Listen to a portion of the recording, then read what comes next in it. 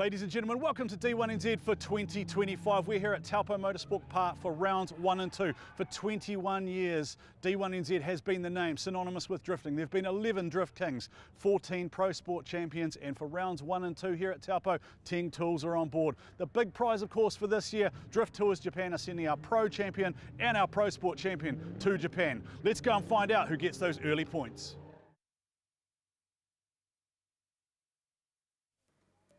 Ladies and gentlemen, 2025, we are back and we are live. Warren Sear, Kenny Ruddle, we are going to be your commentators guiding you through the drift journey for the season for 2025. Kenny, welcome back, my friend. Yeah, it's good to be back, Warren. It's been a long time coming, and it's back to the future, as you may have seen on some of our social media posts leading up into round 1 this weekend. It is Taupo Motorsport Park. We had a few earthquake tremors last night, actually, while I was trying to get to sleep. So perhaps today we might see the first ever earthquake drift, maybe, touch wood. No. But look, I mean, we've got to be honest, it has been happening, so that could be another factor leading into the battles over the next weekend. Look, I heard it wasn't actually an earthquake. I heard that Rex from Team DSR dropped his wallet, and that was what it actually was. So anyway, look, we joke, we kid. Kenny, your role this season is to be the technical commentator. Yes, that's right. So you're going to take us on a bit of a journey through how things play out. Yeah, well, we've got all new judges. We've got a whole different format. There's a lot going on at the moment. So as soon as we're ready, we'll take a look at how this is going to play out for 2025.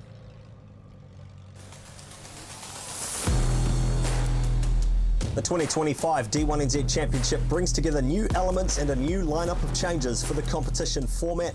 Each driver is scored on line, angle and style by 3 judging officials, with each judge given 100 points to play with all 3 scores now averaged across the 3 judges.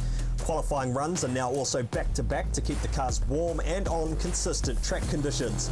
After qualifying, our drivers are then lined up in a seated battle tree, ready for door-to-door competition. Drivers need to set or better their qualifying performance in the lead while maintaining the scoring criteria for each event. The chase driver's objective is to match or better the lead car's performance while trying to maintain close proximity. Our tandem elimination system has changed for 2025 with new scoring elements. Each official will now split their points across 3 battle scoring criteria, where drivers need to set both a lead and chase run, now scored out of 100.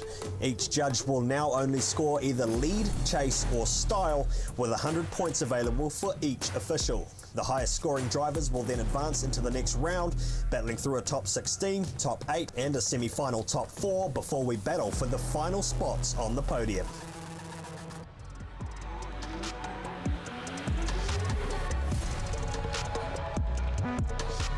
So lots of new things going on, Kenny Ruddle, and of course we're about to go into qualifying, but we need to take a look at what's been asked for by the judges. Yeah, that's right. Big day qualifying here today. So we're qualifying round 1 of Pro Sport, round 1 of the Pro Championship, and then we're going to flip the track to an alternative layout, which is actually the standard direction here at Taupo, but we call it the reverse layout. So any circuit racing guys are probably like really confused about how we roll it, but let's check out the track rundown and what the judges are looking for this week. It's time for round 1 of the 2025 D1NZ New Zealand Drifting Championship at Taupo Motorsport Park. For day 2, we are on the traditional reverse layout, and the lead line will be in the right lane off the start gate. Judges will be looking for the lead car to hold a wide line approach all the way through initiation.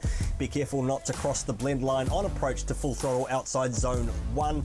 There are some big penalties for this weekend. Cars need to be within 300 millimeters of the white lines on these outer zones, but there will be big deductions for crossing those white lines and creating wheel drops. The ripple strips here on the reverse layout are very hard on the cars, and they are off the ideal line. So again, there will be penalties for the lead car trying to use these ripple strips during the battles. 1 transition zone, 4 outside zones and 1 final inside apex make up the scoring layout for round 1. Keeping an eye on those zones will be our new judges lineup for the season. Matt Kwok is back in the D1NZ. He's done plenty of laps around here and will take the seat as our line and lead judge for 2025. Australian driver and international guest Benke Bruin joins us this weekend, scoring for angle and our chase runs during the battles. He's done plenty of wheel work with Drift Japan over the 25 years experience he has in motorsport. Our final judge crossing the hallway from commentary last year is Mr. Tony G. Tony Gallagher, bringing loads of experience from racing in the New Zealand Speedway circuit, as well as a team manager, driving and judging drifting events around New Zealand. All right, Jeff Jones of the JDM machine. Kenny, he's going to be, he's a hell of a way to kick off things, isn't he? An international driver from Formula Drift. Yeah, that's right, Warren. It is time to kick it into gear. It is qualifying for the Pro Championship, and what an awesome thing to have Jeff Jones out of Formula Drift, based out of the States, stepping into the JDM 180 SX, V8 under the hood. It's something that he's kind of familiar with, driving a V8 powered car. He normally campaigns a 350Z over in Formula D. Bigger tyre probably over there now too. So now he's on the 265 semi-slicks, and he's got to go right-hand drive for the first time here in New Zealand. Yeah, so. We heard him say yesterday too, he has never actually driven a car in this configuration before, let alone one with 1,000 horsepower, right? So the JDM machines, they don't do things by halves. They're generally quite violent. We usually see them being thrown around by Luke Fink, by James McManaway himself, and of course, he's got the GT radial tyre in there too, which he probably doesn't have a whole lot of experience on, particularly in that 265 size like you mentioned there, Kenny. Well, we're firing in and ripping into the first qualifying lap of the season. GT radials on board for Jeff Jones, and a pretty smooth, consistent run so far. Yeah, the judges have been very concise in what they want to, Kenny. They've set very specific, basically, it's very lead line focused for this year, right? We're not, we've sort of gone through seasons in past where there's been kind of various iterations of proximity is king or whatever else is going on. Let's take a look at the replay here. Jeff Jones doing a pretty solid job. So you'll see that white mark on entry. So they actually really want the front tyres passing through that white box. If you blow out, you get a small deduction. If you're too far on the inside of that apex, you actually get marked down quite heavily. We'll also see coming through this final section here, pretty smooth, consistent run. He probably got a few deductions on the entry, but we'll notice on that that last apex, the judges this morning have actually removed the late final inner clipping point. So they've actually deleted that clip after practice and heading into qualifying now. So they're asking for the drivers to ignore that inside apex. Let's get the cars a little bit more settled and out nice and wide to finish across the finish line. So that's going to be really, really crucial. That is a last minute change by the judging team, pretty much an hour before qualifying. Yeah, it's one of the really interesting things too about drifting, in that it's a live moving beast, right? And that the judges are constantly taking feedback within reason from the drivers in terms of this line works, that line works, this doesn't work, or whatever is going on. Ben Hodges is going to be our next competitor, kicking off with 2 internationals this time. So Benny Hodges, Drift Japan Tours driver, and Ben, I think I last saw him at World Time Attack Challenge over there in Sydney. He was pretty solid behind the wheel there, the S15, 2JZ underneath the bonnet. Kenny, I know you did a whole lot of work trying to grab data on these cars, and we'll bring you a bit more insight as we talk you through what is going on over the course of the season. 700 odd horsepower at his disposal as he aims up on those zones. So Ben Hodges putting in some waverings. Yeah, a few little wavers there. But so what the judges are asking for too is really fast, snappy transitions. Taupo Motorsport Park is a very fast layout. You've got to be full throttle, full commitment all the way around the track. And then the judges throw in criteria that really tries to draw more out of the car. And it's hard on the car, it's hard on the drivers, it's hard on the gear. And that's part of the National Championship layout, is it's got to be challenging for these guys. Some of these guys are super experienced, but the judges also want to throw in a little bit more of a challenge for the guys. So we'll see through here, through the midsection, a pretty good snappy transition, but a bit of a waver. So he'll get minor deductions out of that. You see a little bit of a correction coming in, a little bit of a front wheel lockup as it was firing through the last sector, but I don't think there was too much in that. A few minor deductions. I think he would have got a fixed negative 2-point deduction off the entry. I did see him blow out past the white box, which is actually sort of where you want the front wheels to be. So if you're too far inside that white box on entry, on the apex, you will be marked down, especially during the battles. All right, Sam Edinburgh out of Christchurch, the VIP frames and trusses team, along with VIP Trade on the side of that car. And this thing is an absolute monster. LSX 427, 1200 horsepower, the highest recorded power figure of all the cars qualifying this weekend. All the way from the South Island, based out of Christchurch, the VIP team stepping up into the Pro Championship. That was a little bit late there, I think. Oh, a bit of a dirt drop there too. And something to speak about dirt drops, which I'll touch on during the replay. Oh, big steering correction there, just to try and massage the car to get to that last section. So we'll have to take a look at the replay to really dissect that one. But not a bad first effort there. You have to also remember these guys based out of Christchurch haven't done a hell of a lot of laps on the North Island circuits. Actually, so his front wheels were within the box.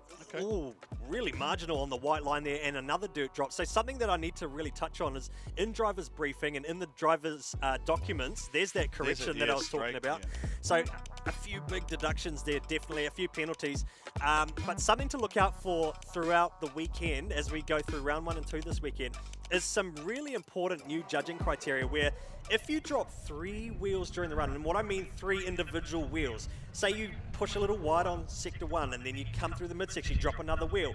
Say you drop 1 more wheel heading towards the end of the circuit, that's going to be a 0.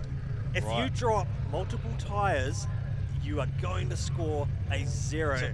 It is so ruthless now. No, just confirm that for me. Is it actually a 0 or is it a 3? So do you still go through to battle? So I'd like to be clear there on might that. still be the ghost point from each judge, which is in the regs, but what we would call in scoring terms a 0.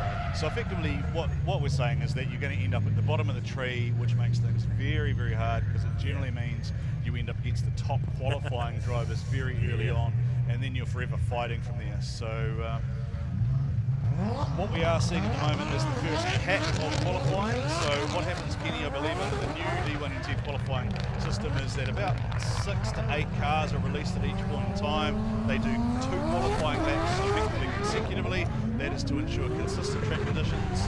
That is to make sure that each driver has the ability to potentially maximise and it just stops you, I guess, coming off track, going cold. Yeah, that's right. And it keeps the car warm, it keeps the tyres warm, it keeps the drivers on that same track condition, and it really has bumped the scoring up, and the driving has developed further by doing that. So I love this that was a really good run there for Brody. It was pretty solid.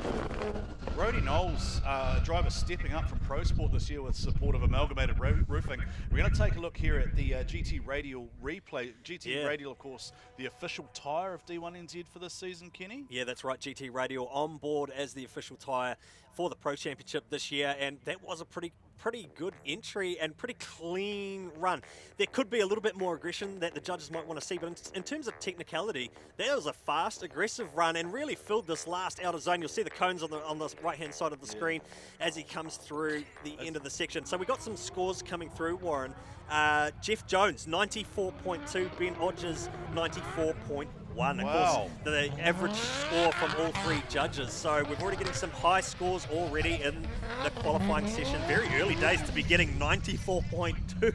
Wow, so this is quite different from past years, right? Because there has always been a funny thing about you qualify early and you run the risk of possibly being marked down while the judges get their eyes, and the judges have thrown the gauntlet early. 94s for our first 2 drivers. That is solid. I really appreciate that run from Rody there. I'm just thinking about that run from Rody. There was definitely less wheel inputs. I think the only thing I noticed, I think there was like a dab on the brake or something just coming through that final section. I saw the front wheel kind of lift and just lock up. But nothing. Oh, now that is early big angle there, but then he's got right out of the drift there for Braden Mayer. He shut it down. Yeah, now he'll be upset with that. Yeah, Braden Mayer comes in hot. He is a man on form from the Summer Bash. We saw Mad Mike come in. We saw him come into Mad Mike Summer Bash, largely unknown, right? And he just threw down. He turned up on 235 wide tyres. I think he actually had to go pit bay to pit bay and borrow 265 tyres just to go and play with the pro drivers as he tried to find the grip and speed. But just it's a big difference too, jumping up to that bigger tyre. And yeah, so he's balked that entry. He's really got it wrong, and perhaps maybe he shut it down because he knew he was just too much, saving the car. Yeah, there's no point torching tyres, right? You kind of know what's going to happen once you shut the car down. You got to get a 3, so it is what it is. Come back and fire it again. And I mean, Braden Mayer, from what I've seen, he's what we call a battle specialist, right? He comes in and he doesn't care. He's a young guy. He's just going to throw down on the door. So, well, what a start though. Jeff Jones, Ben Odgers 94s. Have you got anything else there? Yeah, so Jeff Jones still in provisional pole, Ben Odgers in second, and Rody Knowles took third with that run. So yeah, I thought it was a little bit tamer than in terms of the aggression that the judges I think were trying to see, but that was a clean run, getting him third place at the moment with an 86.1. Daniel Caldwell, those big corrections, landing him a 73.8. Braden Mayer with that 1 point on the board, rounding out the top 5 currently. So the next car out on track is Mr. Ben Odgers from Japan. This is interesting, because this means that Jeff Jones hasn't come back for a second. So it'd be great to get some insight there from the pits as to if Jeff Jones has got some mechanical issues, or if Jeff Jones has just gone, look, 94.2, I'm okay with that. I'm going to play the game. I know I've locked myself in. Hey, let's just see. He might have just parked the car up and thought, I'm going to watch the rest of this. So, all right, let's see what Benny Odgers has to say. Benny Odgers needs to pick up 0.3 of a point to go to number 1 over Jeff Jones. You hear the clunks and the bangs of the clutch and the sequential gearbox. For Benny Odgers, he'll start to accelerate here and he'll kick it into life. And he starts it off. Oh, now there's a waiver on the entry there. Now, the judges have been, again, very specific on certain zones where a dirt drop plus a dirt drop plus a dirt drop is going to be a 0. We talked about that earlier. The judges clearly are looking for that aggression, Kenny. Rody Knowles we've seen marked down for what we thought looked like a really smooth run, but clearly from where the judges are sitting now, it is important. Oh, just about overcooked it there. Now, is that it, Kenny? Where is the end of the section? There is a finish line on the end of the section, but it's a straight rolling burnout to finish, I do believe. Because now that they've removed that late in a clip, I think it will just be filling that outer zone and then tailing it off. So, yeah, I mean, there was a lot of wavering. You just look at the amount of grip, fighting a little bit of grip and trying to get that drive. I think the little wavers are going to be some minor deductions. That entry, you just look at the front. You look at the front wheel work. If you're not new to drifting and you're wondering what the corrections we're looking for, just always take a look at those front wheels. It always gives you a big idea of what the car's doing. Did that almost bind up on lock? It almost looked like he was fighting the car a little bit through the whole run. Okay, they have. Okay, so Jeff Jones has come back. Jeff Jones come back in the JDM machine with the GT Radial Drift Japan Tours on the side as well. Jeff Jones in the JDM machine. He is the provisional pole sitter at the moment. 94.3 for Jeff Jones. Where's Jeff from? I want to say the cowboy hat makes me think Texas or something like that. Is it? I think he's hails from Sun Valley, California. Oh, okay. Definitely a man on the up in the Formula drift scene, and great to see him here courtesy of JDM Racing. Jeff Jones accelerates hard. Now he's missed that box there, Kenny. Yeah, so small deduction for blowing up on the outside of it. So that line's off. Look like. Now, he was off throttle there for quite some time, and now he's really pushed it wide, and so I think he just was trying to experiment with pushing it a bit later, or he was just a bit unsettled off the start of the section. Yeah, so really important to point out that he's thrown it in with a bit of a donut to finish. Jeff Jones has never driven a car from that side of the car until yesterday, right? So you and I probably couldn't drive on the expressway, let alone trying to drive a 1,000 horsepower competition-built drift car to a prescribed line. So the fact Jeff came out and went 94.3 is amazing, and that was I think that was a send it and see lap, right? I think he might have just tried experimenting with something there. As we take a look at the GT Radial replay, blew out a little bit wide there, small deduction, but he filled that outer zone. Comes up to the next outer zone, a little bit off, but very slight waiver, but it's pretty smooth in terms of. Yeah, he might have blown a little bit late on it, and then that off-throttle transition, it was almost like he caught the throttle just way too late. Whether the car bogged down a little bit or he was just a little bit uncomfortable going through the midsection. You also have to remember, this is his first time competing not only in this specific car, but he's now competing in a right-hand drive. So that you got to remember through the transitions, you got to make sure that you don't grab the handbrake instead of grabbing the gear shifter. As we take a look at the end there, there's something I'm actually wondering if something happened to the steering there at the end, because it looked like something wasn't quite lined up right. Like maybe something's come loose or bent something that just maybe wasn't quite right, and that was what threw it off camp. Yeah, maybe snapped a bolt in the lower arm or something. Well, yeah, you're the technical guy. I'm just going to say spun out. That's all I know. I'm just here to say big words and pretend I know what they mean. You're the technical expert, and we will of course have further technical expertise as we go through the season. As Ben Jenkins, I believe, will come back and join us as well. Yeah, it'll be awesome to have Ben along with us for the ride from. Right, Sam Edinburgh needs to pick the ball up now and throw it as hard as he can. There we are. Now he's nicely through one, gets out to two, stays on the gas. 1,200 horsepower at his disposal. Not bad here, Kenny. Much more aggressive, looking a lot smoother. We're not seeing those corrections that we saw out of the steering that we did the first time around from Sam. Now, has he? That was good aggression into that last section, and just listening to the throttle, he had really good throttle modulation, very smooth, just a bit of a switchback. Now, I'm not sure if he's going to be marked down on that. I'm not quite sure where the finish line has actually been marked, so we'll have to see what the judges' score is as we take a look at the radial replay. I think he's good on one. I think he's good on two. I think he's good on three. I think the question here is that was dancing with the white line on that outside zone. A little bit off through the transition, but really fills that outer zone there. It's just here, isn't it? Where I think he's gone too far and then tried to kind of just pull it back into the inside of the track, then get back to the outside there, and then he's, I think, come up a little bit short of where he wanted it to be there. So I think he'll improve. My guess is probably 82 to 84-ish from what we've seen so far. I don't think he's going to the 90s. Overall a clean run from the South Island lad. Look at those flags. Don't they look great there? Thank you to NZKW and Link ECU as well. We've got some fantastic. Oh, these seats are quite comfy. I just like the. There we are, NZKW seats. I'm not giving this back, by the way. Bill it directly to Brendan at Brit Motorsport.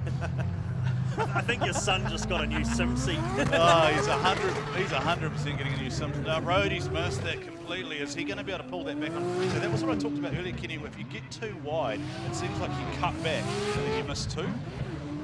I think that seems like it's really hard to get that line right. If you miss one, then you're going to miss two.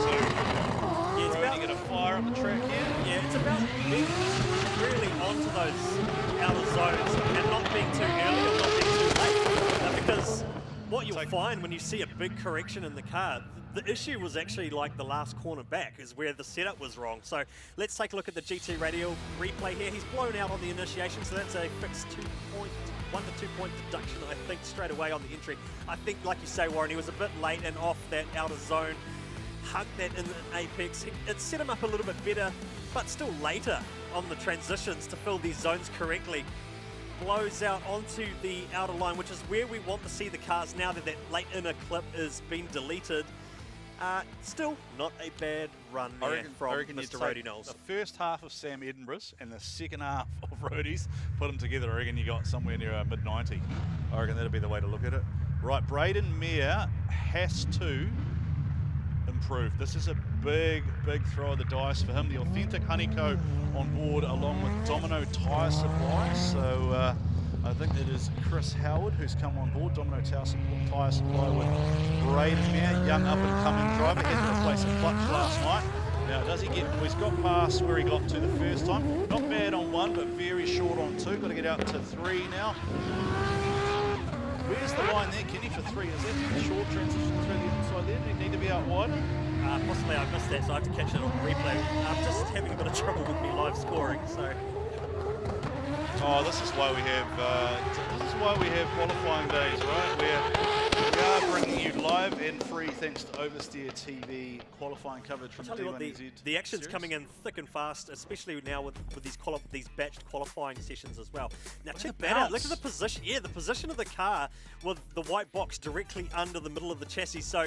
Yeah, I see what you're talking about there. He blew off that outer zone, and it just set him up really badly through the midsection. He's too far on that inner apex. You have to remember, too, on this layout, and probably the layout tomorrow on Sunday as well, the lead car needs to ensure that they're not using those inside ripples. Huge points deductions listed in the driver's briefing. So, yeah, you've got to keep off those front ripple, those ripple strips on those inner apexes and on the outside zones as well. I'm just really interested in watching that body language of that car, because I think that will be relatively unsettling tomorrow too. As a chase driver, if the lead car is kind of bouncing around a little bit, you can see it and hear it. If that's causing, if that is causing Braden to have to make adjustments as well to how he's driving the car. If it is bouncing, I don't know whether would it be is it too hard in the front, too soft in the rear, or is it the other way around? I don't know. I'm not. You're the technical guys, so maybe somebody could give us some insight into what they're thinking out there in live stream land. Justin Patterson. Rody Knowles has gone to the top with a 95.7. Wow. So that initial deduction that I thought he got at the start of the run, not so much. It was outweighed by the rest of the run that he actually put on. So let's take a look at this one here. Bradley and Vex will be thrilled with that sitting at home. Rody Knowles from Amalgamated Roofing, but Justin Patterson, this is aggressive from Patterson. It's looking pretty smooth. I don't think he's too far off here. He might have seen what his teammate did, and he's come out here to throw down hard. Justin Patterson steps up to pro in the new car, and he throws it down, Giddy. Yeah, he was a little bit short to fill that last outside zone, but really, really good aggression coming through. As we'll take a deeper look at it. Look at the front wheels through that box, so that was really good. There's actually a little bit of a few cars getting a little bit of that rodeo action going on through that initiation. That might have been too shallow? A little bit too shallow on that inner ripple, but that might have only been a small deduction for him. So in terms of the rest of the run, there's not a hell of a lot, 2 more penalties. A little bit of a wheel lock up. You have to remember left foot dabs are allowed, but they can't upset the speed of the car, especially during the battles. And the judges will be keeping a keen eye on that. And we have seen that before, haven't we? We've seen how many times have we seen contact on that final corner here at Taupo? Yeah, a couple of real famous it is so notorious, that last corner. So Adam Whitehead, HBF&A is what I got told. The real bay. The real bay, not that other pretend bay, the one up the road where those DSR guys are from. Adam Whitehead with PureTech on board. He's got about 700 horsepower at his disposal. Plan B, one of the sponsors as well. Adam Whitehead steps up in the pro, and he's going to open. Oh! He is a long way off where he should have been. Now, is it a zero, do you reckon, from there, Kenny? What do you do from here? Well, either way, it's a huge deduction with 2 wheels off, but if it was only 1 or 2 wheels off, big lock-up coming into the last section. If it was only 1 or 2 wheels off, it might only be a big deduction. He might actually still get a 60-70 point score on the board, considering how he did for the rest of the run. But we'll have to take a deeper look at that. Was he just dancing across the white line with 1 wheel and 1 wheel in the dirt? Now, I'd like to point out at this point too that Kenny and I are calling completely off live stream. I'd say that's both wheels in the dirt from my eyes, but of course that is my opinion as a commentator. Yeah, judges are watching live as well from upstairs in the commentary tower here at Taupo Motorsport Park, so they'll appear on your screens tomorrow. Obviously very focused on their duties today with a whole new team, whole new criteria, a whole lot of stuff going on. If you missed that earlier on, then there is a bit of content up on Oversteer TV, also on the D1NZ page, where you can understand the new criteria for the 2025 season. Yeah, do check out Brodie Mayer, Drift League Tasmania boss, the SR Plenty. Just listen to this, Kenny. Just listen to it. Popping a wheel on entry. Brodie Mayer. Just listen to that thing screaming.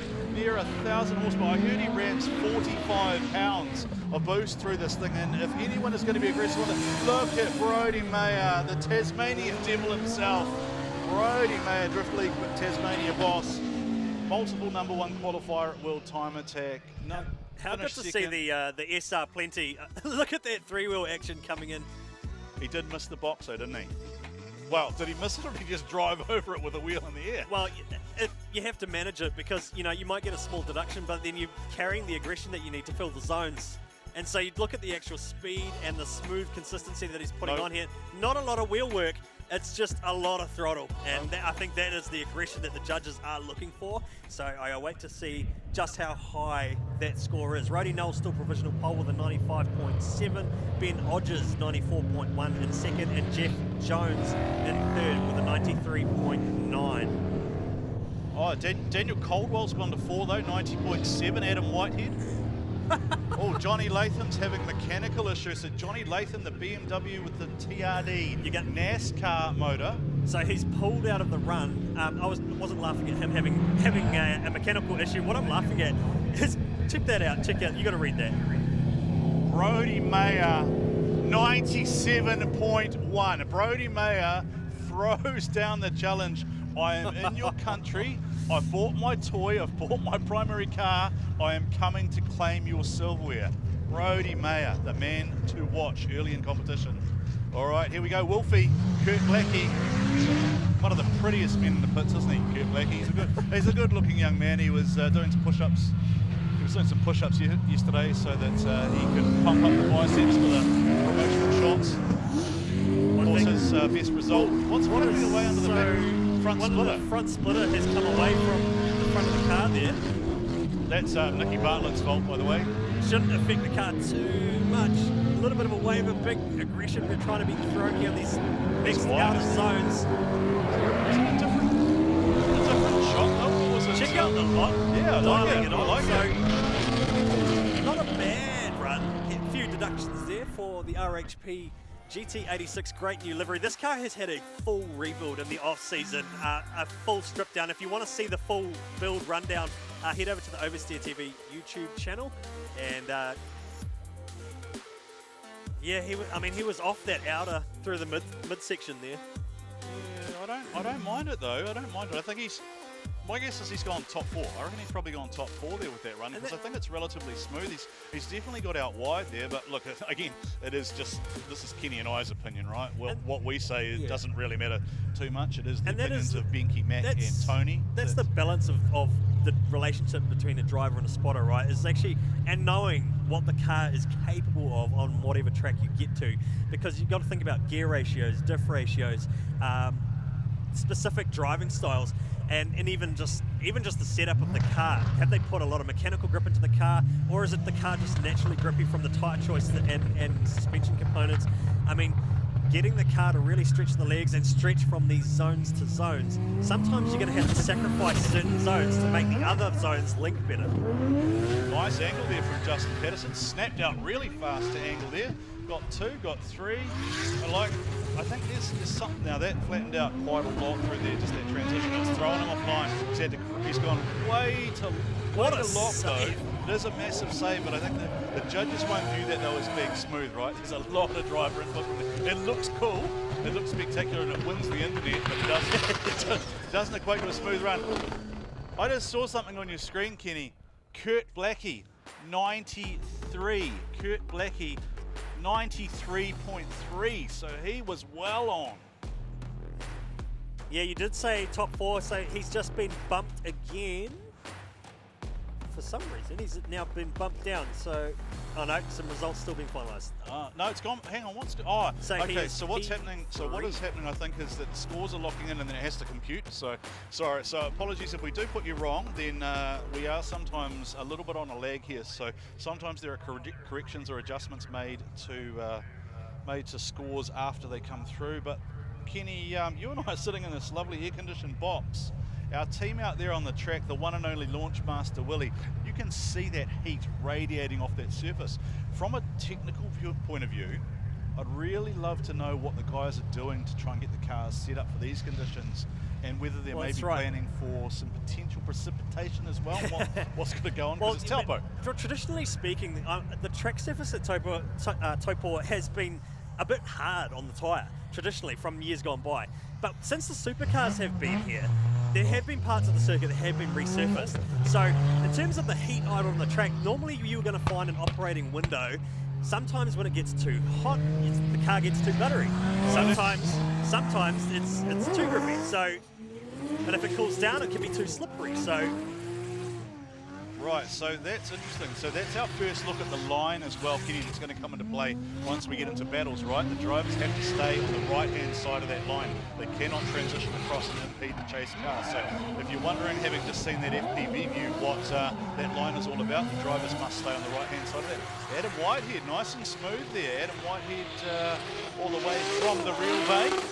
Kurtek backed along with Plan B, 700 horsepower at his disposal. I'm really enjoying just seeing all the new liveries, the new cars, and seeing just all the new drivers and talent in the builds as well. I mean, it's great, like you mentioned about the FPV. This is the great bird's eye view of that line that we're looking for. So really good smooth run here from the Kurtek Plan B S14 Sylvia, and great to see Adam Whitehead stepping up from the Pro Sport 235 series, bolting on some GT radials and entering the Pro Championship for the first time. He's on a GT radial with a Heltec tuned by NDT, G-Force Dog Box, Winters and VCs. Brody Mayer, let's take a look at the SR Plenty.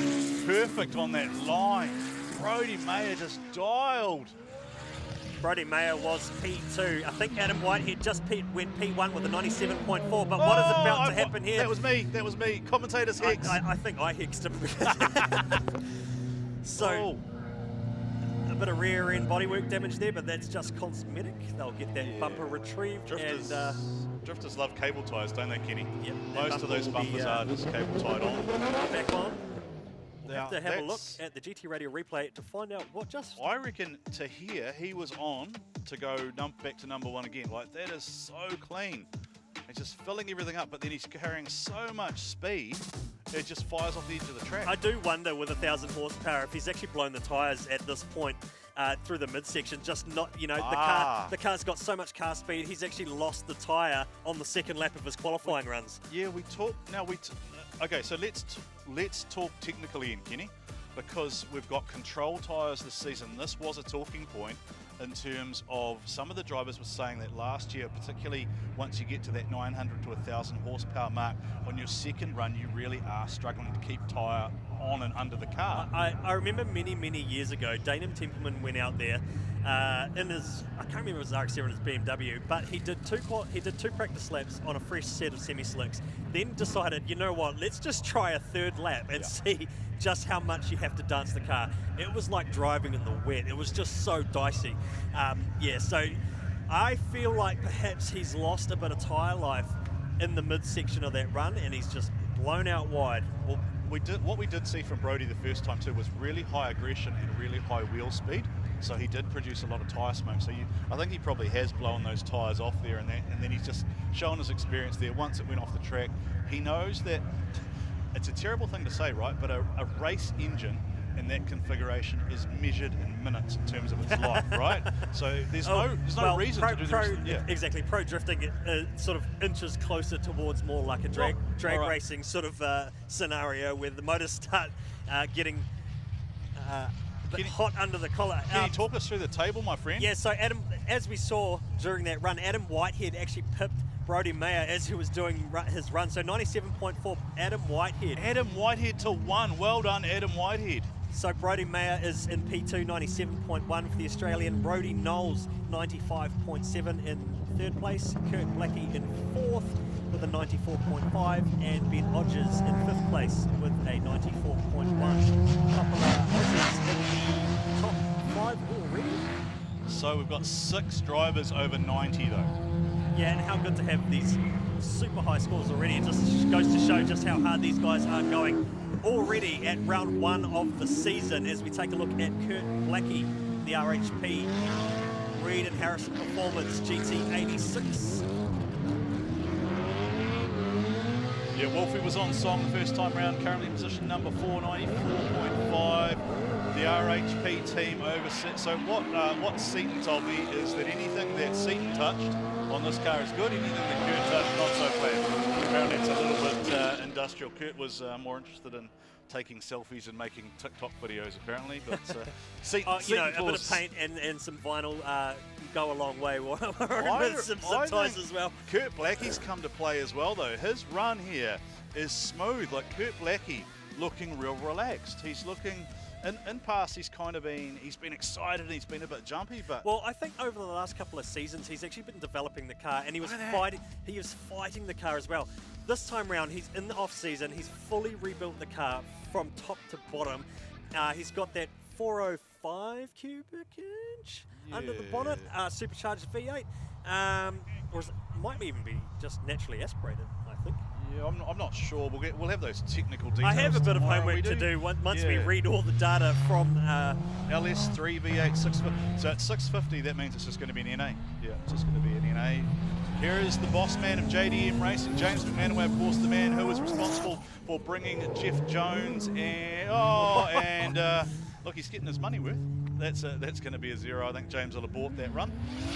So we're just taking a look at an FPV view of the track. It shows you what the drivers are approaching here at the Taupo Motorsport Park. James McManaway, JDM boss, out there on track, but he has now, I basically believe zeroed it. this still has the RB in it, and this is the barn find, isn't it? it's the barn find, barn burner. I mean, it's still potential, has the potential to be a giant killer, as we saw with Luke Fink behind the wheel over the past seasons. I did ask our chief scrutineer, so there's 3 off there, so it's a 0.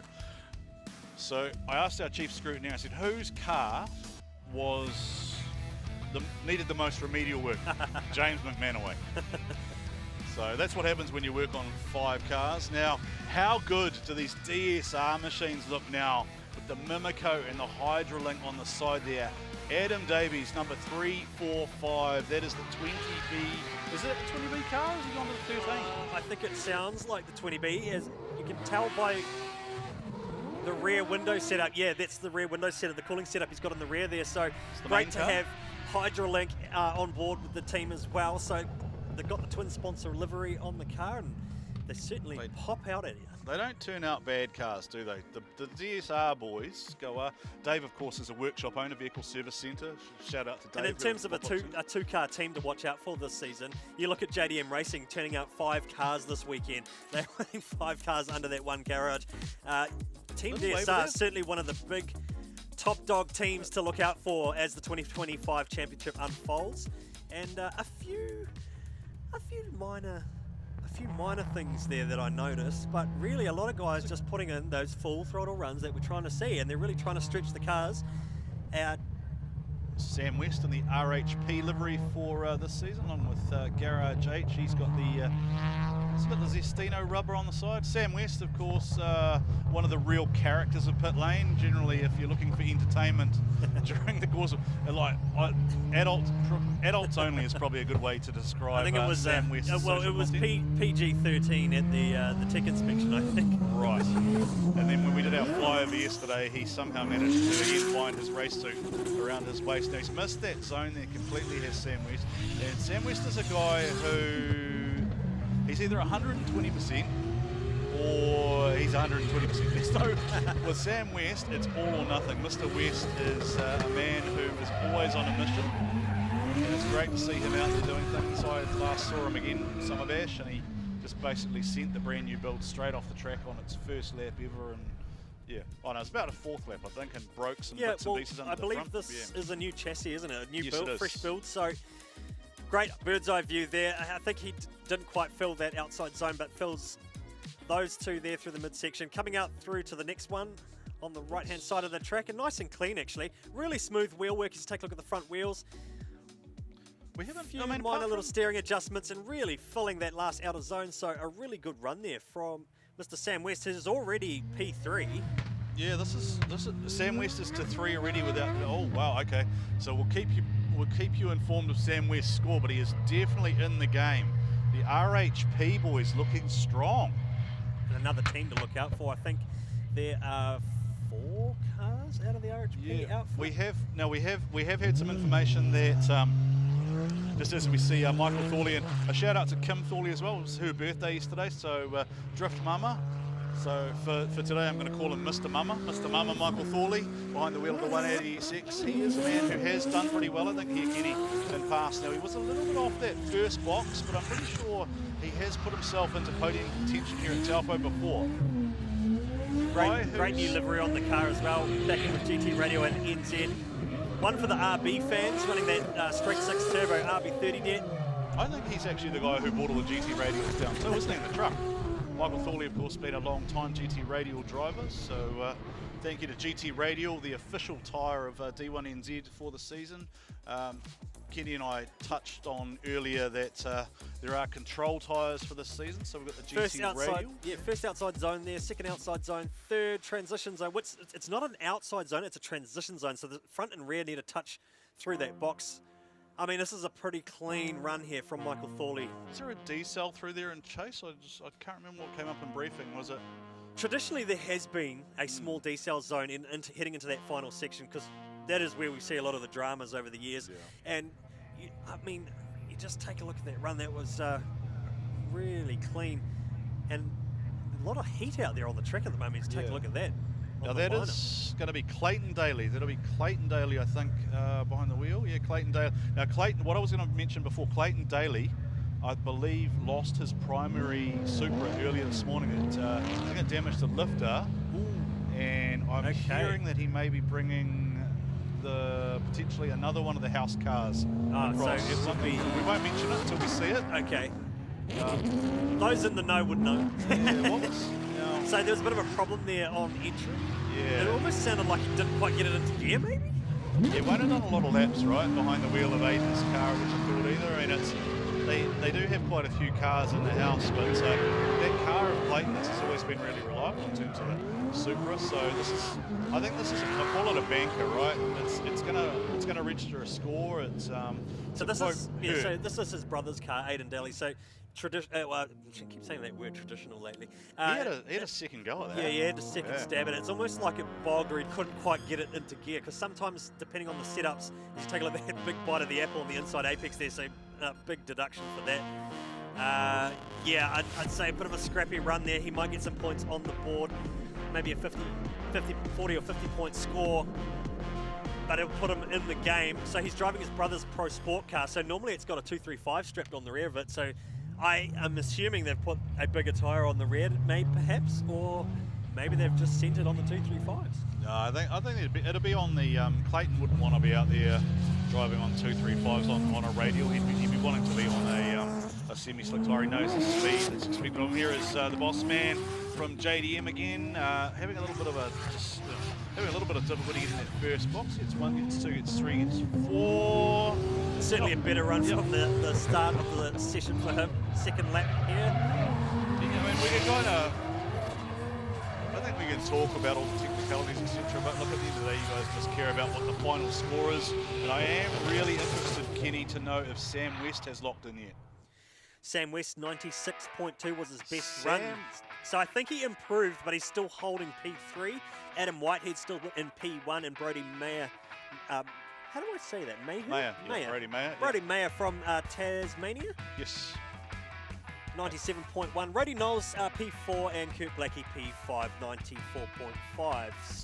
So those first 4 really are the spots you want, right? Because they put you on opposite sides of the tree.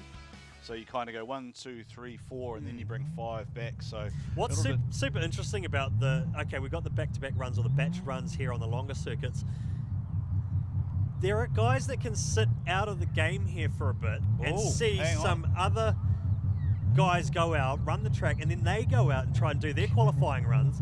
And you don't get that second opportunity now to actually go, man, I think I can do better than that run, and go and do your second lap. Kenny, this is interesting. So the judges coming into play here, asking for a replay of James McManaway's run. Now, what are they looking for, do we think here? Are they just, I guess they're trying to make sure that they get any deduction. Looking at that, right? So that green line, is that out of play? So the green lines that you see on the edge of the track are deductions. Right. And then if you blow out more than that, it's going to be super heavy penalties. Right. So that's a way for the judges to really measure how far off the track they are, because it can be quite difficult at times with the runoff areas here at Taupo. As we take a look at the Hydrolink car back on the grid, Adam Davies with his new livery, Napa Auto Parts as well. I don't know what's hot of that. I don't know what's hot of the track conditions or the livery on that DSR machine, but yeah, just referring back to what you're looking at before, that green marker, I think what they'll be looking at is they'll be checking to see, I think, whether it's 1 wheel off for a minor or 2 wheels for a major. That'll be what they'll be looking at there for Mr. McManaway, as we see Adam Davies. The family, the Davies family, not bad on the old barbecue, by the way. Hawthorne Barbecue there in Kumeu. Clint Davies, the man behind the grill. Speaking of grilling and cooking up a storm, Adam Davies on the loud pedal here, and he is a man who I have seen here go 1-1, right? We've seen him qualify #1, we've seen him win the event, so he is a man who was at home at Taupo. He's kind of, I guess he developed and learned his craft here, right? This was home track for Team DSR for quite a long time, and Adam Davies originally with the 2-rotor when he first kind of came onto the scene, and as we were talking about with Rex yesterday, that thing used to just swap ends on him. It was just a wild machine.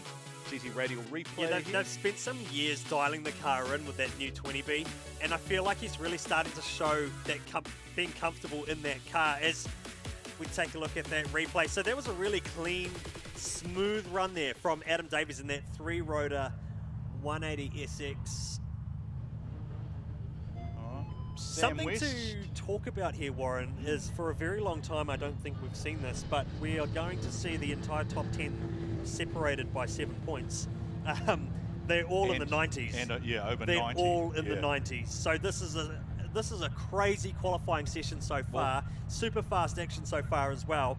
We're just banging the runs out, and already we're seeing just crazy 97-point runs this early in the season. What's interesting too is we haven't even got to the higher finish, because this is reverse order. We haven't got to our traditional #1 qualifiers yet, right? These are the guys who either haven't done the series or finished lower down the points this year. Now, Mr. West sitting in 4th place at the moment. So Sam West looking to improve on a score of around 90, I think it was about 95.3 was his early benchmark. Sam West, Mr. West cranks on the lock there of the 180 SX.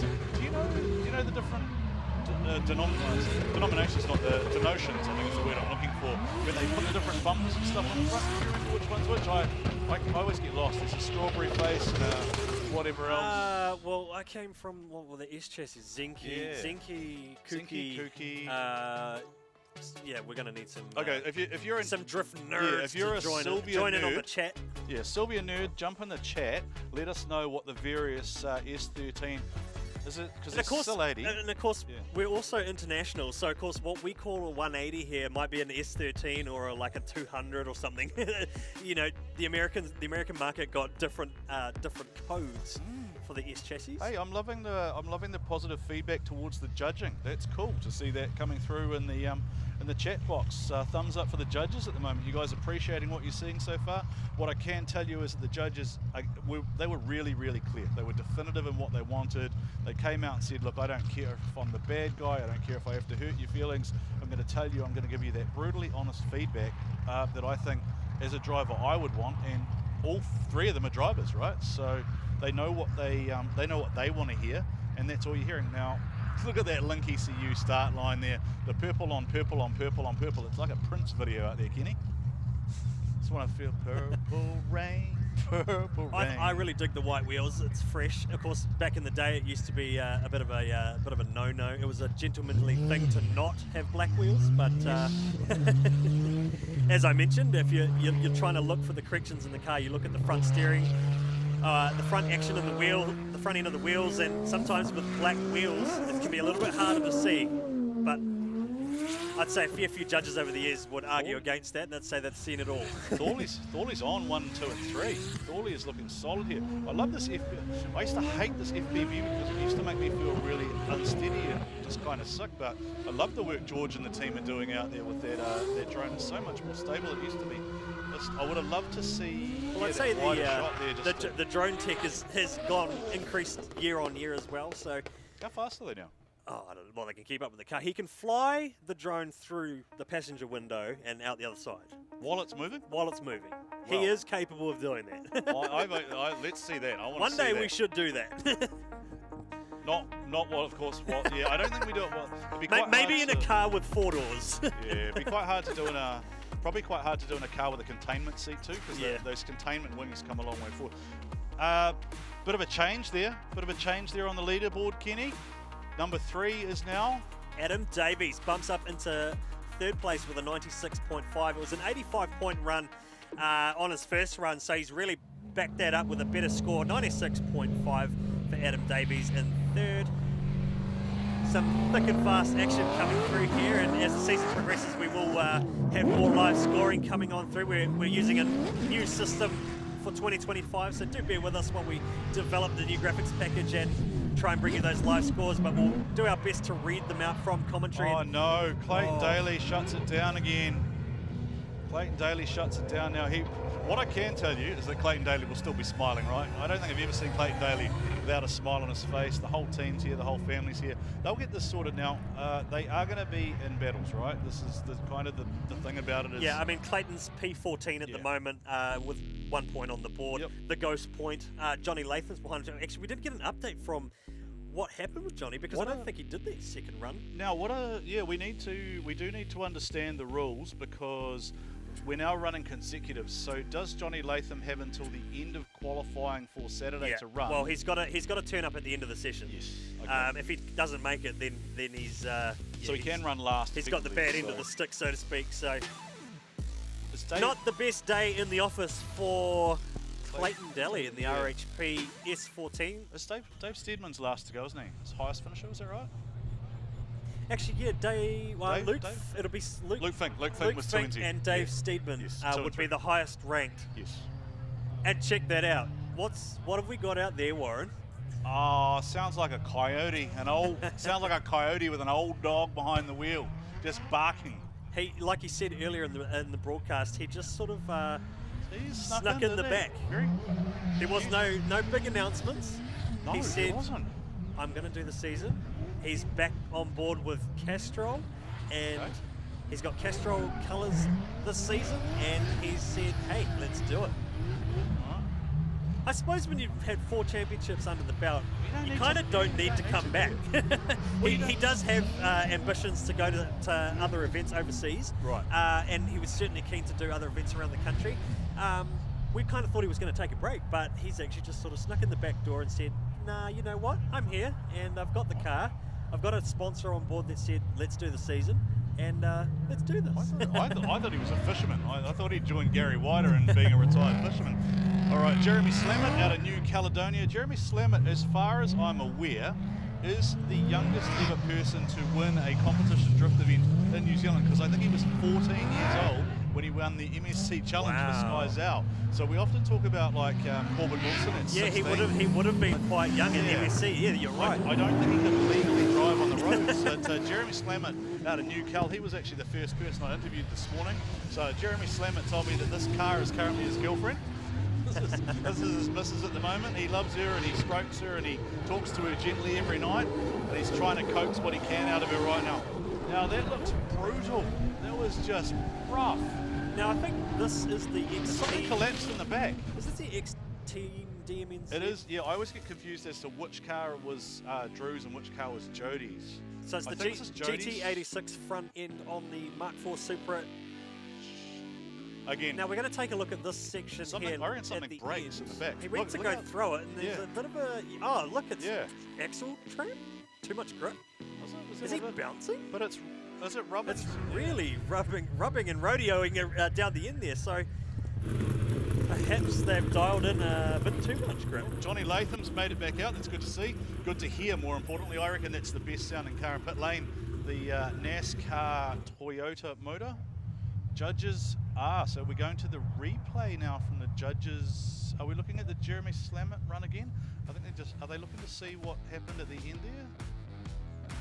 So okay, so the judges system glitched out at the end, so they're wanting to see this replay here. So no, it just sits low in the back, doesn't it? Just sits really low. It does have a little bit of squat, and you notice that through the transitions as well. And look at the guard rub as he's coming on through. So it might be a little bit too much squat. What was the term that used to get used for that? Porpoising. Was the what? Porpoising was the Sylvias used to. Yeah, remember they used to squat. Bruce Tannock had it. Gaz Wider had it. Well, there was always a lot of that talk about should it squat or should it not? How much rake do you put into the rear? But it gives the car a lot of character through the transitions, though, doesn't it? As he snaps it through. So a lot of aggression here from Jeremy Slammett, based out of New Caledonia. Well, he actually lives in bases his operation out of New Zealand now. He is from New Caledonia, and it's great to have more international drivers behind the wheel and young guns with a lot of talent. Someone who isn't that young in the drifting scene, however. Daniel Woolhouse. Fingerdan is one of those guys that's really interesting to watch qualify, right? Because he'll either come down and kind of throw out something that almost looks like a sighter, that's like a mid-70, or he'll come out and just throw like a 95, right? There's not really like an easy like 95% run out of Finger. Now, what happened there? I think that wave it let's take a look at the replay as it comes back around. I thought something happened towards the end of that run there for Fingerdan. He is off early there, isn't he? That's uncharacteristic for him. Finger down out in the 5-litre Coyote He looks Ford Mustang RTR with Castrol on board. A last-minute deal with Castrol, by the way, too. So that's why the livery probably looks a little bit odd. something here, I reckon. Just have a look here. See? Something was going to go on there. Was he going to just roll out of it and straighten up? Or maybe I'm being tricked by the camera view, right? Maybe because it cut away. It could be that camera, we had a problem with that last camera there. So the result will be in the score that comes through. The definitive answer will be from the judges. Adam Whitehead still provisional pole with a 97.4. Brodie Mayer, best of the Australians, with a 97.1. And Adam Davies in P3, best in the rotaries, the only rotary, 96.5 in the 20B. Sam West in the 2JZ 180SX with a 96.2. And American Jeff Jones out of Formula Drift with a 95.9. Who have got on track, Warren? Connor Halligan, 919, the local lad from Taupo. He's cut that corner. He's cut the corner, and the judges will be looking at that one. There's a bit of a waiver there from Connor Halligan. Connor Halligan is the name on everyone's lips in the pits. The man who's being picked as potential champion for the D1NZ series, and he's going to want a big home result here because I no doubt he'll have a lot of friends and families here. Friends and family, sorry. All right, so we're just missing some action in the last part of the section there from our broadcast. We do apologise for that, but GT Radio Replay. It's here, come up short. And he just come up short, and that is a huge points deduction there for... Is it 3? I tell you what, if he does that in the battles, it's pretty near on close to 0. So a bit of a waiver there to try and recover some points back out of the run. But yeah, as you mentioned, Connor Halligan, this is actually his home track. He's done a lot of laps around here. Brand new livery on the car. He's looking fresh. He's looking composed. He's going to be a big threat this season. And I'll tell you what, this is another car that could be a big threat this year. This man will threaten. We saw him last year really come to life in the rain. I called him the wet weather Taniwha. Jordan Joyce, NZKW, Jason and the team on board along with Stock Street Autos. And Jordan Joyce is a man who knows how to find his way to the podium. And he does really well here at Taupo. Smooth. I mean, that was a smooth operator.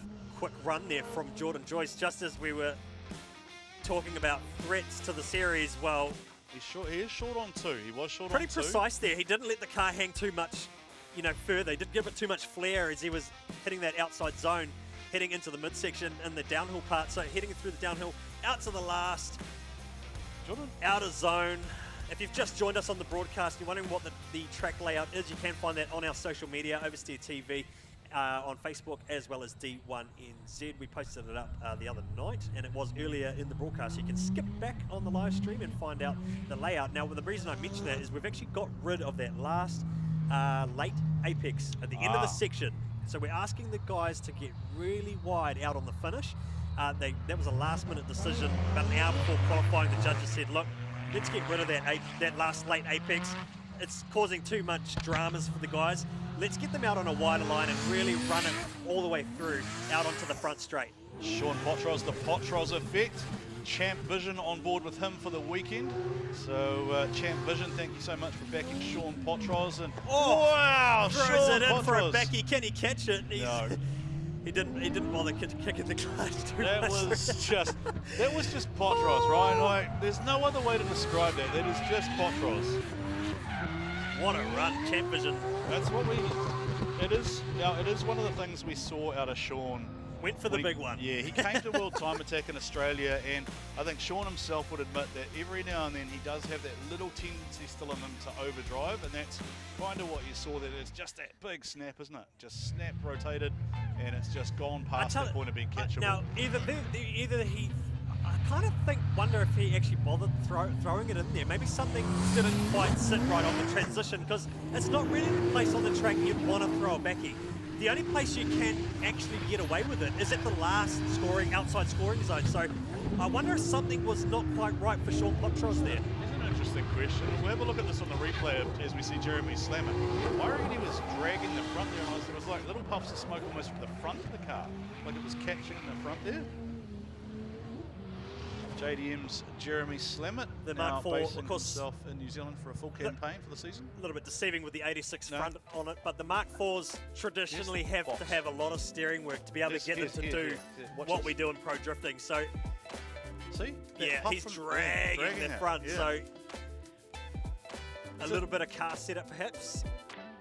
got I feel like he's got quite a lot of squat in the car compared to other events that I've seen him compete at. So you just look at the rear wheels tucked right up under the guards as he's coming through the last part of the section. I wonder if they can harden up the rear maybe.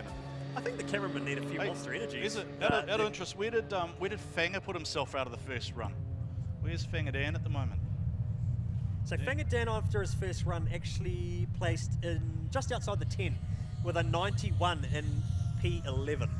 How stupid is that? 91 is a P11.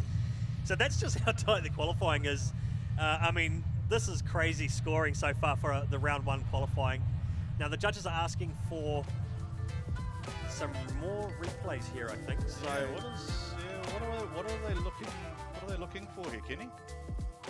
Just technical issues in the truck.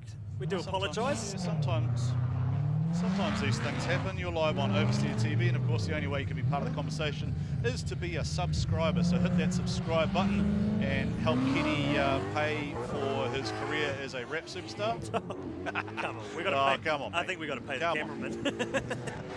That's true.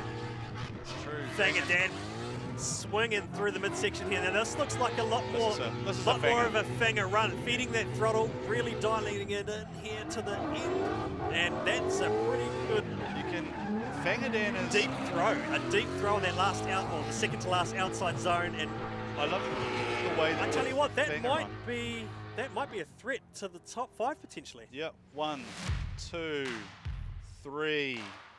Angle's good, smooth. No, he dialed on an extra angle. He actually dialed on a little bit more angle heading into that transition. You can't now. What you can't hear there, because the music's playing in the background. What I was really impressed with there was the modulation of the throttle from Fanger Dan. It was so smooth, and you could just hear him massaging it. It's a weird term to use, but he is just massaging that Coyote, the 900 horsepower through that section. I would.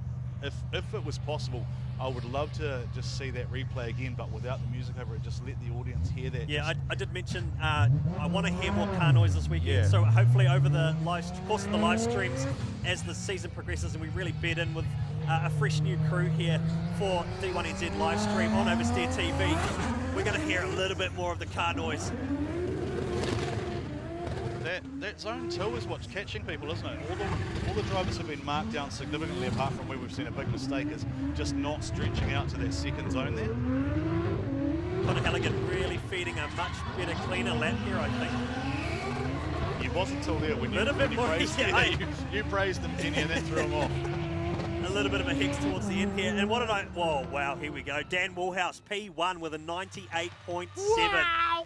The 4-time champion comes out of the woodwork. A last-minute deal with Castrol. The car's not even fully sign written, and he said, you know what, let's do this. Let's do the full season, and here he is, P1, 98.7 for the first qualifying session of the year. Oh, and the best part about that is Fanger will be in the pits going, He didn't have the intention to do the season. He wasn't supposed to be here. So it was a last-minute effort to get the car here. Adam Whitehead, P2 with a 97.4. Brody Mayer with a 97.1 rounds out your top 3 as Jordan Joyce, the next threat. Oh, what's happening there? Jordan Joyce has shut that down. Now, oh no, there's a hand out the window. Does he need a recovery, or is he going? What's happening? Now, what are the rules here, Kenny? Where is is there a bailout in qualifying? Do you know by technical definition? I'm not entirely sure there is a bailout zone. He's left the line and gone to approach. They did have a generally it's in the supplementaries, so it's the those are teammates, right? So what you're seeing here is 2 teammates. Now it's possible that Sean has comms and Jordan doesn't. What I do know that happened this morning for the Jordan Joyce team is that there was a problem with the VVTi in the engine. It wasn't working properly, so possibly the engine or the ECU has shut down there for Jordan Joyce, and I think he's going to abort that run. Now he has left the line, so I guess we'll wait for an official technical. Well, he hasn't initiated. He's before the initiation, so here we go. This could be a scored run here. He's got to take his lap. His exhaust wrap flapping around underneath the car.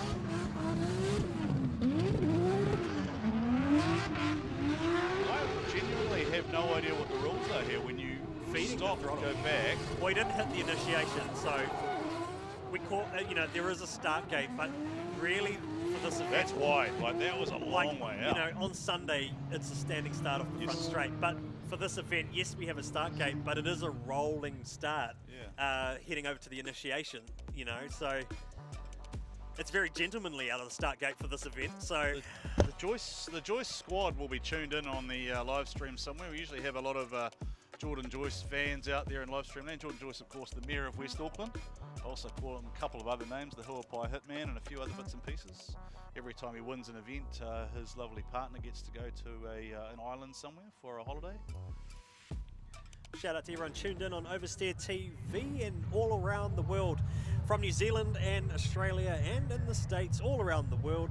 I tell you where we actually have a really big following. Iceland. Thailand. Oh, Thailand. And I do see some of the stuff coming out of D1 Grand Prix in Thailand. Ooh. So maybe one day we'll send the Kiwi driver over there. We have Fangadan went, remember? Many years ago. Yeah, many years. I think didn't all of them get sick? All right, Mr. Potros needs to pull something out of his bag of tricks here. We saw him spin out on that wild snap to zone 3 on his first run. So he's got 1, he's got 2, he's got 3. Does he make it through here? He's got through 4. Has dialed back the aggression a little bit there. I think he just wants to bank a nice score here, does Mr. Potros. But he will bake those rear tyres as he goes through the final zone. Mr. Potros, look at that smoke storm. Champ vision, there is no vision. The track has disappeared. Mr. Potros doing Potros things. What a run from Sean Potros. I think it's safe. I feel like it's safe through the first half, and then he's got to the end of it and gone, right, I've got through here. You just saw that little shimmy there. They might be leaning on that in qualifying, but if he does that during the battles, that could be really interesting. But in terms of positioning the car through the initiation, filling these zones, really laying down some smoke with that throttle application. And then look at the angle stacking on through the last 2 outside zones. Nice and wide, exactly where he is asked to be by the judges. And that is a pretty good run there from Sean Potros, so I wonder if that will bump him up. All right, so this is a car swap. This is one of the VIP machines. I think it's Sam Edinburgh and Dan Caldwell's car, so obviously a problem for Dan Caldwell. So just very jumpy run at the moment. Just a lot of steering inputs there. Looks like he probably isn't very familiar with the car there, Kenny. Yeah, it's not as, I mean, I don't think he would have had the time to adjust the seat. So, from memory, there's 400 horsepower difference too between the power setups and the cars, the 2 VIP machines. I think one's 800 and the other's, it's 200. So there's 1,000 horsepower in one and there's 1,200 in the other. Johnny Latham's made it back out. That is the TRD NASCAR powered BMW. That's going to make things interesting because he's going to have to stay in this car to go through competition tomorrow. Yes. On the round 1 layout, he'll be able to use another car for round 2. But yeah, that's going to be super interesting for the South Island boys, double stinting a car and sharing Daniel Caldwell's normal rig. We've seen it before though, right? We have seen shared cars before. I think Jordan and Sean have done it before. We've seen, who else have we seen jump into a borrowed car? Gaz White has done it, Beck has done it. This was really interesting. You called that run safe for Sean Potros. He might have had that throttle application and aggression, but perhaps lacked a little bit in angle because he was only doing an 89.2, so he's actually down the order at 14th. So what I thought there was, I thought it was really safe through the first half, and then he dialed it up through the second pass. Johnny Latham has one shot. Just repeated, one shot, one opportunity, one spaghetti. Come on, Kenny, you're the rapper in the booth. No rapping today, no rapping today. I've got my drift hat on. This is where I relax. All right. Nice angle there, but a little bit of a steering input there from Latham. Sponsored by Zodi. Johnny Latham, based out of Christchurch, the NASCAR TRD V8 powered BMW. Wheel speed's high, isn't it? Wheel speed's really... Oh no! Great brand new, I was just going to say, great brand new livery on the car, and yeah, I mean, he's not going to be happy under the helmet because he didn't do a first run. No. So he's going to be on effectively that 0, right, or the 3 that we see. So he's going to be down the order, and he's going to have a bit of an uphill battle when he gets into the tandem eliminations tomorrow. So the question here, I think, for the judges is, has Johnny Latham continued under power and under angle through the conclusion of the section? Where is it? Where is it? No, it's not. The car's just, yeah, the car's totally balked on him, so I think he's going to get a 0 or it goes Dave 1 Steedman, point. president of the Dave Steedman, president of the Tauranga chapter of Grey Power. Dave Steedman, of course, one of the OGs left in the field. He's a long-time veteran. I still remember him throwing his Safiro around Pukekohe Park Raceway. And it's just... Dave Steedman was just hazing those rear tyres, and you saw them being baked off.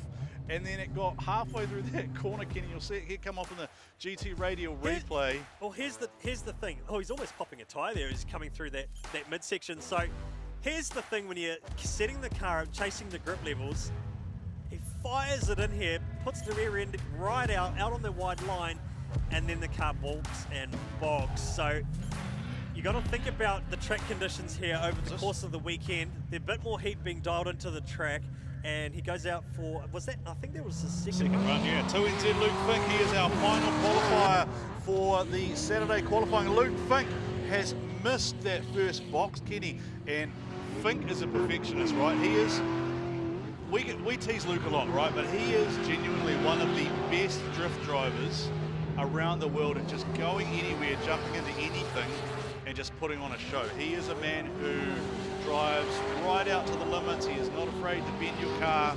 If you give it to Luke Fink, you know you're getting it back, having been driven within an inch of its life. But he has, see how he's missed that first box there completely, Kenny? Yeah, so he's blown out wide there on the initiation where the front wheels need to pass through that box. Ideally, it's only a small deduction. If he's too far on the inside, he's going to be marked down heavily, especially tomorrow during the battles. But a really quick transition there, really dialed. What I did hear from Benke though is he knows what Luke is capable of, right? So I feel like there was a bit of a sharp. it was an interesting approach to that last out of zone coming out on the exit of the track. It was almost like he dived back closer to the old inner apex that they've actually deleted, and it was a bit of a dab on the front as the car got out to the wide line. So he obviously used a little bit of left foot there just to throw the car out. Dave Steedman, a character. What is the George Clooney of Tauranga up to? Okay, so this is actually his second run. It is, and he will want to better his teammate Adam Davies. He will want to be above Adam on the qualifying tree. Nice one. Didn't get to 2. Cranks down to 3. Maintains on lock. Gets 4. Relatively smooth here. He's got to get it through this end section here, Kenny.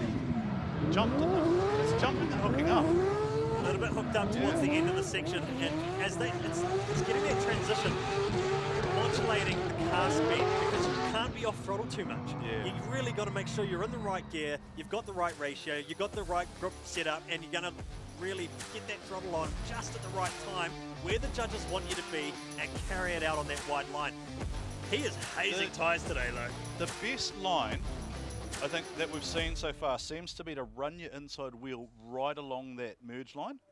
It seems like you almost aim for that and just try and stick to it, and that sets you perfectly up for 2 from what I've seen. If you go too wide and then kind of try and chop across, just doesn't set you up nicely for that second zone. All right, the Link ECU start line, purple on purple on purple, and Launch Master Willie out there with the recovery staff. The one and only Launch Master Willie. Any changes there, Kenny? So Dan Moorhouse still at the top of the leaderboard at the moment. Luke, this is the last driver with a shot at knocking him off. Otherwise, Fangadan gets off to the perfect start to the season, having not even planned to be here. Fink's missed, Fink has missed 1 and 2 again. This is an out of sorts kind of Luke Fink qualifying. He's aggressive like he always is. Oh, the big dirt drop. Commentators hex there, Kenny. So another big points penalty there for the JDM Racing S15. Luke Fink, I feel like, is just trying to power through qualifying, get back into the pits, so it seems, and get on with it. I know that Luke Fink was having a really deep discussion with Jeff Jones and Ben Odgers just around adjusting their driving styles to a tyre they're not really used to. So they have got the GT radial on there, so it is a slightly different tyre. We know, of course, that Luke's most recent driving was with RTR in the United States, right? So the RTR Mustangs over there, I think he run was a on wider the tyre, right? Oh yeah, well, I think he was on the ice as well. Yeah. I think his last little little drift jam was on the ice in the States. All right, so that is pro qualifying done and dusted for episode number 1 of the year. Kenny, we're just waiting for any final deductions to lock in, but it does look like provisionally at the moment the old dog has the coyote barking and howling. Fanger Dan Woolhouse sitting on 98.7 points. What a drive from the old fella. Yeah, that's pretty cool to see. He might need a nap and a lie down. Adam Whitehead P2 with a 97.4 and Brodie Mayer, the best of the Australians, with a 97.1. So we're having another look at this run here from Luke Fink. I think I think probably it's clarifying to see how many what tyres wheels off. here. What? I think it's, yeah, so it's through here, isn't it? He goes out wide here and fires the tyre 1 off. I mean, Hard to see, isn't it? This is what we're talking about, though, when we're talking about how the championship's wide open this season. Everyone's got new cars, new tyres, there's just new setups, there's new liveries, there's and new competition formats. It's a fresh new start right from the start. I mean, right through and through. This is a whole new season and series, essentially. So, Dan Woolhouse, it looks like, I think, has taken pole position. I mean, Luke's not going to upset him, right, from that run. And we didn't see Whitehead and Mayer were locked in early, so was Adam Davies. So I'm pretty sure it's going to be Fanger Dan from Adam Whitehead. Yeah, what a cool run. You have to remember, Adam Whitehead, this is his championship debut in the pro class. So what an awesome first hit out in qualifying with his new sponsors Pertec as well. Yeah, we're ripping straight across into the Pro Sport 235 Development Series. Brand new drivers. We apologise if we're not overly familiar with them. We haven't had a lot of time with these drivers just at this point in time because most of them got here, and to be fair, a lot of them are still sorting out cars. This is probably a brand new build, first time in competition, so if we don't have a lot of insight, then we apologise, but he's doing pretty good. And when was the last time we saw an Altezza in competition? Aidan Omnis 2J at Bay Park. And an Altezza with a V8 under the hood. I thought you were going to say an Altezza with the roof racks on the top. At least he took the fishing rods off the roof racks. Well, I don't think there's rigs for roof racks, so... Are they deemed as an aerodynamic aid? As a technical commentator... He's got a double wing, roof wing. Is that, it's not active aero, is it? We have seen the active aero before. We used to joke about it. Now, I'm missing the tab for the Pro Sport of my live scoring, so okay. We're flying blind. All right, so while we get that up, Kenny and I might just have a quick little water break. It's not going to bring the live stream to a close or anything, but we're just going to grab a quick little bit of water in between the qualifying as we try and catch up some time here. The stream will keep going, and we'll just try and locate our Pro Sport qualifying sheet as well, so we can let you guys know. Because what I do know, Kenny, and this has never changed, Pro Sport family and fans are the most passionate. They always are. They are tuned in on the live stream. They are supporting their driver, and if we do not give those scores out, as soon as they lock in, they're going to be unhappy, and they're going to be in your comments box. They'll be in there just blaming us for the technical faults. So we'll be back with you shortly as soon as we've got some Pro Sport information. Riley McEwen, the 14-year-old D1NZ scholarship winner, is out on track for his very first D1NZ qualifying pass.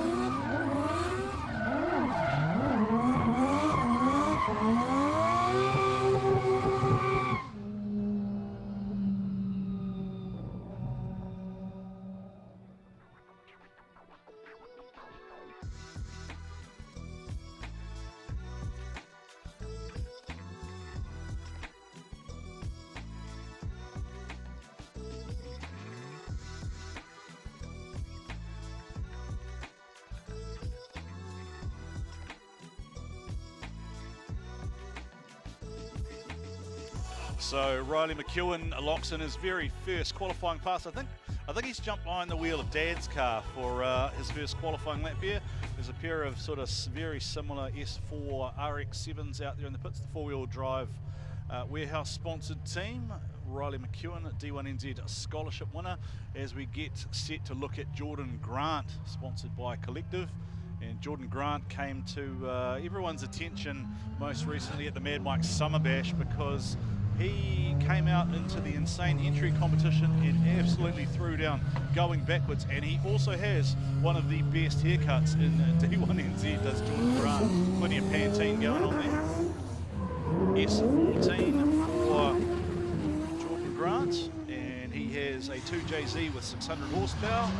It is a Collective Garage and SJC performance and tuning sponsored machine, and Collective Garage do the maintenance on the vehicle. So Jordan Grant will lock in his first qualifying score here for the D1NZ Pro Sports. We have concluded pro qualifying, and these guys are the 235 wide radial development series drivers you are now seeing on your screens. Again, if you have just tuned in, the only way you can comment is to be a Oversteer TV subscriber. Just keeping an eye on the comments on the live stream. Do tell us what you're liking so far, where we can improve, and who your favourites are. Pro Sport qualifying is underway at the moment for round one of their series.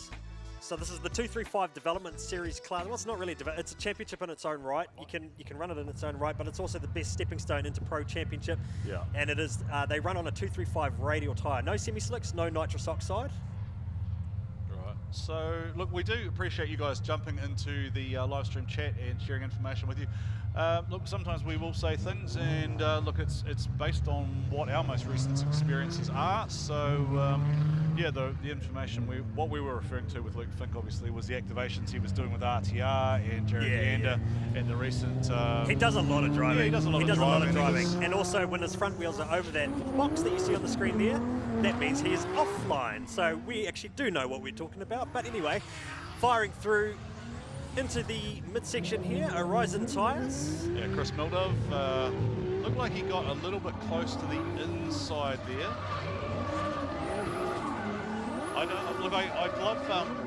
I do love drift fans, Kenny, because they're amongst the most passionate people, and the great part about it is it's a sport based on subjective opinion. There's no right, there's no wrong. It's just only the opinions of three guys sitting in their box upstairs actually matter, right? We're just here to guide you through your journey, because it would be pretty boring to sit here and just listen to screeching tyres all day. Who have we got for our top three for round 1 and 2? Well, we might wait until the end of qualifying this afternoon and come up with some ideas. Oh, in terms of who to look out for, yeah. Yeah, look, I'm pretty happy to throw. I'm happy to throw three names at it now. Riley McEwen, 94.3, leading the qualifying scores at the moment in front of Jordan Grant and Zale O'Connor, the V8 L-Dog. Cameron Ombre, based out of Wellington, who was one of our D1NZ scholarship drivers. And great to see him out here at Taupo Motorsport Park having a crack. Do you want to talk about that? Let's talk about the scholarship. So how did that work and come about? So we decided to generate a little bit of interest for the Pro Sport 235 series, and thought, the new owners of the series thought, you know what, let's get a scholarship program going and get a free season entry for a video. And we thought it was so, let's tie in some social media to this. Let's do a video competition.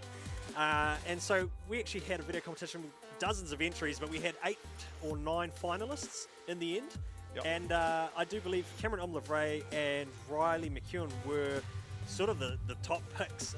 Riley ended up getting it in the end from all the judging team. And yeah, it was really fantastic to see all the entries coming through, and it was just something creative to see the grassroots type guys coming into the 235 series, developing their craft and getting an opportunity to win something, to have a crack at driving in D1NZ for the first time. All right. Zale O'Connor in the GXE10 chassis Lexus out of the Te Puke region. It's unusual to see a Te Puke car that isn't red, Kenny. Usually the Te Puke boys. Well, I think the Stag is here, eh? The stage here. Yes, yeah, it's here. Yeah, Zach Green, who was one of the.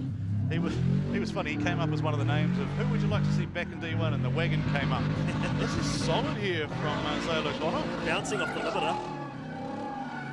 He's already got a 91-point score on the board, currently P3. This is our first batch of drivers, so we run qualifying in batches on the longer circuits, and on the shorter circuits they'll be back-to-back runs.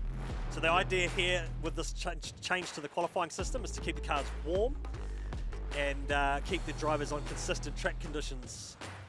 Let's take a look at the FPV view from the GT radial replay, filling those outer zones. I mean, he set a 91 in his first pass. What can he do to back it up in the second? Now let's talk, because you're the technical advisor, control tyre, does it apply to the Pro Sports, or they can run what they run? No, so Pro Sport run a 235 radial tyre, and there are no rules about that. Okay. So there are quite a number of different brands in the Pro Sport series. Okay. And just for purposes of reference too, for the Pro Series, it is only the rear tyre that is subject to control, so front is open. So here we go, Riley McEwen. Look at that little innocent face on your screen. Riley McEwen, 13B 430. I think this car might have a bit more than 430 horsepower if it's Ross's one. It's a wild start to lap number 2 for young Riley. Let's see if he'll stay in it. Sometimes they sort of say the best way to keep in the flow is just to jump back on the horse, right? Just keep going. So you talk about the line, the initiation point, and the initiation is super crucial at any drift layout, right? So he actually blew out way wide, and it just set him up badly for an approach to the rest of those outer zones. Yeah, again, I He'll think get some points on the board, but a bit of a deduction there. So there you go. He's well past the white box where the front wheels need to be. I wonder if we can. I wonder if we can see, like, I don't know if the TV crew can bring it up. I'd love to have a look at Fangadan's run again, just to see exactly where he was, but I don't know if we had the drone up, but I'd really love to see just what Fangadan did, because it's always interesting just to overlay that and then sort of show that in terms of that is what the highest scoring run has been. Jordan Grant, collective garage. Inner wheel on the green paint, so the green paint is a measure for the judges. Small deduction.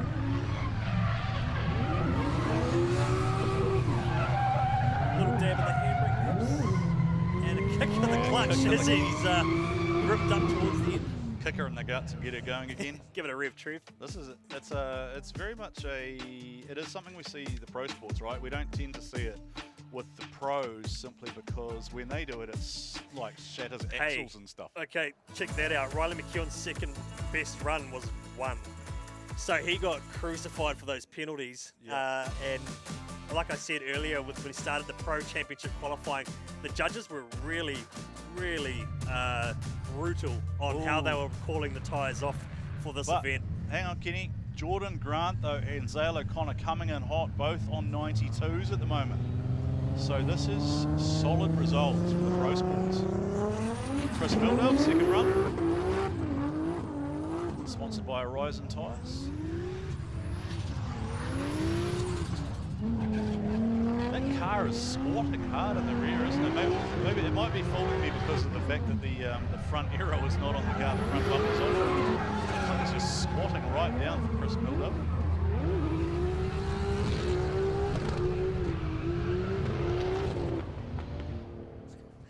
My typing skills. Oh, hang on, what do we got here? What's the information we're getting there about the LS? Who's that from?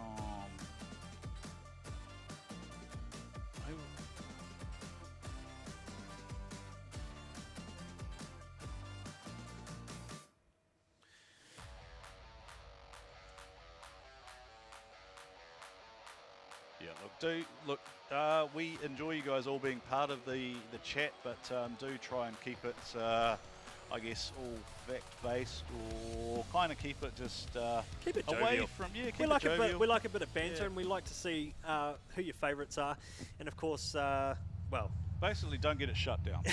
is the easiest way to put it. Don't get it shut down. It's just one of those. Don't wreck it for everyone else. Yeah, we like hearing your thoughts and opinions, but don't get too carried away with it and hijack it for everyone else. If you do have information around any of the drivers, backgrounds, etc., fun facts like, did you know that Cole Armstrong used to be a age group swimming champion? really. Did you know that, Kenny? He still, up until I think he retired from drifting, he held several. Would that be an unfair advantage? Yeah, held several national age group titles, I believe. Cameron Omblevray, one of the D1NZ scholarship cars. So the reason I was wondering about the comment around the forged LS is just trying to learn a little bit more about these pro sport cars, because we just haven't had the time in the sheds with them, right? By rounds 2 and 3 we kind of know what's going on, but as they roll into round 1, their focus has been on just getting stuff built, and they haven't really had a lot of chance to just talk to us. So we try and kind of pick things up as we go, and this is just day 1. We're here for another 3 days. Bring back Cole to talk some smack. Cole's busy being baby daddy at the moment, I think. He's more interested in living that family life and out and about on his jet skis with Lydia and the family. Jared, Jared Deander, my good mate Jared Deander. I'll tell you what, if you ever have the opportunity to jump on the mic with Jared Deander, just do it and just learn from it. It is an amazing experience. Big E, how are you, my friend? Big E, Brett from KMOP. The old dogs back in the house. Yeah, they certainly are. Jared is most definitely the GOAT. The man has commentated in places that most of us would not even get in the door.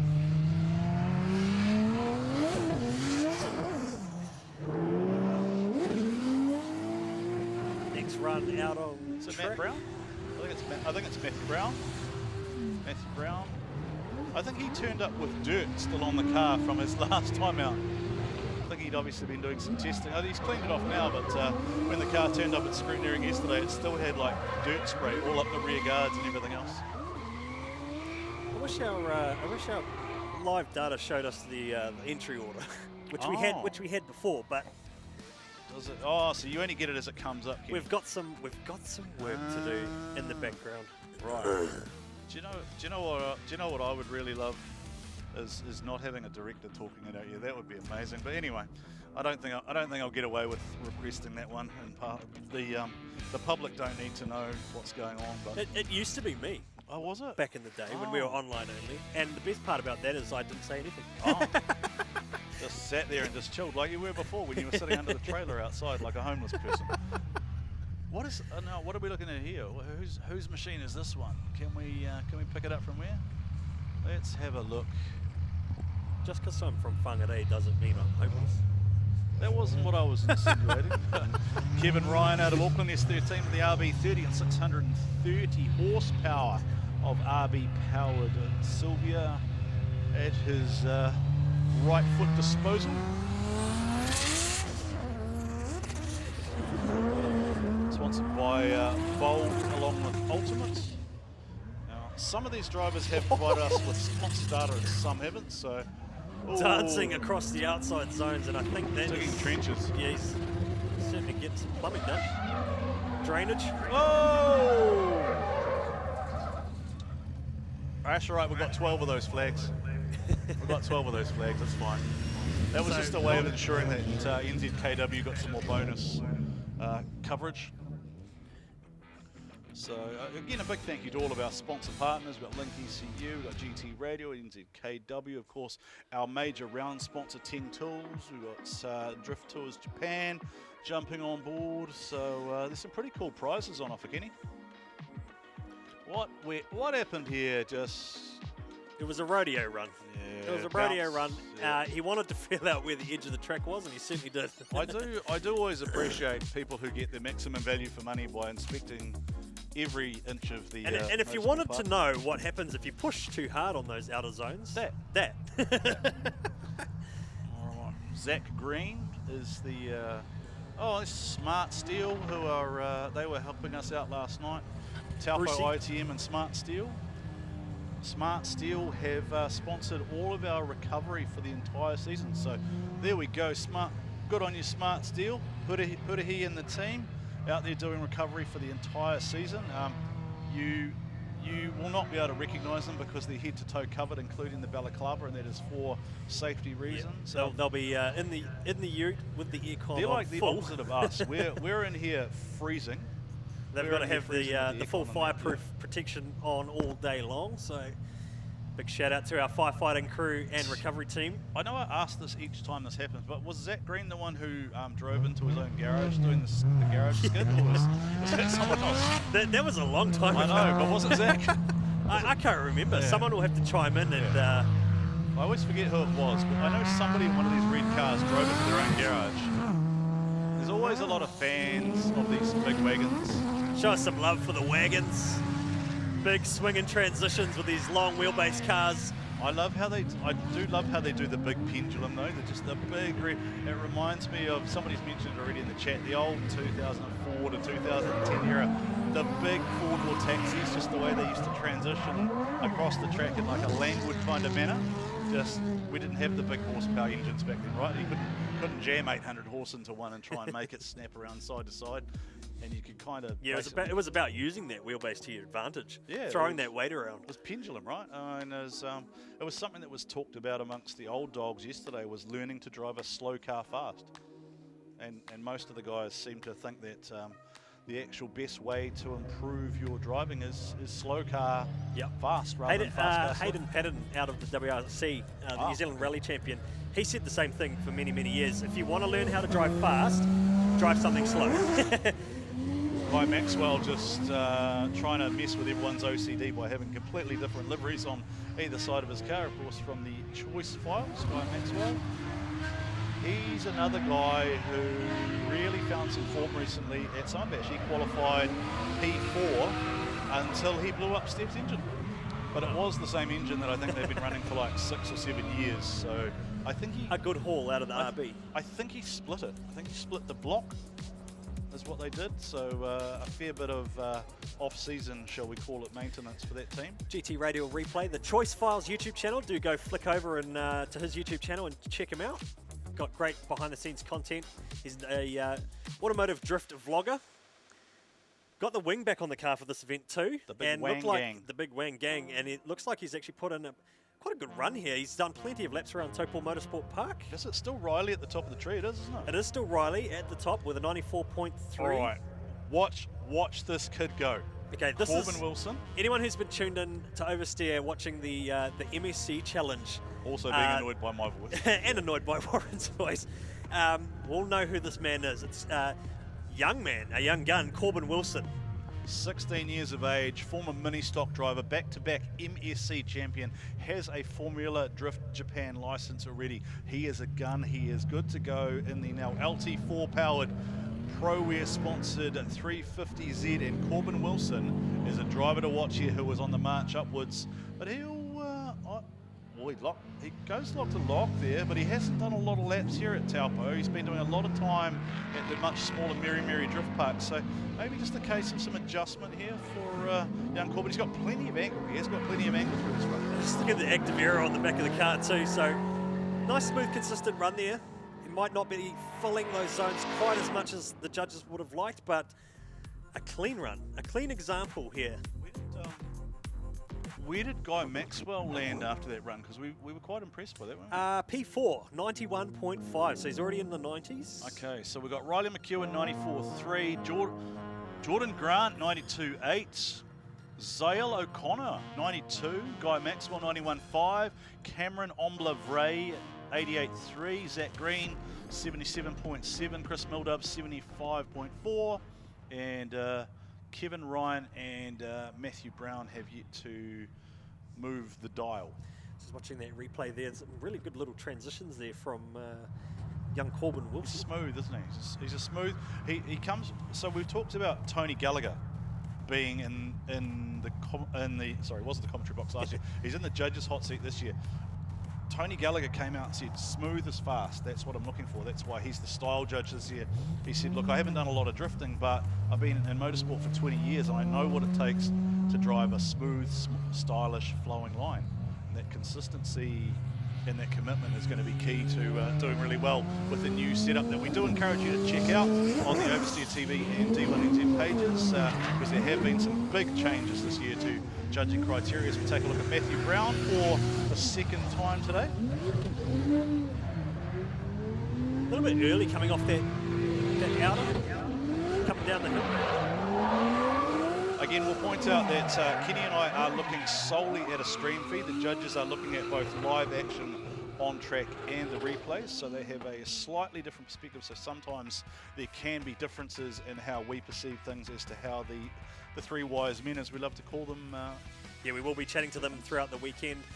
Not today, but tomorrow we will be getting lots of feedback from our judges and dissecting these runs, analysing some of these scoring areas a little bit deeper. Yeah. Of course, Matt Kwok, Tony G, and Binky Bruin are our judges this weekend. Yeah, so Binky Bruin from Australia, Tony Gallagher from Speedway, and Matt Kwok, well, he's driven pretty much everything. Kevin Ryan, he needs to get off the duck. He's on a 1 at the moment, so he didn't have the smoothest introduction to his pro sport. Oh no, it's shut down.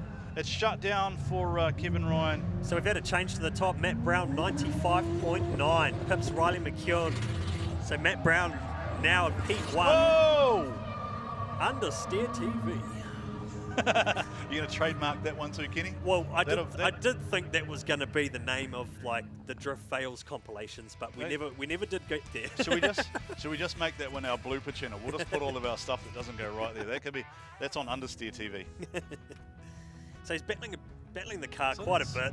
Yeah, so let's talk about Matthew Brown to 1, Matt Brown to 1, Riley McKeown 2, Jordan Grant 3, and Zale O'Connor in 4. So Kevin Ryan, I think, a new name to the Pro Sport 235 series. So having a bit of a tough day in the office for the first qualifying session of the season.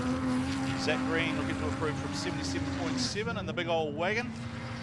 Pendulum effect side to side. Oh, absolutely annihilates that cone. And I'll go out on a limb, that one's a 0, Kenny. That would be a 0. A ghost point. But he's back. The main thing is that Zach Green is back. Zach's back. We don't want your ghost points. He did well on the entry. How was our audience enjoying things? How are you enjoying things out there in live stream land? Are you having a good time? Has anyone got anything good on the barbecue? It's very important to know what people are cooking. Yeah, you're a bit of a barbecue fiend yourself. I am, yes. So are you're a brisketer? I'm not very good at it. I actually quite like the belly. Pork belly. Yeah. I like pork belly. I like the beef belly too. Fair. I'm not a fan of the crispy fat. I do love a beef short rib. Anyway, having a ball. Look at how hot it is out there. Ribs. Do you know what? You know what's great? It's ribs. Sorry, I just had to. I was just going to say, ribs, you know what is interesting is that no matter what the weather temperature is out there on the track, Launchmaster Willie will be in shorts. Yeah. I think he's waterproof. Hail, rain and shine, and earthquakes. We've had earthquakes today. We did have earthquakes. Yes, we have had earthquakes. Anyway, Mr. Maxwell, the choice files out on track for pass number 2, and he was sitting at about P6, I think it was. And he wants to. I think Guy would have. Knowing Guy. Really filling that outer. Yeah, knowing final Guy, outer. So he will have expectations of being #1 qualifier. Given what he's been doing, the amount of driving he's been doing, and I think the way that they've put together probably their campaign and what they're looking to do. So he ran inside wheel, on the front inside wheel a little bit there, so a small deduction. He didn't push over the curb. A little bit of bump there as he threw it in. Another car that likes a lot of squat. In fact, the tyre really does eats the guards as he fires through the end of the section. That was a really aggressive run there from Guy Maxwell, so I wonder if he's actually improved on his 91.5. I reckon he's probably around the 93 mark is my guess there. So Matthew Brown, Riley McKeown and Jordan Grant are your top 3. Zale O'Connor, newcomer to the series, 92 and a P4. Yep. Corbin Wilson, not newcomer to the series, but his first time having a crack at the full championship, I do believe, in P5, 91.9. Guy Maxwell, P6 with a 91.5 at the moment. I'm still waiting for his second score, I think. It wasn't as high as I thought. Corbin, combined two names together. Corbin Wilson, 91.9 at the moment. He will want to improve it. Oh, now he's gone kind of around, but he got way out to 2. So that'll be interesting. So you thought it was a minor deduction, right, for missing that first box, but then he He filled two up really nicely there. I think that's probably one of the better runs through two that we've seen there. Corbin cranks that lock on, carries that angle. Is he going to get out wide? Don't see it until we get out to here. I don't think he's as wide as Guy, was he? Guy was right out there. Guy went deep and really filled it out, so you got to weigh up these different areas. Yeah, so he's thereabouts. There might be a slight deduction on that initiation. Didn't quite full. You got to be within 300 mil of the white lines. Transition zone is where the front and rear of the car need to touch, so it's not actually an outer zone. That's an outer zone, and as he fires over to the next one.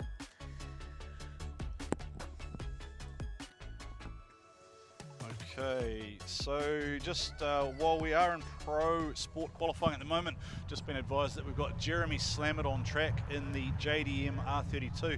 Now this is effectively a mechanical or sighting run because Jeremy has elected to do his qualifying for Sunday in this car. Now that's something interesting to talk about, Kenny. This is for this round only. We've got a few car dramas in pit lane, and yeah, So let's see what we're just being told that George, because it's a mechanical, has been given free rein to do something creative with the FPV here. Let's see how close he unfortunately, gets, he's not allowed to fly past this section because there's actually an aerodrome.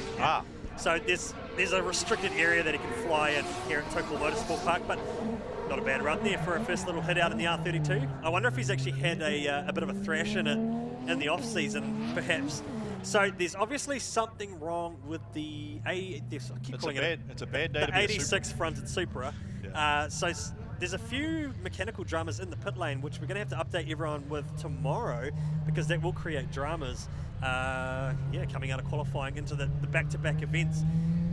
Yeah, definitely seems like it's a bad day to be a Supra. Blake Miles, these cars are beautiful, aren't they? Blake Miles and Dan Edwards combining together as a team this year. Course Civil Construction on board. He's 15. Blake Miles, I think this is his comp debut. Was he here? He wasn't here last season. I think he's had a crack at a couple of events. First crack at the full season. So you will notice that Core Civil Construction is on the side of this car, and they were the former sponsors of Case and Cody, the Pullenbury brothers. Now, a lot of you will be wondering, where's Case, where's Cody? Well, look, they went to Australia with us to World Time Attack. That was what they chose to do at the end of a very successful season, and as a result, they've elected to have rounds 1 and 2 off. We are expecting to hopefully have them back at Mount Smart, being a home round for them, or they have indicated that Bay Park is potentially where you will see Case and Cody, and Cody Pullenbury in particular is just a weapon. He's an animal at Bay Park, but hey, Case ain't bad either, is he? Yeah. Those two guys head to head. He got the big shiny trophy to prove it. He does. Case Pullenbury, by the way, amassed the highest ever 5-round total for a D1NZ driver last year, 442 points out of a maximum 570. As we return to our normal broadcast with the Pro Sports, Luke Chappell-Sayer out on track. Corbin Wilson and Blake Miles tied for first, 97.7. Corbin Wilson, MSC champion, provisional P1, alongside Blake Miles, who's also got the same score. Matt Brown, P3. I haven't seen the second score for Guy Maxwell, so not sure what happened with that one, because that was a real aggressive run. Now this is the V8 A31 Safira. This feels old school, right? This is it's been a long time since we've seen a Cephei. Didn't you have one of these? I had a Laurel. You had a Laurel, that's right. And then I got sick of the chassis. Well, the interior. See, the thing is, when you thrash a Laurel, being a pillarless car, the interior light starts flashing at you in the middle of the night. Oh, when the chassis is twisting. So yeah. Didn't you lead a campaign for a while for Bring Back Sellers? Because Jace Sellers, of course, was our favourite Laurel pilot. Very for a long time. Very iconic Laurel. C33. Yeah. Basically became a complete lemon as soon as he put a 2J in it.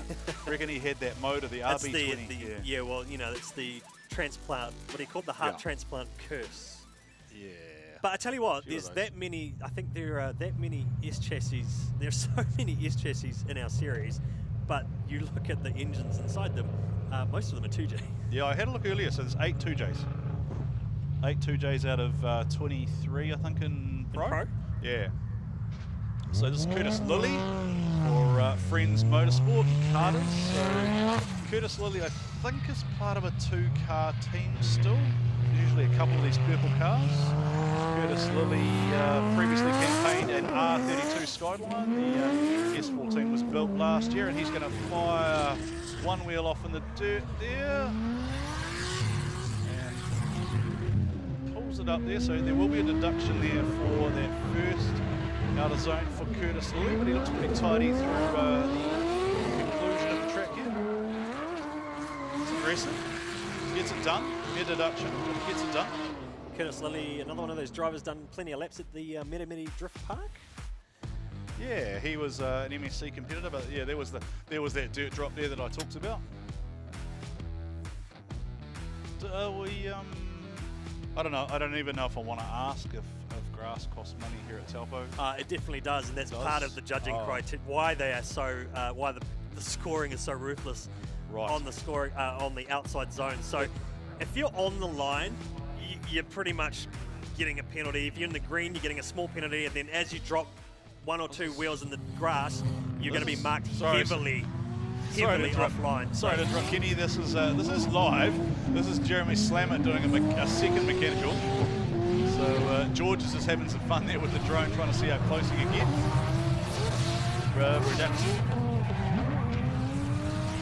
That barn find is honestly a giant killer.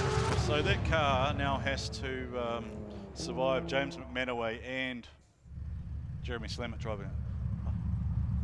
Oh, this is one of my favourite phrases I've coined this season. The Wuro fighter, Jason Wu. We call these cars, of course, are known internationally as Eurofighters, but Jason's name is Jason Wu. Yeah. So this is the Wuro fighter. It does say that on the window. The Wuro fighter, of course, Jason Wu now has an FD Japan license as well by virtue of finishing 3rd place in the recent MSC Challenge held at the Very Drift Park. He's got some new backing on board there. It looks like from Heltec. This is a supercharged LS3, I believe, underneath the bonnet. Now, it was touch and go heading into the event. Didn't he have some dramas?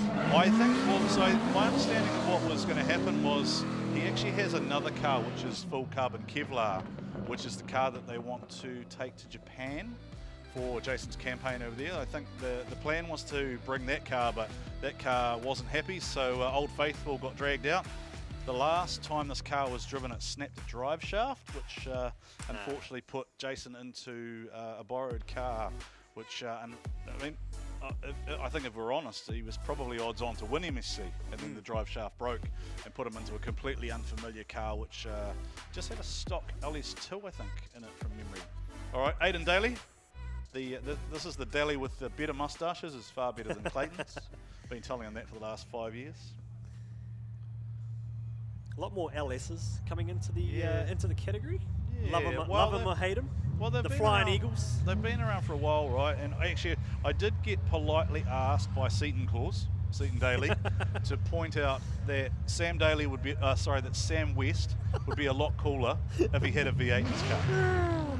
He might take some convincing. Yes. But Sam West, of course, the only 2J in the RHP Maybe if team. it was a BMW. Maybe. All right. Aidan Daly with first qualifying pass with him for the RHP team. So RHP also 4 cars, 5 cars this weekend. Yeah, 4 this weekend. No, 5 if you include Zach. Plus Zach. Yeah, Zach's running out of their pit base. So Wood, Seaton the team, of course. Seaton's shed, Seaton's garage. You had the pleasure of joining them for, of course, a very insightful video. Kenny, plenty of behind-the-scenes activity over the off-season. Yeah, great documentary from the RHP guys. Do go and watch it after qualifying if you want, or add it to your favourites. Head over to our YouTube channel, and really great insight into the RHP story and the team. So do go check it out. A good podcasty style watch. What did Seaton say? Listen. Well, Seaton said something about he's retired now, but he reckons he works more than he ever has before. Because now he's just working, spattering the boys' cars. Now he's in the drift wheel. Yeah. Not a bad retirement plan. Not bad at all. Not bad at all. All right, Blake Miles, second run. Core Civil. Taking a Core Civil for continuing to support drift cars in New Zealand. We appreciate it greatly. I did like the video that Blake and Dan did as well on Bailey Deliveries. That was a bit of fun. Just the little shed skid there on a bigger scale. Oh, I see we've got. Oh, we'll just let this one run through, but I think, Kenny, some changes at the top of the table.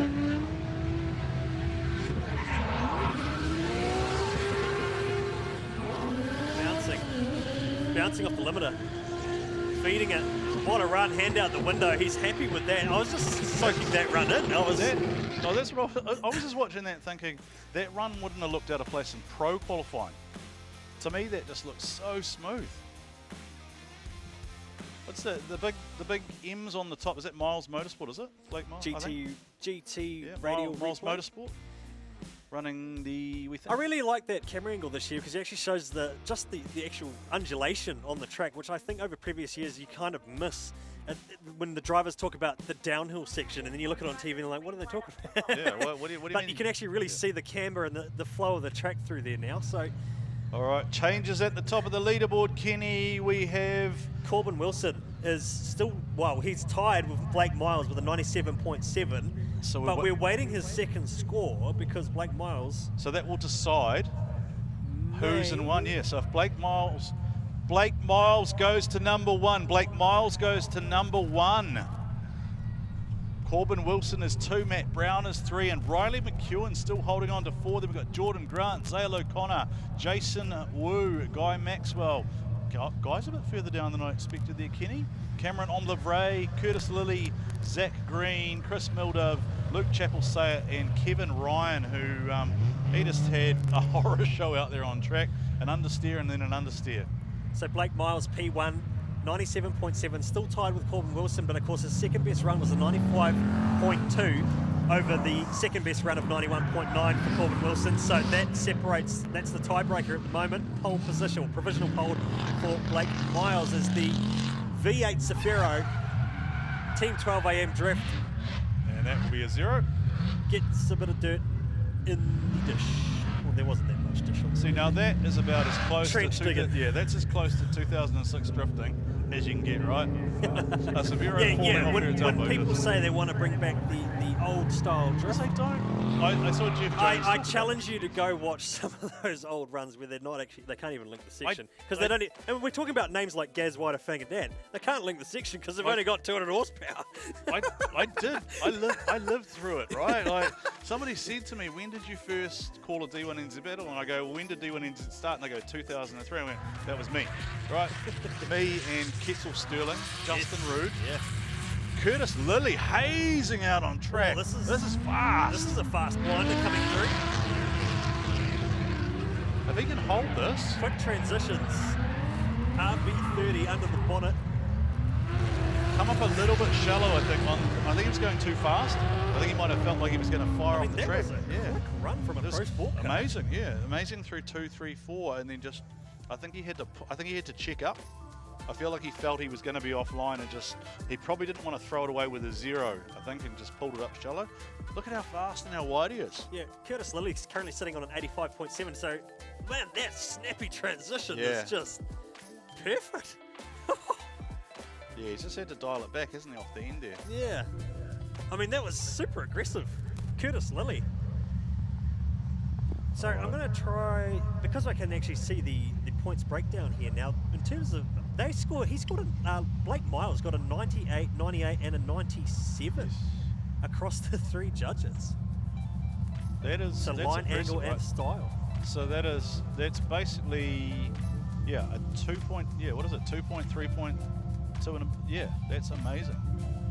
Corbin Wilson was 94, 95, 86. Refresh my memory, Kenny. Did we have a higher pro score or do we have a higher pro score? Was Fanger 98?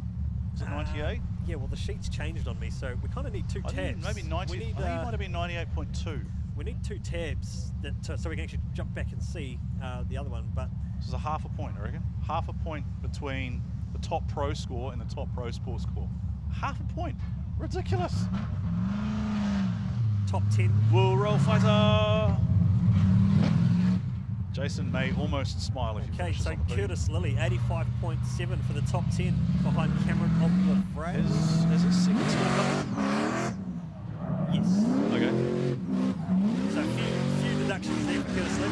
the speed and aggression, some of those scoring zones, he was a little bit off. Jason's looking pretty smooth here, Mr. Wu.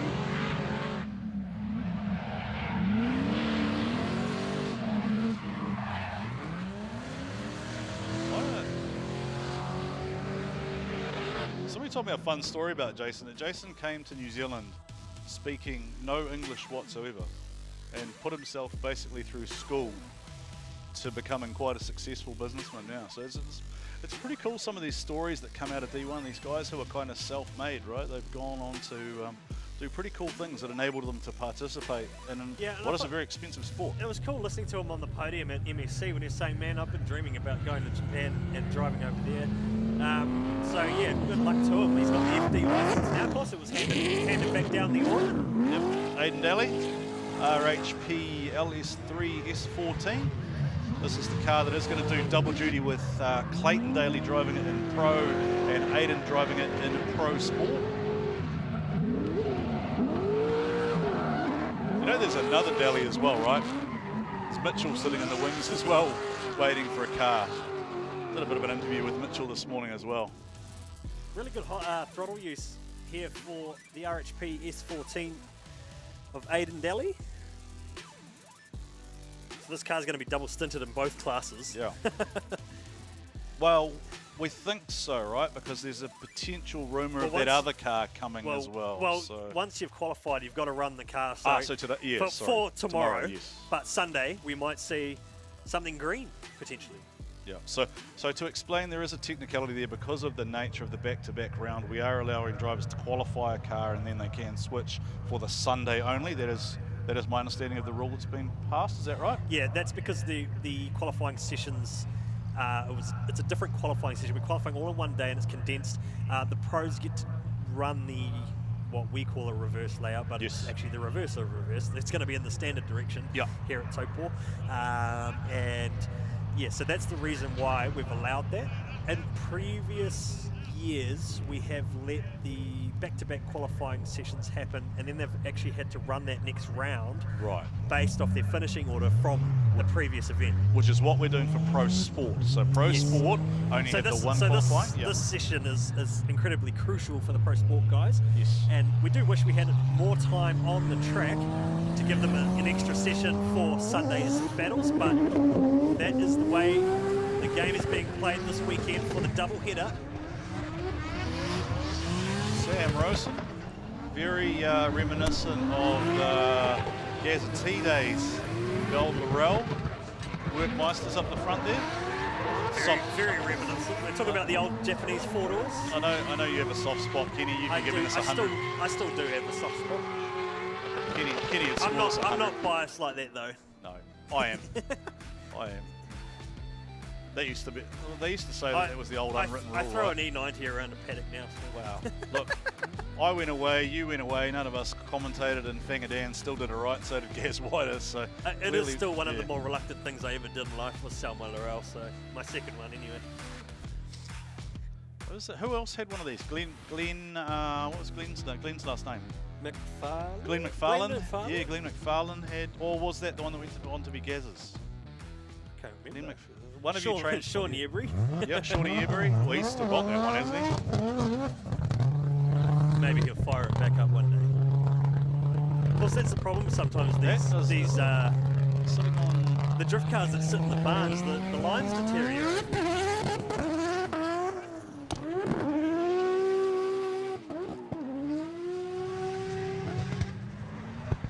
So unless the car runs anti-lag, it looked like a bit of an issue off the start. I think it was just sitting there idling. Now it's breathing. Whoa! Big correction towards the end there, straight line and shut down. That will be more ghost points. But it's not doing a weird pop and a bang like it's blowing an intercooler pipe or anything off, so it must have just hit a cut of some sort. So we do still have Blake Miles at the top, separated by the second best run over Corbin Wilson. Matthew Brown in third. Sam Rowson, 94.5 at the moment, waiting on any deductions that might come through for him. Riley McEwen gets bumped to 5. Jason Wu in position 6. Jordan Grant, Zale O'Connor, Aidan Daly, Guy Maxwell, Cameron Omlebray, and Curtis Lilly. As we see Isaac Aldridge, IA Motorsport with the LS-powered BMW E92 chassis. Isaac Aldridge, one of those guys who I often describe him as a bit of a battle specialist, right? He hasn't always done the most spectacular things in qualifying, but when it comes to getting up on the door, Isaac definitely wants to get all up in your business. All the really high scores have all really filled up that last zone. Yeah. They've all been really fast. It almost seems like there are guys here just punching through some pretty safe laps, just getting through the qualifying session and getting into the battle tree, the centre battle tree for tomorrow. Well, it doesn't. I mean, in theory, yeah, because of the way we're running, you just qualify yourself, and then effectively you can battle your way through tomorrow, win the event, and you become the #1 qualifier, right? That's so only a couple of zones there really missed by the Landmark Homes BMW. Yeah. Sean Newberry or Gary Whiter, if you're out there, we'd love to know if the Laurel is still capable of being fired up. And what I would love to know, does the Laurel still have the Chronic CD in the CD player, which Sean Newberry listened to while driving, while competing here at Taupo on his way to P2 on the podium? That round, of course, was won by Tiger White, who's part of VIP this weekend. Well, cars in those days, probably some of them still had stereo systems. They did. They still do. What else? What have we got going on here? Somebody onto it? Somebody's onto... Someone wants Adam LZ to go. Adam LZ. Has Adam LZ gone yet? Well, he needs to come over. Yeah. He needs to bring a car over here. Who else are we looking for? Adam. Oh, there's a shout out there for Adam Richards. We'd love to get Adam Richards back, but he. Well, we've got halfway to the control tyre that Adam's been advocating for a while.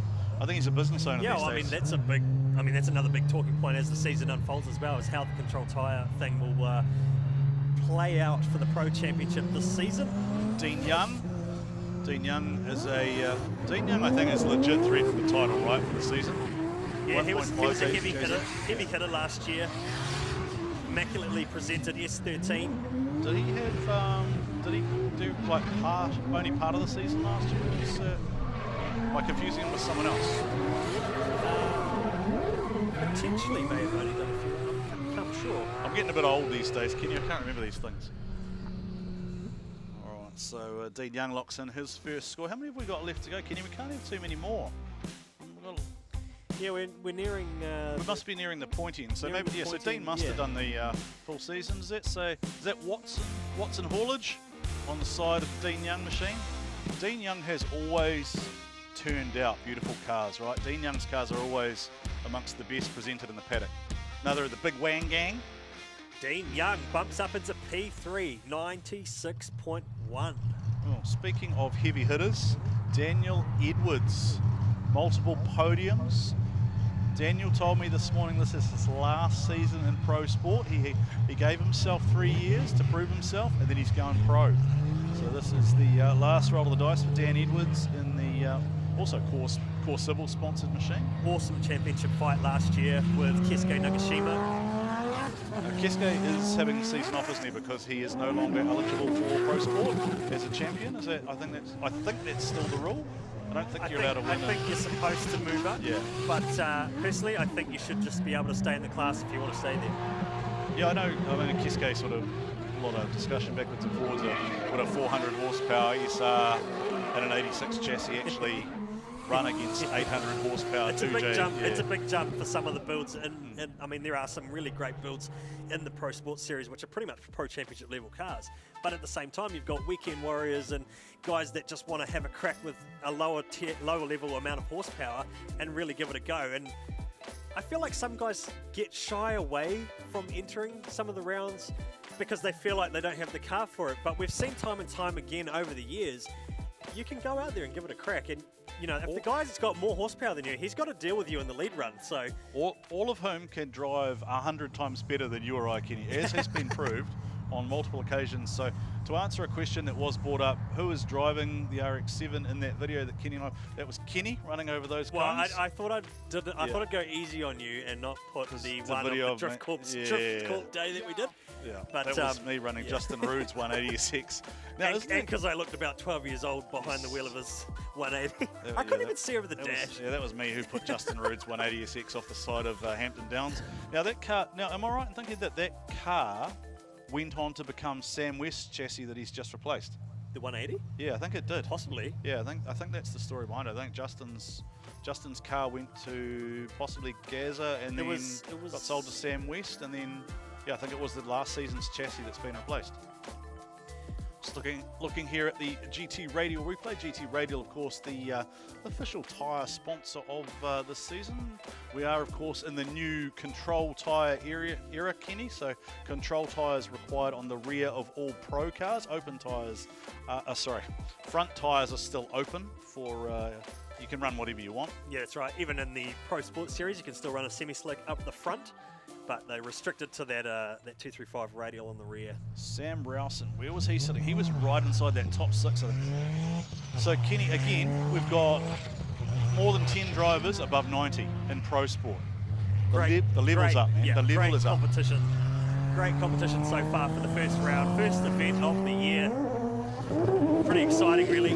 Now, Sam Rowson was in the top 5 on his first run. He's now bumped out of the order in 6th place. Can he improve his score and get back in the top 5 for the big four-door fans? I know the phrase that goes along with this, but I can't say it. Oh, we're on TV, are we? There are a few phrases, and they're probably too old for the younger generation.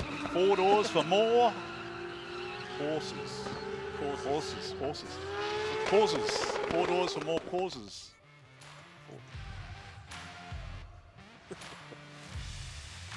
So at the conclusion of you can get away with that, Warren. I can. I've got away with many things over the years. I will be the one that cops the F. Well, that was because you dropped a tirade of F-bombs on Sky TV one Friday night on qualifying. I think it was you. Was it you and Justin Rood at Bay Park? Yeah, I think I forgot that I was on Sky TV. Yeah, and I think, if I recall correctly, it was you commentating Whangadan. I haven't had a broadcasting standards complaint, so... Yeah, I have. I have, just for the record, for making, I believe we made inappropriate comments. It was not in New Zealand, to be fair, it was in Australia. So, Ryan Parry next to go. Yeah, 4 doors for more goals. 4 doors for more, was it? More goals. Goals. 4 doors for more. Life goals. Ryan Parry used to have an RX-7. He's from over Rotorua. Is that the same Ryan Parry? I thought it was an S4 for a while. Ryan Parry's car shut down, didn't it, on the first pass? So, for this season, of course, qualifying runs are concurrent in batches of 6 to 8 cars. That is to keep the drivers and the cars warm, it's to keep them limber, it's to deliver track consistency, and so far it's produced pretty good results. And I'm just blown away by the fact we've got so many pro sports over a score of 90. I was just looking at that handbrake drag there. He almost didn't need to do it. He must have felt like he needed to correct it. So take a look. Little waiver into 2 maybe. Pretty smooth otherwise. I don't know. I think stayed off the curves. I got to be honest. I think you and I are being harsher than the judges are. To be fair, I think we are. I think the judges have been. Well, it's nice to be harsh at times. Well, because our opinions don't matter, right? So it was actually two jabs at it, and then the car balked a bit at the end there, which really upsets that exit. And that's going to be a problem in the battles tomorrow when cars exit like that. So we will keep an eye on that as that unfolds. If you're doing that in the lead, we're going to have some contact. Isaac Aldridge, and then there were two more passes to go, and then we will be switching the track around. Now, are we taking the live stream down, Kenny? I think what we might do is actually just lock off the live stream for a bit of a pause, a bit of a break, because we need a break, and also we will have to reset the track layout. So we'll update everyone on that. A few cars of the session. Now, he's been out before. Yes. That's quite a big match.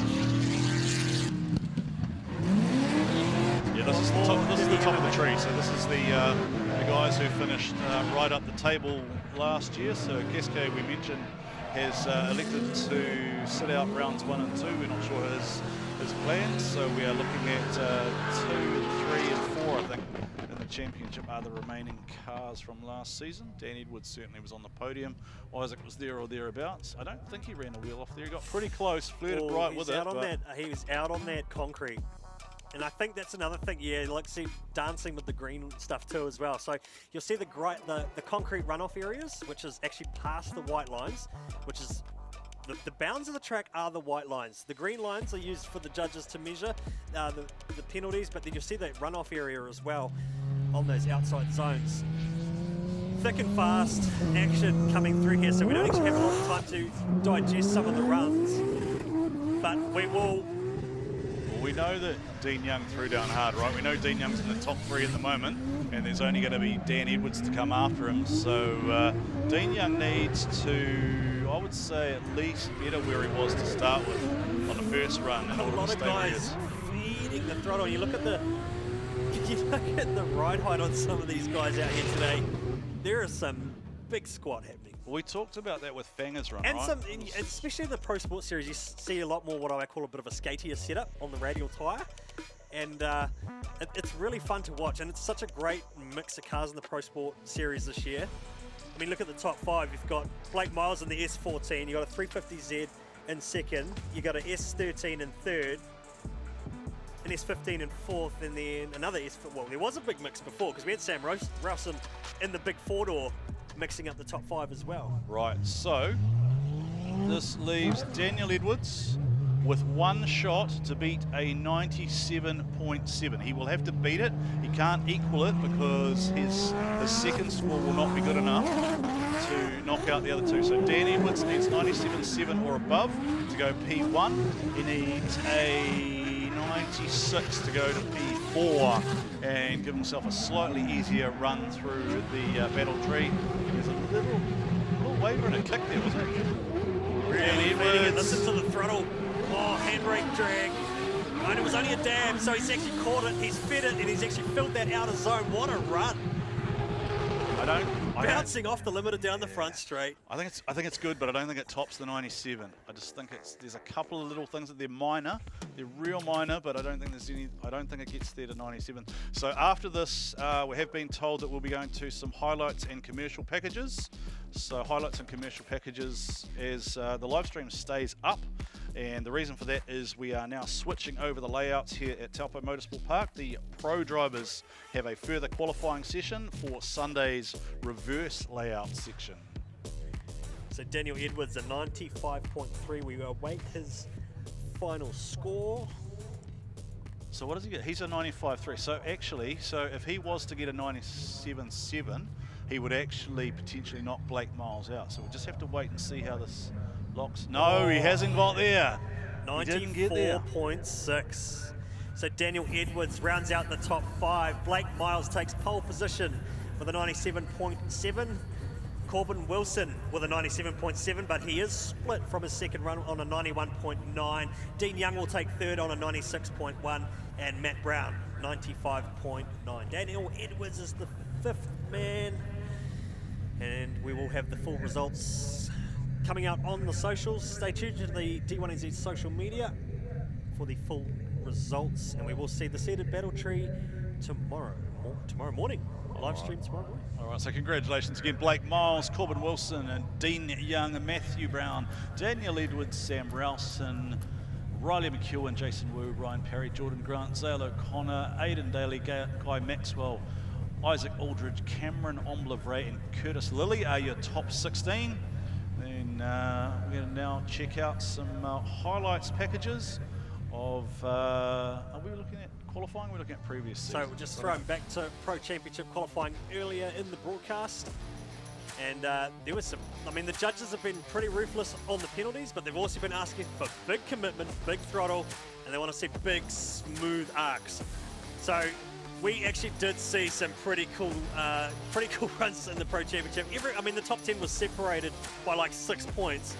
And yeah, it was a tough one right off the bat for the start of the season. And Fangadan, the old dog, has the Coyote howling. 98.2 points, locks him into position number 1 for qualifying for Pro for Saturday. So that was Jeff Jones spinning out at the end of his second That run, was- and that that was was odd, odd because yeah. we actually kind of need to find out if something happened in that car, because it was a little bit unusual. The VIP team based out of the South Island, they are going to be double stinting a car tomorrow, so teammates are going to be sharing a car, and we will have Nick Hoyle in the lane tomorrow, updating everyone from the action in pit lane and updating us on what has been happening in the pits. Yeah, so I think it is probably a good chance for us, Kenny, just to let you guys enjoy these highlights here and commercial messages. We're going to go wander the pits because I want to know what's going on, right? We've got another qualifying session coming up. The best thing for us to do is just jump out of commentary here and get the word for you guys, because we can see the questions coming through in terms of comments, questions, etc., in terms of what's going on with various cars. So we'll go and see what we can find out from the pits, and we'll leave you to enjoy some highlights and some commercial messages.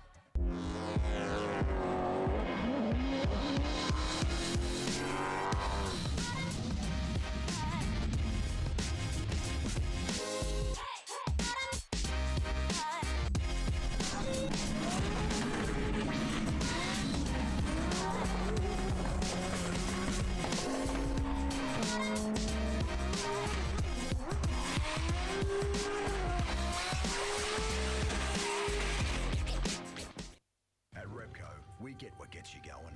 Because while you told her it would be loud, you forgot to mention how it feels. Repco gets you going.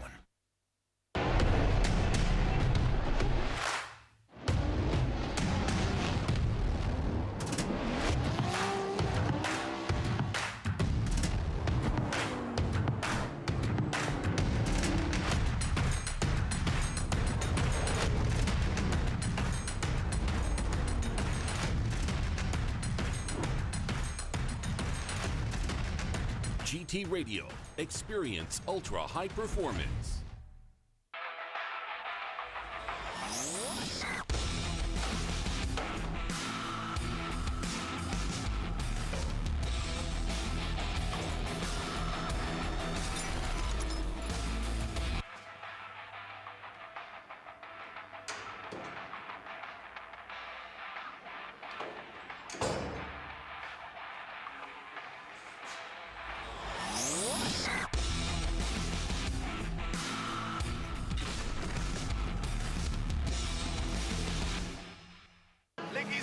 Let's go! So the next step was to get this thing on a proper ECU, especially with all the technology that Link has to offer. Which should give us full communication and full control over all the sensors. But so far, being able to log in and review every lap has been a huge plus. To have Link pull through and step up for us and just help us out to be able to all pull it together. That's all he needs. Simple, cheap, easy, works, good ECU, weatherproof. It's got enough IOs too, like we're doing tons of stuff. Oil, fuel pressure, boost control. All those features I have thanks to the Link ECU.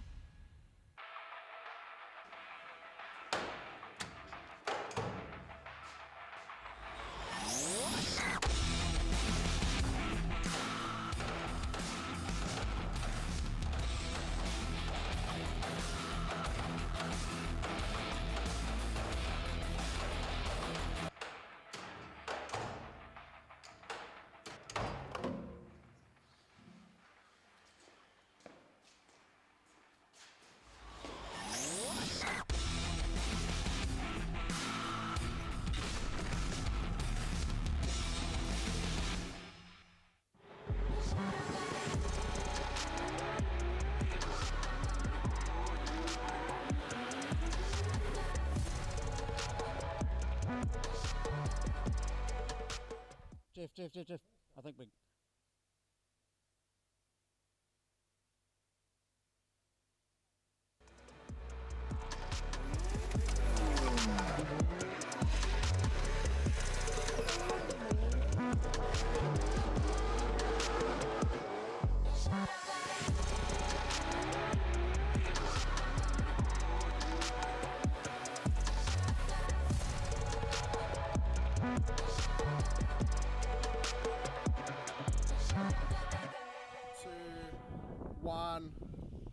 All right, here we go. Guys, I've just managed to find Jeff Jones. We've flown him out from the States.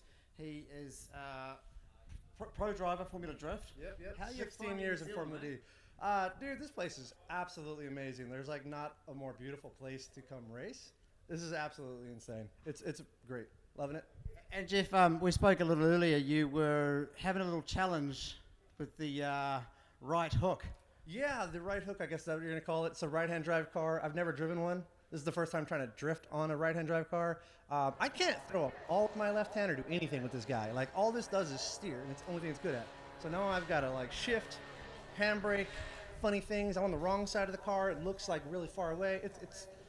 It's rad. It's really it's humbling me. Yeah, you're right? Yeah. And what's your thoughts on the track here in Taupo? It's absolutely beautiful. This is an amazing track. So, like, I'm really glad to get some laps on here. It's going to be sad if I don't ever get another lap on here in the future. So we're going to have to really make sure James flies me out again one day. Yeah. It's a super quick track, right? And it happens very, very fast. It's super fun. Like, the zones are kind of like, it's going to put you where you need to be. So really love that. You know, we're going all the way to the edge of the track, trying to stay off the grass. I've told we've been needing to stay off of that. But no, this track is amazing. It's really fun. Yeah, I was up in the box earlier, and the judges are really wanting a very fast flowing, early switch and a lot of speed. Yeah. You know, I'm trying to give it the speed, but I'm also trying to figure out what my left hand's supposed to do. So I'm just holding on for dear life. I don't know how I pulled out that qualifying run out of my butt. That was pretty good. I think I got a 95 something. And that was my best run of the day for sure.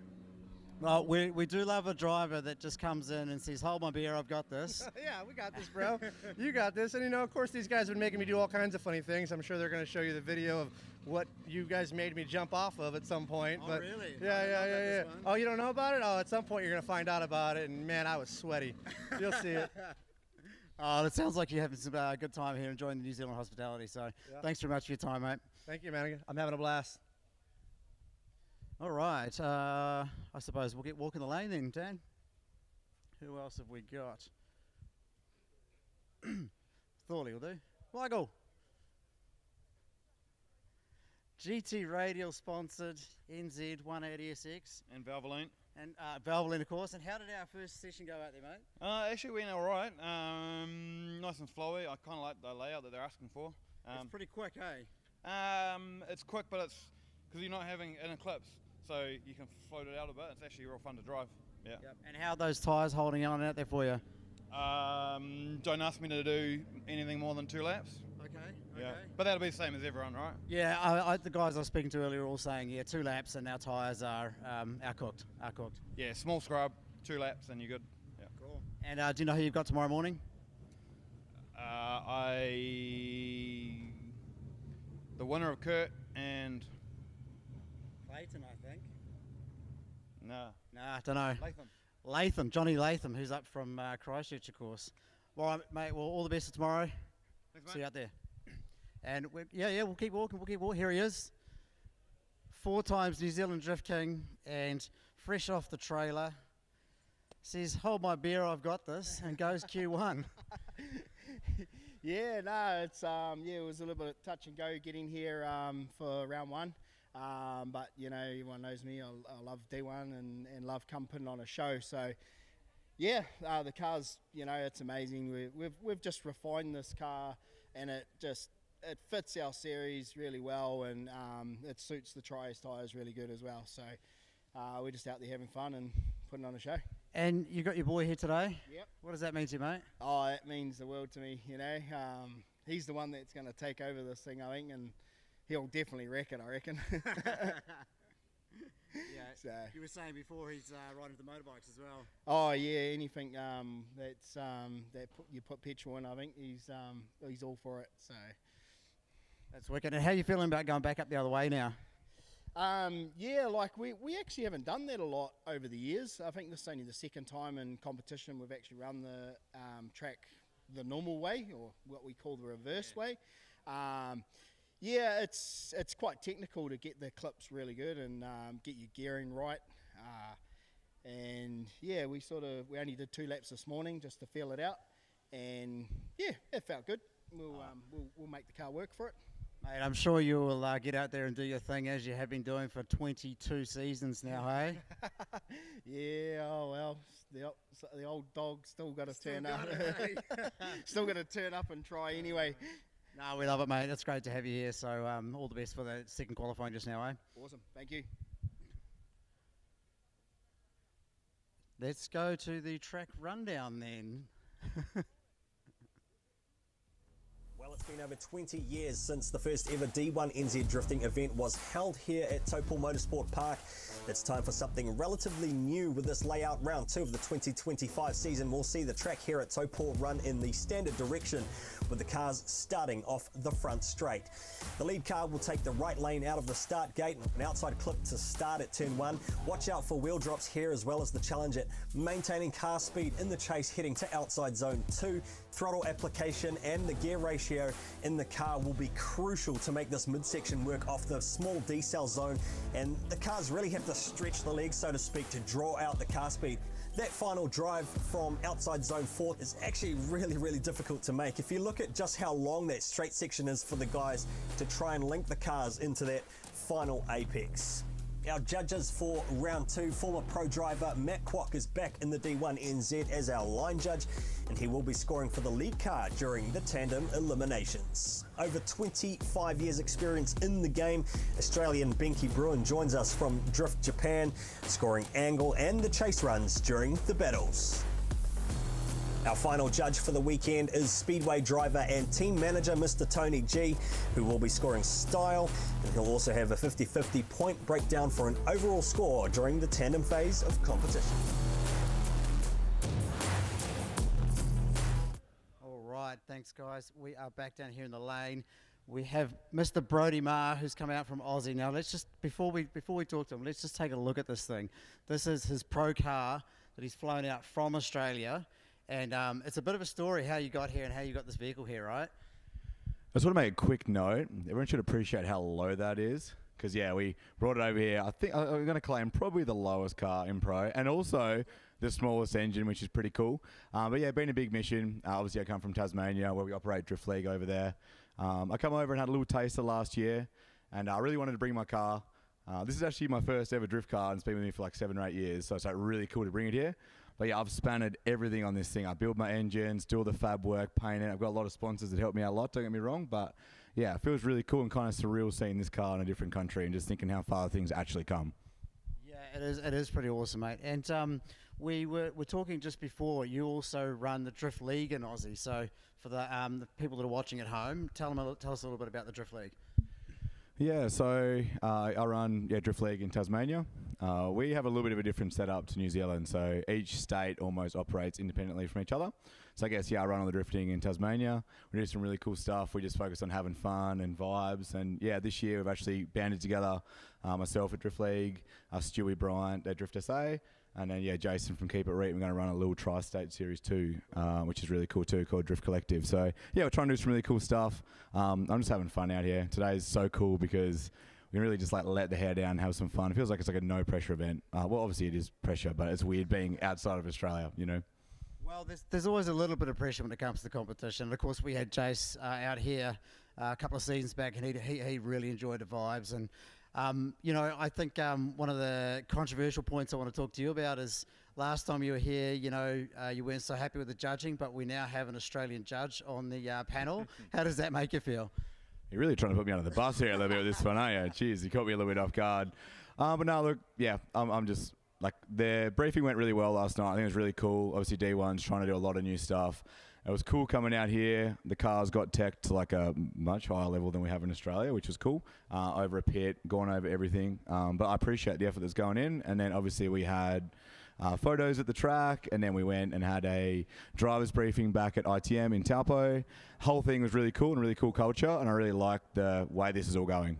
And the line that they're asking you to do this weekend, that we've just done, how did you find that? Yeah, so I didn't go too bad. Obviously, for round 1, I think I qualified 3rd unprovisionally. I was trying to throw some extra sauce on it for the second run, but I was out of tyre. So, and so going back the other way, you got confidence? Walking around the pits, I don't think anyone's got confidence. So we didn't get many laps in. Who knows what's about to happen? But yeah, I'm just going to let it hang out and just see what happens.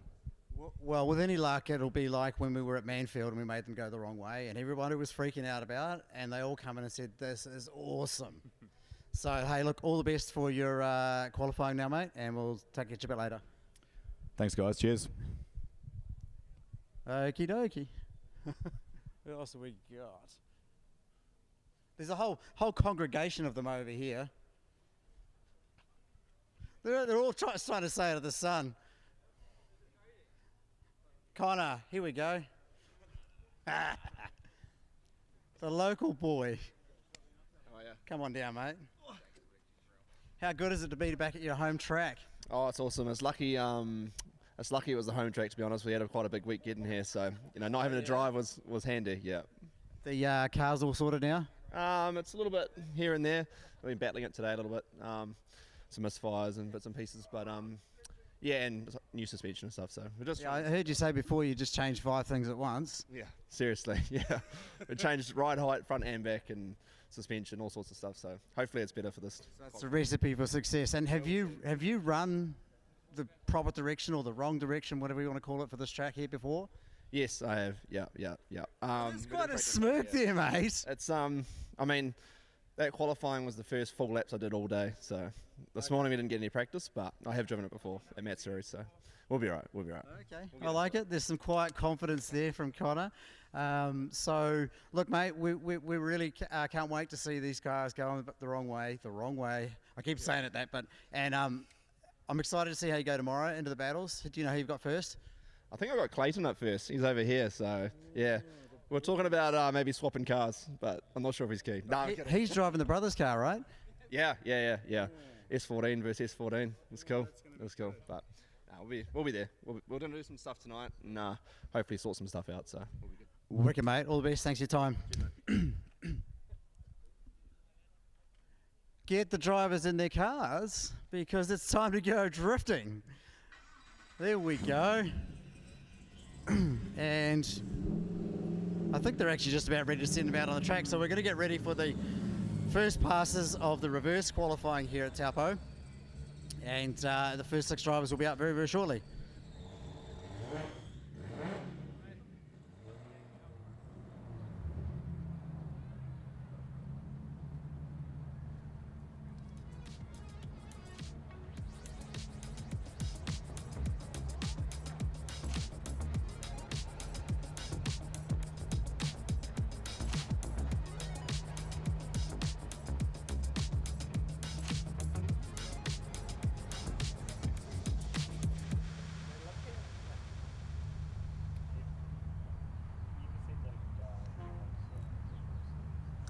Welcome back everyone to round 1 and 2, the double header back-to-back here at Taupo International Motorsport Park, the geothermal paradise. Had earthquakes yesterday, bit of a local cluster of earthquakes here. It's just quite common here if you're not familiar with Taupo in New Zealand, and yeah, lots of volcanic activity and geothermal zone. And what I was wondering, as Warren puts his headset on in just a moment, is whether we're going to see the first earthquake battle and someone gets thrown off because we have a bit of a little shallow earthquake, a little.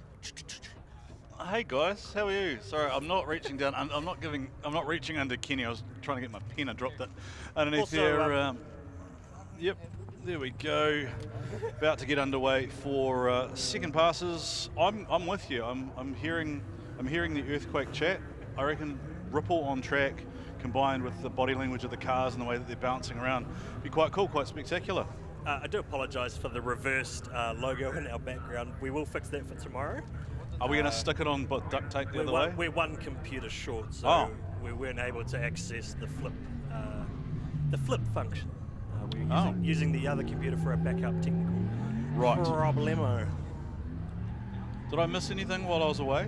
We had a chat with Jeff Jones, we had Connor Halligan on, Mike Thorley. Mike Thorley was real interesting about talking about the layout and how fast it was, but also just the nature of the track with the clip being removed, that inside clip being removed. So all of that stuff is going to be deleted from our brains now, because now we've got to try and think back to briefing about round 2, which is about what we're going to see now, qualifying for round 2 on Sunday. So did Jeff mention what caused that the 360 at the end there? I didn't catch his forward. So basically what he said was he was just going to send it, and then he went to try and grab the handbrake and he banged it into 5th. And he kind of ended up just so he did the right-hand drive, left-hand drive thing. Yeah. Ben Odgers as well. Ben Odgers no third gear. So Ben Odgers got no third gear for qualifying. So that last qualifying pass he did was just a full send. He is a little concerned about one section of the reverse track. just trying to, he put it as drag it out up the hill. But otherwise, these boys are both top-level international drivers, and they're more than capable, as we saw, Kenny, of going straight into the mid to high 90s with their first qualifying passes. So Jeff Jones, JDM Racing in the LS powered machine, 1,000 horsepower disposal, and something that's going to be interesting, Kenny. Jeff Jones has never battled in a car when he's been driving from that side, so I've got no idea what's going to happen when he tries to. Anyway, if you're on the live stream, just throw a heart, throw a love, do whatever, just share the drifting culture. Underway with Jeff Jones, and he will initiate. You see the line there on the track to send them out wide, Kenny. Yeah, so that's the lean line, or the initiation line, which we will be taking a keen eye on during the battle phase on Sunday. So we've got thick and fast qualifying action today, really good fast-paced qualifying sessions today, so it's been a little bit hard for me to try and like settle in and try and convey the new competition format, the new scoring, the new rules with the replays and stuff like that, but we will carry this story on as we unfold the broadcast tomorrow morning and in the afternoon as well. So tomorrow morning we'll have the Pro Sports tandem eliminations and then Pro Championship in the afternoon. Not a bad first lap there for Jeff Jones. Look, I think if we're honest about it too, right, all the qualifying, the technicalities only matter to the hardcore fan, right? And even the drivers to a certain degree, they ask a lot of questions, etc. But really, qualification is just the entree. It's a little teaser, a little appetizer of the main course tomorrow, which everyone wants to see. Door-to-door action, some of the best drivers on the planet.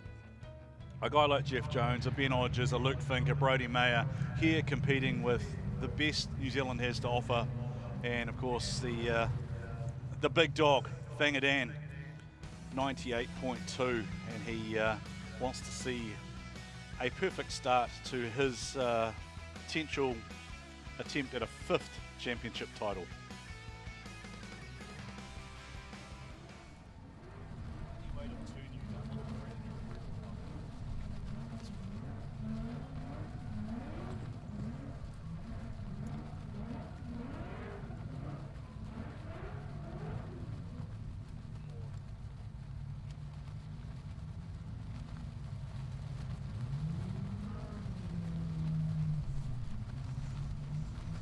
So Benny Hodges, as you heard me mention before, Kenny has no third gear.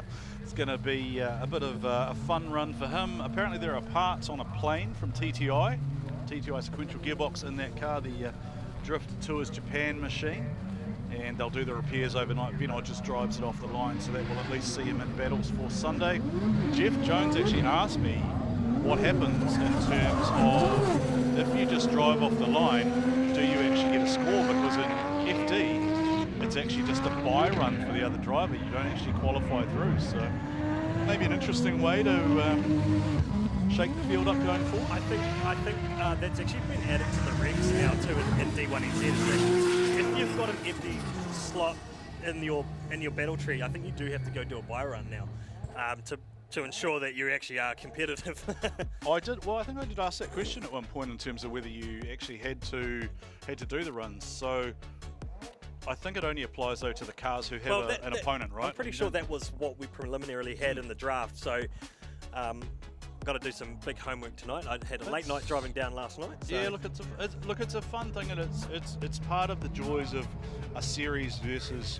Look, I always call Mad Mike Summerbash the New Zealand drifting champ, right? Because it's a one-off, one day, run what you've run, everyone kind of comes out swinging. The series is quite different because you've got all sorts of rules, technicalities, consistencies, etc. that sit in the background that go together over 5 rounds of 5 different tracks that you kind of have to just keep accumulating, which we referenced before, right? With Case, 442 points accumulated over a series, which is a massive total. It's a massive effort from the teams to field these cars, especially with the economic climate at the moment. And that's where these double header weekends as well save a bit of money for everyone in the series for the travelling and being here. So it's awesome that we're still able to put a series on, and it's great to have the backing from our fantastic sponsors to be able to put this motorsport weekend on this weekend. And we've got a couple of scores in. Ben Hodges P1, 94.6, Jeff Jones. P2 with a 94.3. This will be Sam Edinburgh, I believe, back behind the wheel of his car. Sam Edinburgh and Danny Caldwell sharing a car now for the weekend after there was a mechanical failure on one of the VIP steel frames. Now, that's got to hurt. Those ripple strips are not nice. They're big sawtooth ripple strips. When you smash into one going sideways like that, that will not do good things to that rim. Oh, and he's blown it that is well wide. way off. I wonder if is that tyre come off the rim? Well, that was the same tyre that smashed into that ripple strip. Is it flat? I mean, even it is, isn't it? Even if it didn't smash it off, you could get a split, lose the air out of the tyre. Yeah. Those curbs here are just, which is why the scoring is laid out that way in driver's briefing. So he did hit a cone here too, didn't he? So he was a bit wide. I think he sent a cone flying there. Yeah, there it is. The white lines here on both layouts this weekend define the track edges. So if you put a wheel on or over those white lines, you're in the red. Oh, so there was a dirt drop there too. So this will be a 0, right? Because that's combined 3. You get That's 2 right. off. Again, new rules. If you drop 3 tyres individually through the run, you're going to get a 0. So super harsh on dirt drops. Okay, so they're not borrowing for round 2. They've obviously fixed the issue. A lot of technical things happening in play here. So both VIP cars are in action here for round 2, qualifying for Sunday.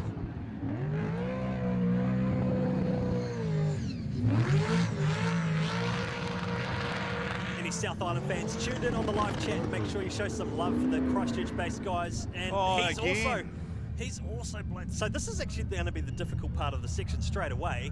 We've seen 2 guys from the same team blowing out way wide. Oh, so is it? Oh no, I was very confused when you started talking about different cars. So that is both the VIP cars. They've obviously taken one of their cars out of the first qualifying session, right, but brought it back in for the second. So they're going to have to double stint one car tomorrow. I couldn't work out why the second car was trying so hard to scrub the fronts when they already had hot fronts on it, but that explains it. The liveries are very similar, but it's VIP frames and trusses for Dan Caldwell and VIP steel for Sam. Is there any other markings on the car which show who the different driver is? Have they got basically just the frames and trusses on the bottom there, which you can't see in the smoke anyway. Very similar liveries. Maybe we'll get them to put something on the roofs or something that we can see from the drone, or do they? Because I think they've both got black carbon fibre helmets too, don't they? Car numbers. Car numbers, yeah, but kind of an old school way of doing that. All right, Jeff Jones currently sitting in provisional 2, 94. Oh no, it's right there. It's Rody Knowles. Amalgamated Roofing. Rody Knowles stepping up into pro for the season, and this would be home track for Rody when he's a Rotorua boy. Yeah, certainly one of his favourites, and certainly a big driver favourite across the field. Big handbrake drag. You'll also see the tyre marking as well on the sidewall, which is part of the Control Tyre program, which has been rolled out this weekend. Explain that to me, Kenny. So what's happened? The scrutineers have gone around and marked every single tyre, is that right? So pretty much every tyre that you're going to use in competition will have to be marked because it has to be checked to be of the correct type. So what are the tyres that are eligible? You've got the GT Radial, obviously. We've got the Zestinos, the Zecnovas. We've got Good Ride. And obviously the GT Radial and the Triace. Okay. GT Radio, of course, the official tyre of D1NZ for 2025. Jeff Jones. Very strong through that midsection. Let's take a look at the second lap here now for Jeff Jones in the LS1 Plus team. This car likes this section, doesn't it? It just hazes. Looks like Jeff Jones can just stay on the gas too, cranks the angle, goes lock to lock, keeps it nice and smooth. I do wonder if the judges would maybe want to repaint any zones or anything out there, but I guess it's the same for everyone. Just going to get more and more smoked out though as we get through the field. That was great, listening it to just bouncing off the limiter. Take a look at the replay. A little bit awkward trying to get in there, just getting that confidence in the steering, but once he had that throttle down, a few little wavers, a few minor corrections, but really good flowy run here from Jeff Jones. It's great to see an international driver come into our sport and really digest all of our driver briefings and our rules and our track layouts, and then go and convert it. So as well as driving a right-hand drive for the first time as well. So awesome to see Jeff Jones out there. Ben Odgers currently P1 with a 94.6. Jeff Jones is your P2 with 94.3. We await the second scores. Rody Knowles, P3, 4 and 5 for Dan Caldwell, Sam Edinburgh. They've all got the ghost point. And that is a point you do not want to have now. Unless I'm mistaken, we've just lost one of the VIP cars. I think I heard some chatter over the radio there that one of the tyres had debedded and gone flat. Now, I don't think you can change that, can you, between runs? The same tyre has to be used for both passes. Put back on, unless one of the other tyres is. So, yeah. So they're a bit strict on that. One and done. Yeah. We don't know if it was Have to be able Sam to rebeat it onto a new rim if the rims, unless the tyre's damaged. I think it's the first of the cars we saw. I reckon it was probably the one we saw smash the ripple strip quite hard, and I wonder if it maybe bent. Maybe it's bent the rim. It might have bent the rim, which has let the air out. So look, anyway, it's learning experience for everyone, right? As you try and make your way through the D1NZ Pro Series. It's an unforgiving animal.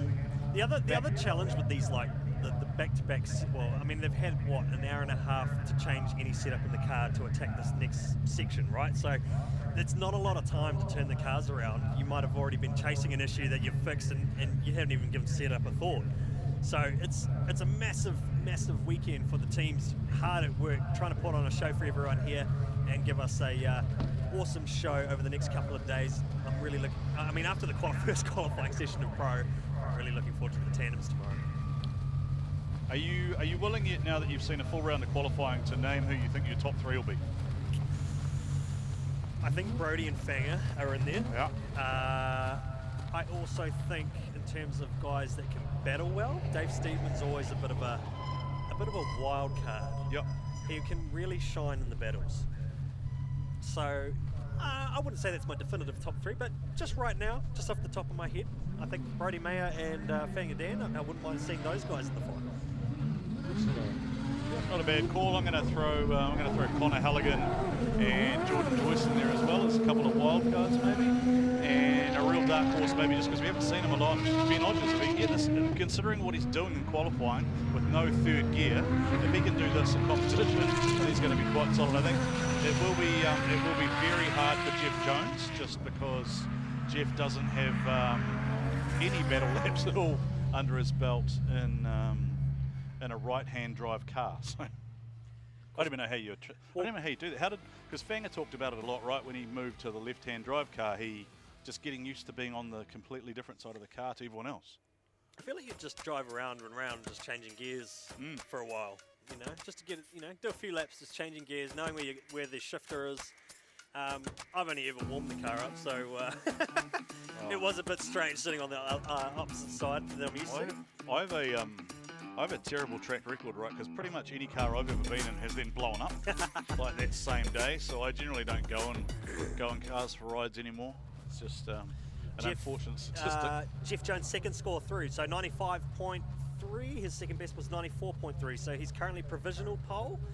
Ben Odgers in second. Now, of course, Ben Odgers also running out of the JDM garage this weekend. Yes. So the JDM racing team have 5 cars under their banner. So yeah, those pit crews are going to be hard at work with this big doubleheader this weekend. Yeah, they're busy boys, aren't they, really? I sort of saw some of the tension creeping in a little bit earlier down there as creative discussions were being had about who does what role and how they do it. Is this the drone flying around? So that's the structural steel car, which is Sam. So we lost Dan. So a bit of a waver through that first section. It's also difficult coming off that standing start to a slow entry and then really trying to power through, stretch the legs and open the car up for the rest of the run, because these fast flowing corners and the way that they position the zones, it's really hard to just open the car up and then extract more and more speed out of it. Yeah, the track sort of unfolds and progresses. That last corner feels weird, right? Like it looks like it's off camber and you're just sliding up, and I do feel like tomorrow no, sorry, Sunday, we're going to see a lot of contact in that zone. I mean, you see a lot of that front end wavering as he was coming through that first section. Just not, as you, not too up through bad. here. Didn't quite feel that. This is what I'm talking about. And so that white blend line, I believe, is going to be used as a measure. It's used as a measure on the other layout, but it will be used as a measure on this layout as well. So the judges have been really particular too about the way that where and why they were putting the lines. Brutally honest feedback. Brutally honest feedback. That was the catch cry from the judges. That was what the drivers wanted and what the judges said they would deliver. As we watch Rody Knowles for his second qualifying pass. You are now watching qualifying for Sunday if you have just tuned in. So you are live on Oversteer TV watching the Sunday qualifying for the pros only. The pro sports, their qualifying is set off their battle results tomorrow in competition. So if you win, you qualify 1, 2nd, 3rd, 4th, onwards. And that's nice from Rody. Nice and controlled. Yeah, good clean run there. There was a few moments. We saw. Take a look at the GT. This is what's crucial, right? That white line and that shimmy on the entry. They only want a feint, sort of a feint in there. So I think he'll be marked down for that, and also running over that white line. That white line on entry is there to keep the lead car in that lane, and that's going to be super crucial in the tandem eliminations. Now there was potential wheel drop there, and even maybe another one there. Dance with some minor wheel drops off the white lines and the curving. So there's that magic little line that we're talking about. So someone's gone across. A couple of cars have run across the top there, haven't they? So the lead car needs to stay within there. So I'd say Rody would have got penalised for that. Is it the second of the VIP cars, or is that Justin Patterson? I think it's the second VIP car. Daniel Caldwell back. So Daniel popped a tyre, and he... Oh no, it was a Braden Mere. Potentially, he may have only just deep-beaded the tyre. There might not be any damage on the rim, so we'll have to get some reports out of pit lane to see what happened there. Braden Mere. So it is Braden Mere in the authentic... Oh, that is a 0. That is completely the wrong way there, Braden. That just didn't go. There's no other way to describe that. And we don't want to see that in the lead tomorrow on Sunday. And this is sometimes where I wonder about when you make a mistake, right? Knowing what we saw earlier, where cars had blown the tyres off by the second run. Maybe Braden doesn't have quite that level of horsepower, but I sometimes wonder whether you're sort of better just to sit back and not drive that kind of 100% closeout to the lap. So you see it just goes wrong here, right? It just goes and then doesn't go. It's almost like some guys just need to enter a bit later, a touch later.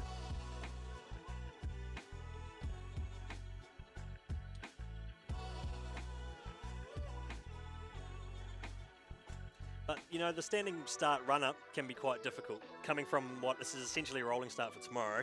I mean, yeah, they got the start gate, but it's gentlemanly through to the initiation zone. And we've seen this particular layout, you've got to be on your game right off the mark. We've seen some fun games too, haven't we? With and I'll mention it because they're specifically here. Brody Mayer is incredibly fast off the line. That car just hooks up and goes, right? So if you sleep at all against someone like him or Van Gardijn or Connor Halligan, they're all very fast off the line. So it's going to be interesting to see if there are any games played from that standing start, as you mentioned, Kenny, and then talking about the swing back across the line. I feel like the judges may have their work cut out for them. Yeah, the other thing I'm going to be interested to see, of course, is those bigger horsepower guys that have come into the game now. They're only going to get 1.7 laps of usable tyre. Yeah. But they've got to do 2. So, yeah, the tyre life thing on the second pass is going to be a bit of a factor on these last couple of scoring zones on each layout, I think. Okay, so where are you and I, given what we know, based on averages, where are we defining as high horsepower? 800 plus? 900 plus. So because people, you know, I mean, like 750, 800. Okay, a lot of the field are around that number. Yeah. But the guys that are punching 9,000 or 9,000, over 9,000, guys punching 900 or 1,000 or over 1,000. That's a lot of ponies punching through those tires, and on a long section like this, where they're asking for full throttle commitment. Challenge to manage it. Yeah. they're gonna have to dial it back to get through some of them. So here's the real interesting part to that, right?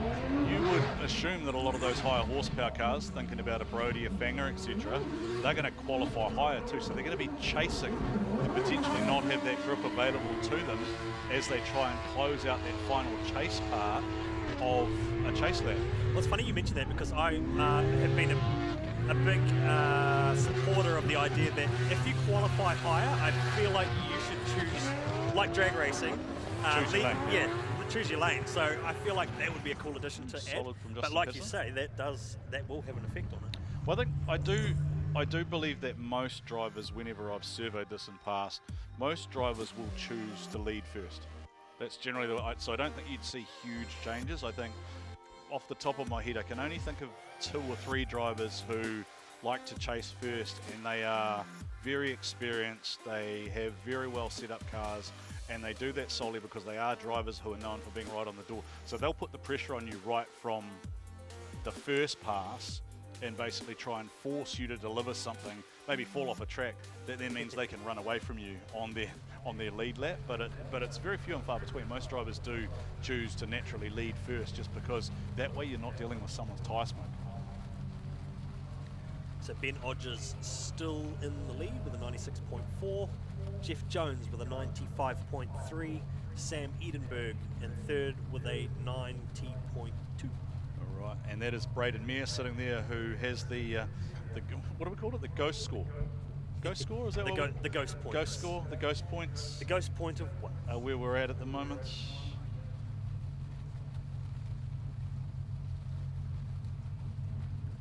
There's a request here from a lovely lady who knows a little bit about drift that says, "What's up with all the mows?" Yeah, there's some stashes coming back. There are some stashes. There's some terrible ones. That South Island one of Sam Edinburgh's, I think, is probably the most questionable. But here's Adam Whitehead, who we saw qualify in position number 2. So his weekend has got off to a great start, Kenny, as he steps up into pro in that Plan B PureTech sponsored Sylvia 700 odd horsepower at his disposal. And I think he looks smooth. I think he looks real comfortable. He looked really, really relaxed in the pit before. He's got a good crew around him. And Whitehead, I reckon, will be. I think he might be one of those guys who, it wouldn't surprise me to see him inside that top 4 maybe at the close of the weekend. Now, I'd like to get, it's a shame we can't chat to the judges right now, because I'd love to get some clarification from the document I read last night before I went to bed, about that last apex. Where you have to be. Where you have to be, because Yeah. I did read in the judges' notes about, which is more about Sunday, but shutting the chase car out on that final corner will be marked down, if not even a 0, I think. So that's going to be super interesting to unpack. Let's take a look at the GT Radio replay for the PureTech S14, brand new livery on that car. Adam Whitehead stepping into the Pro Championship for the first time. Okay. All right, I'm going to see if I can find the criteria as it was set for Sunday and see where it is here. No, it does. No, so the line does still continue right out to the outside of the track. So you shouldn't be on the inside, because you're right. You would effectively be closing out the chase car. So Yeah, so I'm talking about the final turn here. I think there was something about the. Oh, that was the other way around. Yeah, that's for Saturday, I think. So that's Saturday, and that's staying on the outside for Saturday, so you don't close down on that lead car, I think. So anyway.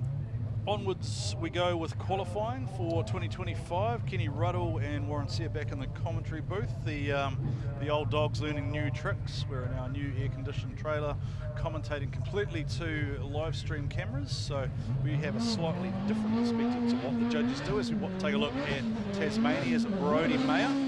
Now Brody starts off way wider than everyone else has, Kenny. He was a long way. Oh, and he smoked the cone. Bit of a recovery effort there to try and regain composure. This thing sings though, right? Yes, but it almost sounds like the operating window. Like you just hear the revs of the car. I mean, maybe he's just not settled, but maybe on this reverse layout, perhaps not as where he wants it to be. See, it was a lot wider there than anyone else had. Great entry to start with, but then it smashes the cone. Smashes the cones here. Oh, I hit 2. So 3. there'll be a bit of a, well, more than a deduction there for pushing over there. There is a white blend line there used for supercars and, well, the pit entry or pit entry exit. Is that what was talked about as potentially, so that is seen as a wheel off if you're hitting that? Yeah. So they're actually running an outer zone through there, and it's sort of, if you cross the white line, then and that will be where those cones have just been blown out. Okay, and that's dictated by the venue as well, right? Who set very strict rules in terms of they did want to minimise damage to the grass here at the Taupo Motorsport Park venue. Right. I think last time that D1 was here, there was a heap of damage maybe done to the grass just by drivers running too wide way out there. This was last year, right? I'm talking about last year, like past occasions when we've been here. What are you talking about? Yeah, don't know anything about it. There's the minions. There's the minions.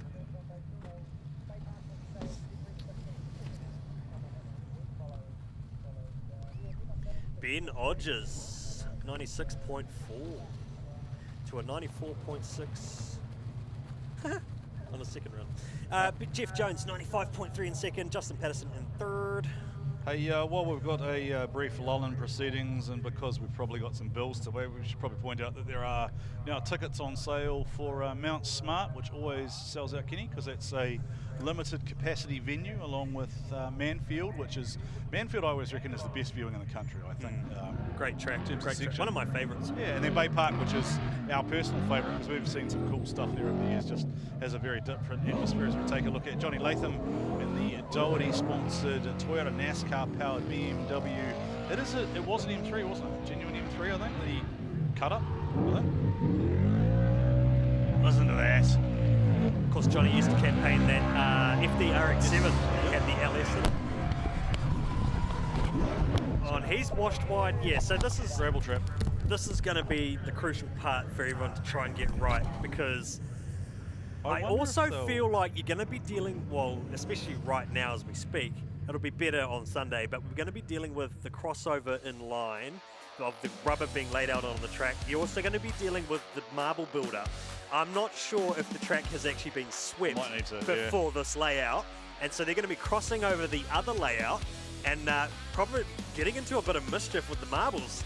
And if you've ever driven on the marbles, it's like ice skating, and it's just, and when you get all that pickup on the front of your front wheels, can make steering the car also a bit of a challenge. So I feel like there might be some track condition playing into this as well as trying to just eye up the best way to attack that last apex. It's usually because I think they want that line out wide for the lead car, so the chase car has plenty of room to get up on that A-pillar when we come into the battles.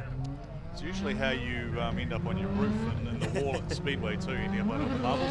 So this is do or die for Braden Amir, the authentic Honeycomb machine, and that car is, I don't think it's happy at all. I know they had to put a new clutch into it because I had to bring it down from Auckland, courtesy of JT Performance, but this has looked like he's just struggled to get dialed into what is being asked for by the judges. Like, he's not lacking for speed, aggression, or anything else. Yeah. It's just it just comes on stronger towards the end, and it's just that thing that I was talking about earlier, is like this layout coming off that standing start, extracting the speed out of this slow entry and then really trying to power it up, wind it up, get the revs up, and that's going to be a bit of a challenge. A bit of a waver here, didn't quite get out to that outer zone. So he'll lock in a score. Really smashing. Really cool, by the midsection he was wound up, really started smashing the gas, and then, a great finish, but yeah, the car, it almost seemed like the car just wasn't dialed in for that first half of the lap. Shout out to Ross Honor, fellow elderly citizen. He's tuned in on the live stream and enjoying himself with probably a beverage or two. Bring back Roscoe, I say. D1NZ Masters. Over 50 only. Yeah. Okay, yeah. Are we doing it? Yeah, I reckon. Are you 50 yet? No. I'm not far off 50. I got 20 odd years to go. Oh, okay. 18. All right. 18 years. Okay. All right. I got 4. So this is where we would have Ben Jenkins say something really clever about the canvas setup in Justin Patterson's car.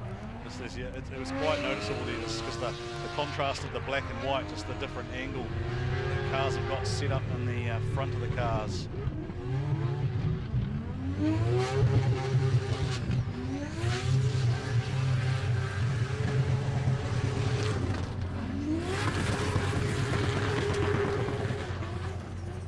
some. It's definitely safer, isn't it? To stay just about a metre in. It's a lot safer than flirting with the outside of the track, unless you want to risk a zero. We had some love from the live chat.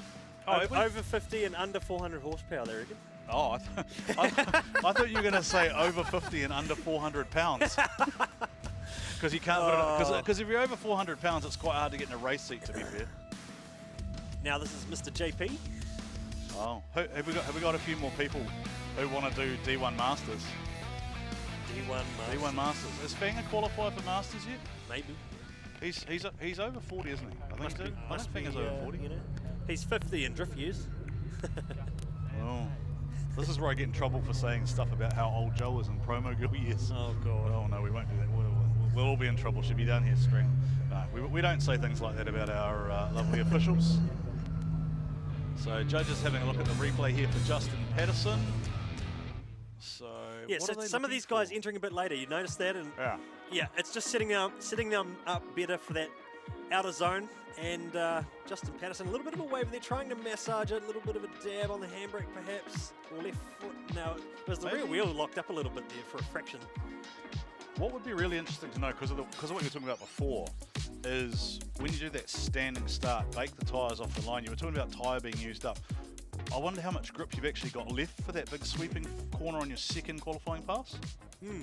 Because yeah, you're right. Yeah, like it's because Brodie Mayer was a great example of that big wide line. Like he tried to get out there, but right off the start line, like he's baking tyres and he's smoking. So you'll see the same sort of thing happen from Jordan Joyce, Sean Potros, Fangadan later on as those cars that are probably up north of that 800, 900 horsepower mark.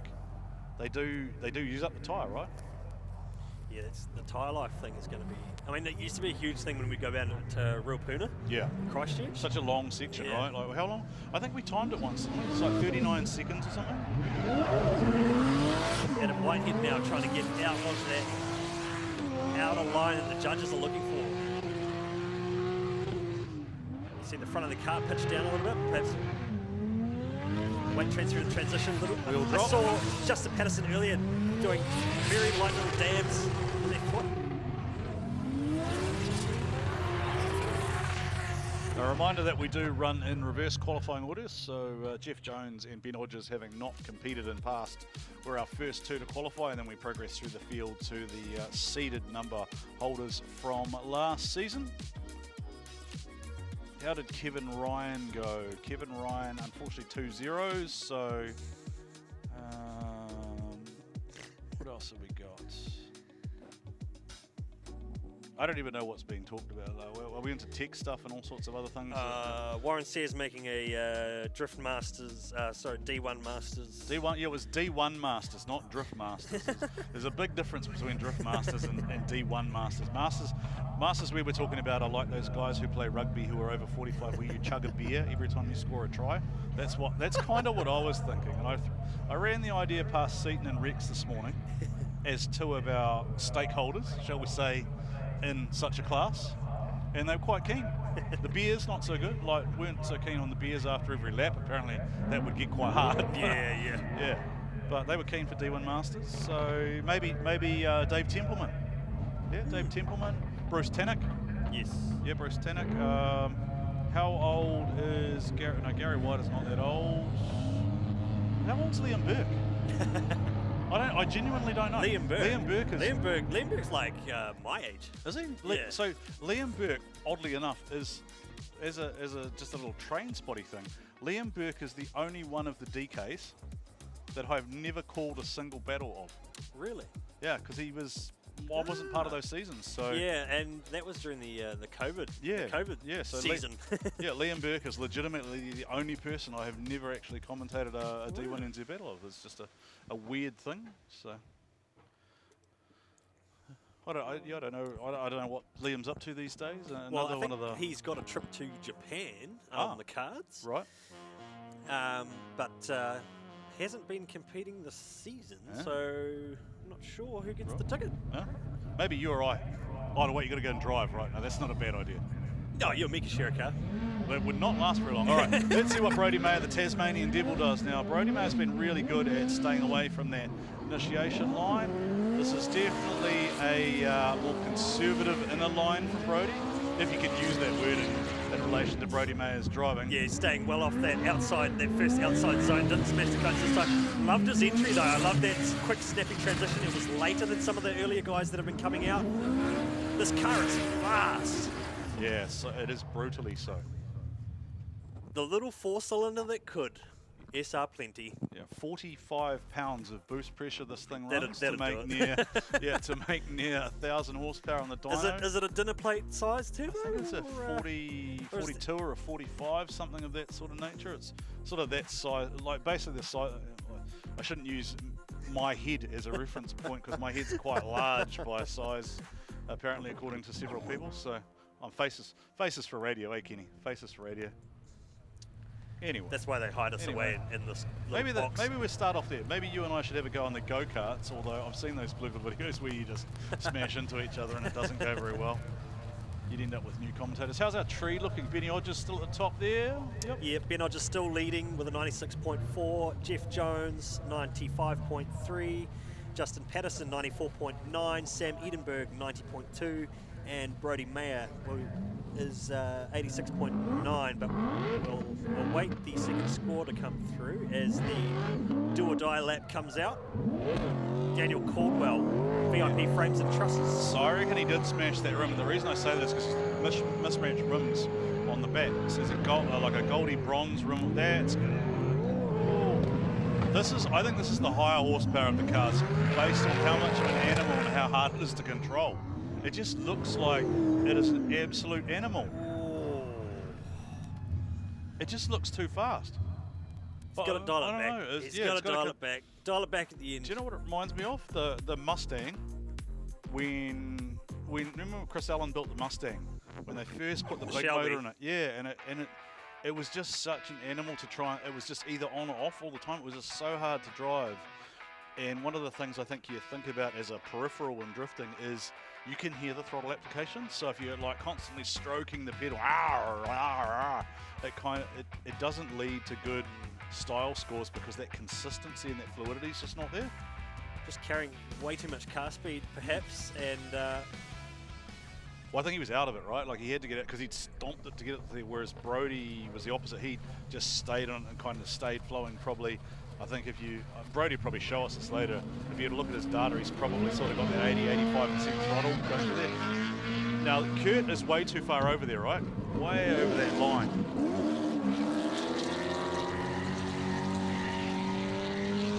It set him up well though, but that's half the challenge. It's got to be challenging for the guys, and while he's getting a good run through the rest of the scoring zones, that initiation is something that the judges will be keeping a keen eye on. You're just making it too hard for the chase car, right? Chase car's got nowhere to go. Well, he managed to keep off the track there, you know. Yeah, but to be fair, I suppose he was on the gas and it didn't have the like the big stomp. See how he's like both wheels were over the line. That was what I was looking at because you would effectively be closing out that chase car. Absolutely, yes, absolutely, yeah. Brodie Mayer, top of the sheet, 98.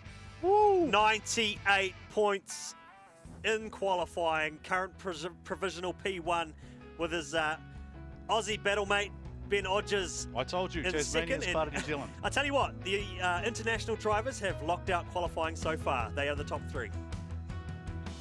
Brodie, Ben, and Jeff Jones are your top three. Fanger might have something to say about that.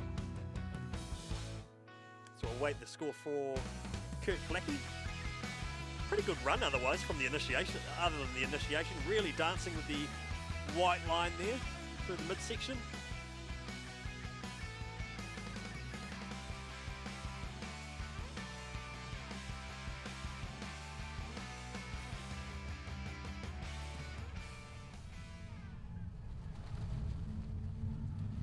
So is this the boss, James McManaway, or is this Jeremy Slammett?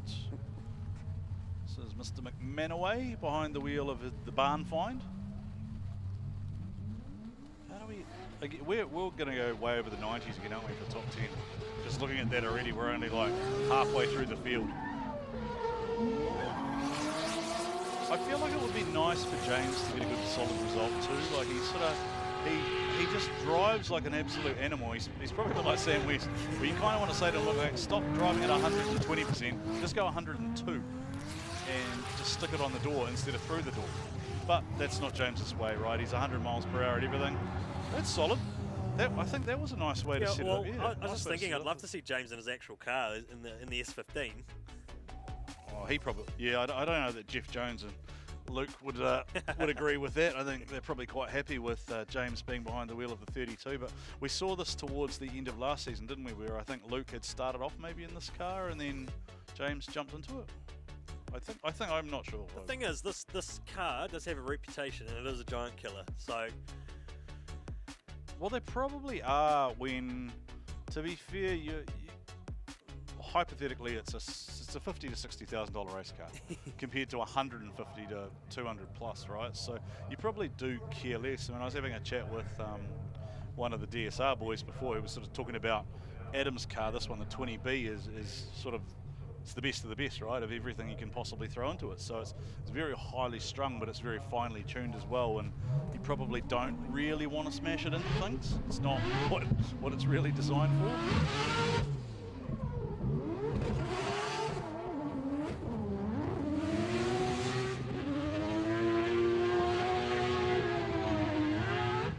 It has to stay on the gas, eh? Just to keep it sitting, keep it big. Yeah, got out of it. Yeah. Looks going almost off. a bit too gripped up. He's fighting it a bit. Now, would Adam have any ability in terms of electronically adjustable shocks, etc., to try and dial some of the grip out of that, do you reckon? Or Not on our rigs. no, you can't do that? No electronic adjustable. I think we got rid of the adjustable sway, cockpit adjustable sway bars. Right. Yeah, so none of that sort of carry on going on. So once you're effectively set up and you come out of the pits, that is what you've got to drive. That's effectively it. You can't pretty much. Can't really change too much else. There's limited time to roll through the setup, and that's especially now with the back-to-back runs. You used to see guys dial the car in a little bit as the day went on. It's more so about getting through the battles as well now, because the specific layouts I feel like require a slightly different setup. Yeah.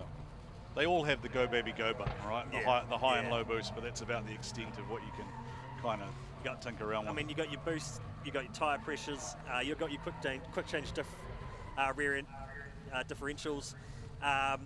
You know, some guy, and that's the other thing too. It's one of those motorsports where you got like, you know, a 4-speed dog box still going up against a 6-speed sequential. So it's what gear are you sticking it in, and how much legs do you actually have? Is there anyone left that actually has a standard box? I think the JDM 32 had a standard synchro box like a 32 for a big while. box.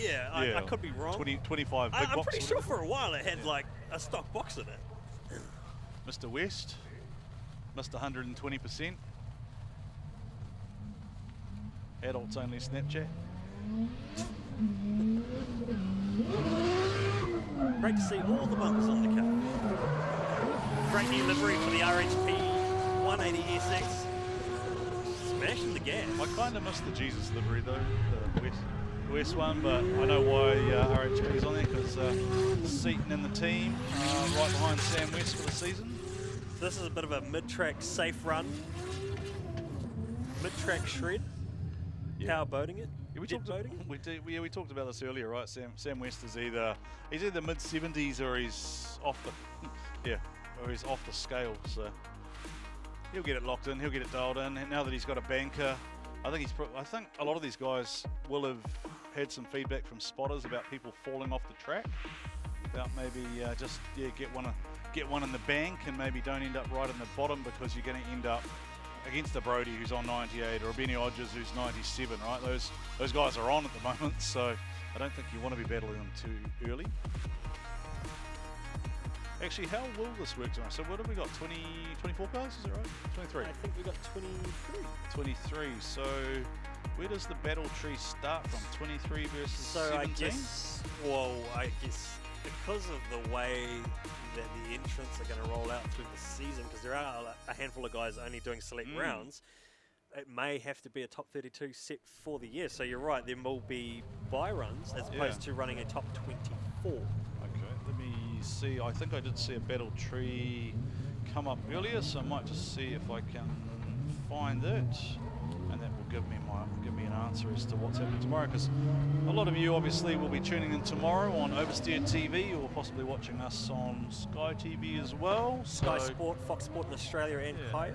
So we start with, where do we start with? So first battle, yes. Oh no. Tomorrow, first battle that we're going to see. Do you know who it is, Kenny? It's the teammates Sean Pottrolls and Jordan Joyce. Oh. They're against each other in the first round. How's that for a draw? To battle. Your first draw of the season. It doesn't get any easier. if you win, you got Daniel Woolhouse in the top 16. Then we got, this sounds like a stack 32 already. It's a pretty stacked 32. We've got we've got Fanger.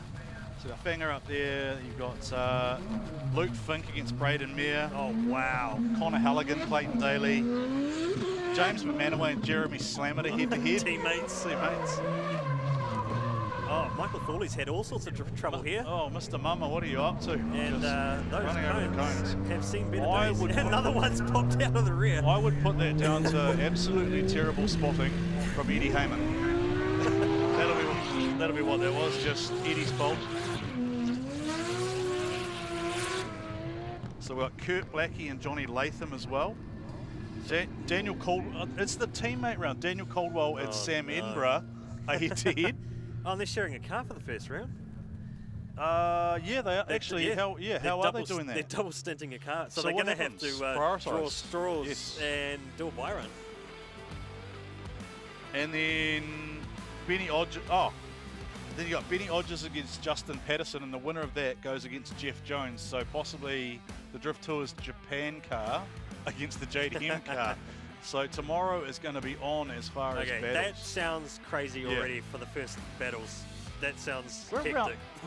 We're at round one. This is why we're back. That is a hectic way to start the season. This is why we're back, Kenny. This is why you and I are back. Dragged us out of the retirement village.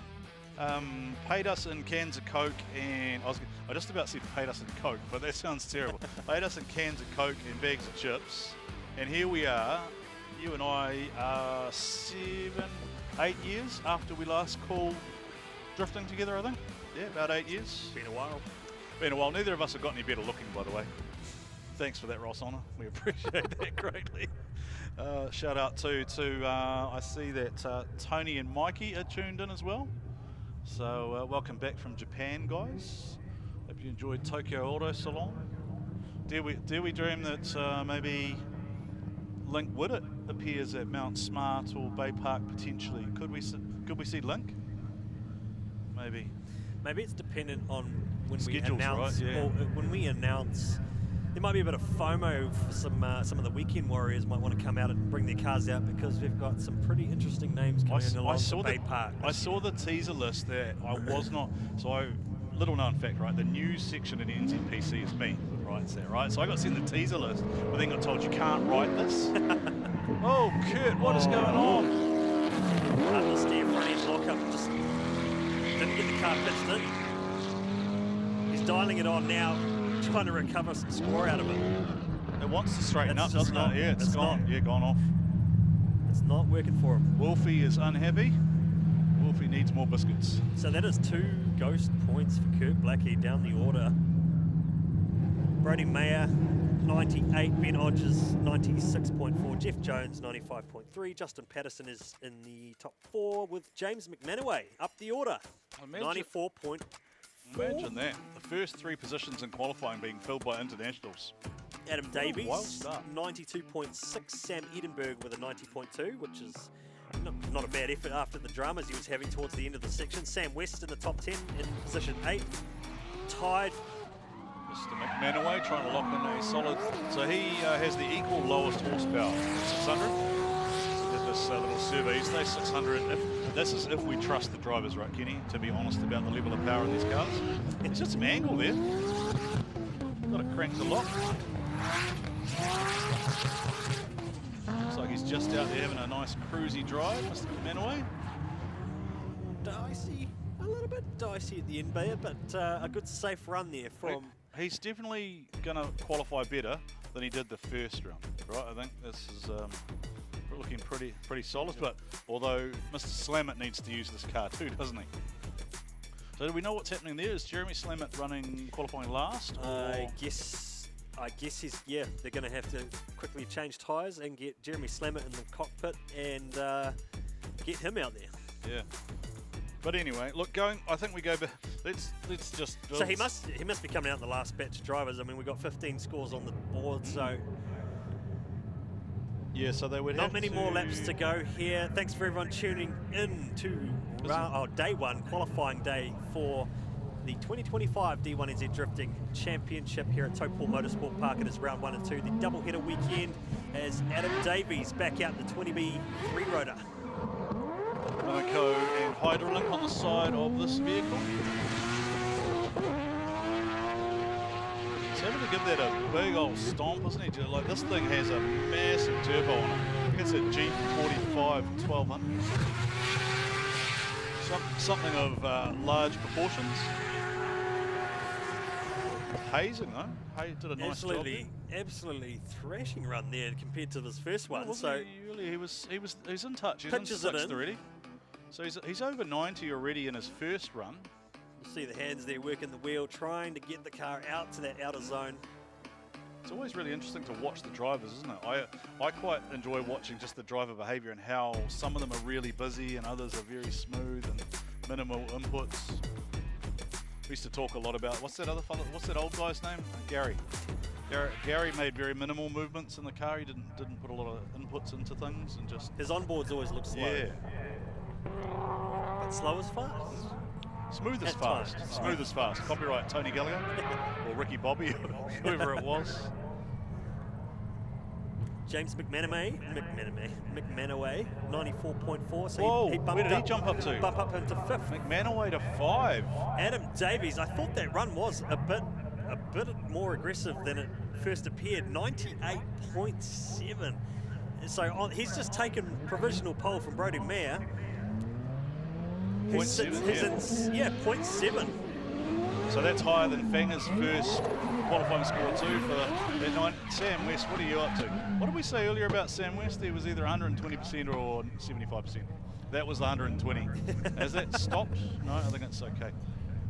So yeah, look, 98.7, that's a hell of a way to qualify for Adam Davies, considering they were having some problems with that car this morning.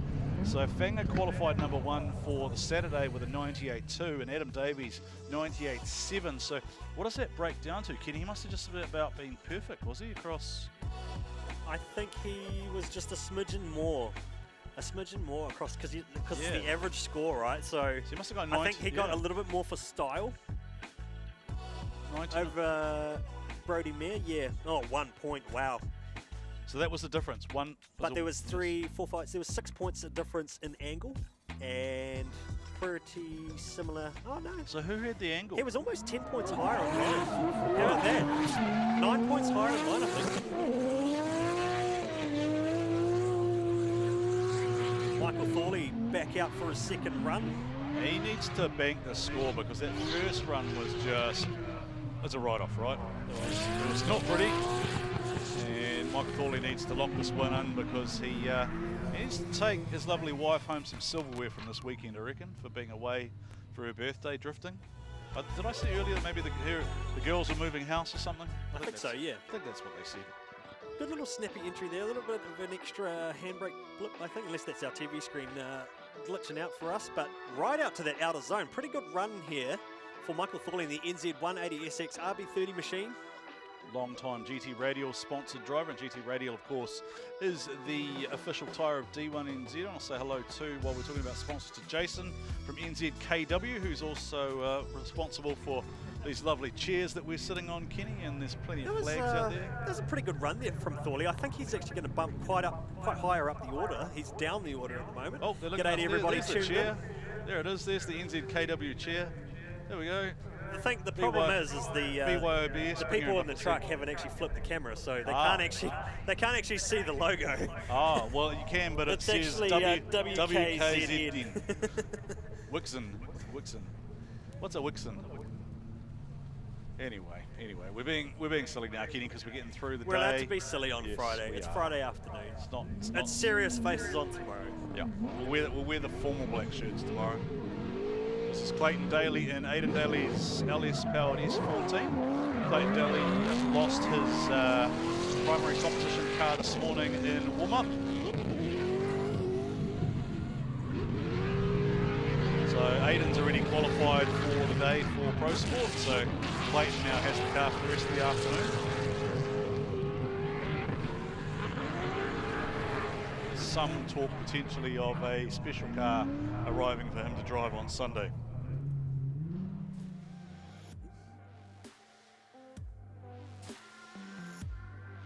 Moving through pretty rapidly here, Kenny. We're moving towards the end of the day. We hope you have all enjoyed being with us here on this Oversteer TV live stream of the D1NZ qualifying for 2025. This is round 1. Done qualifying today for rounds 1 and 2 for the pros.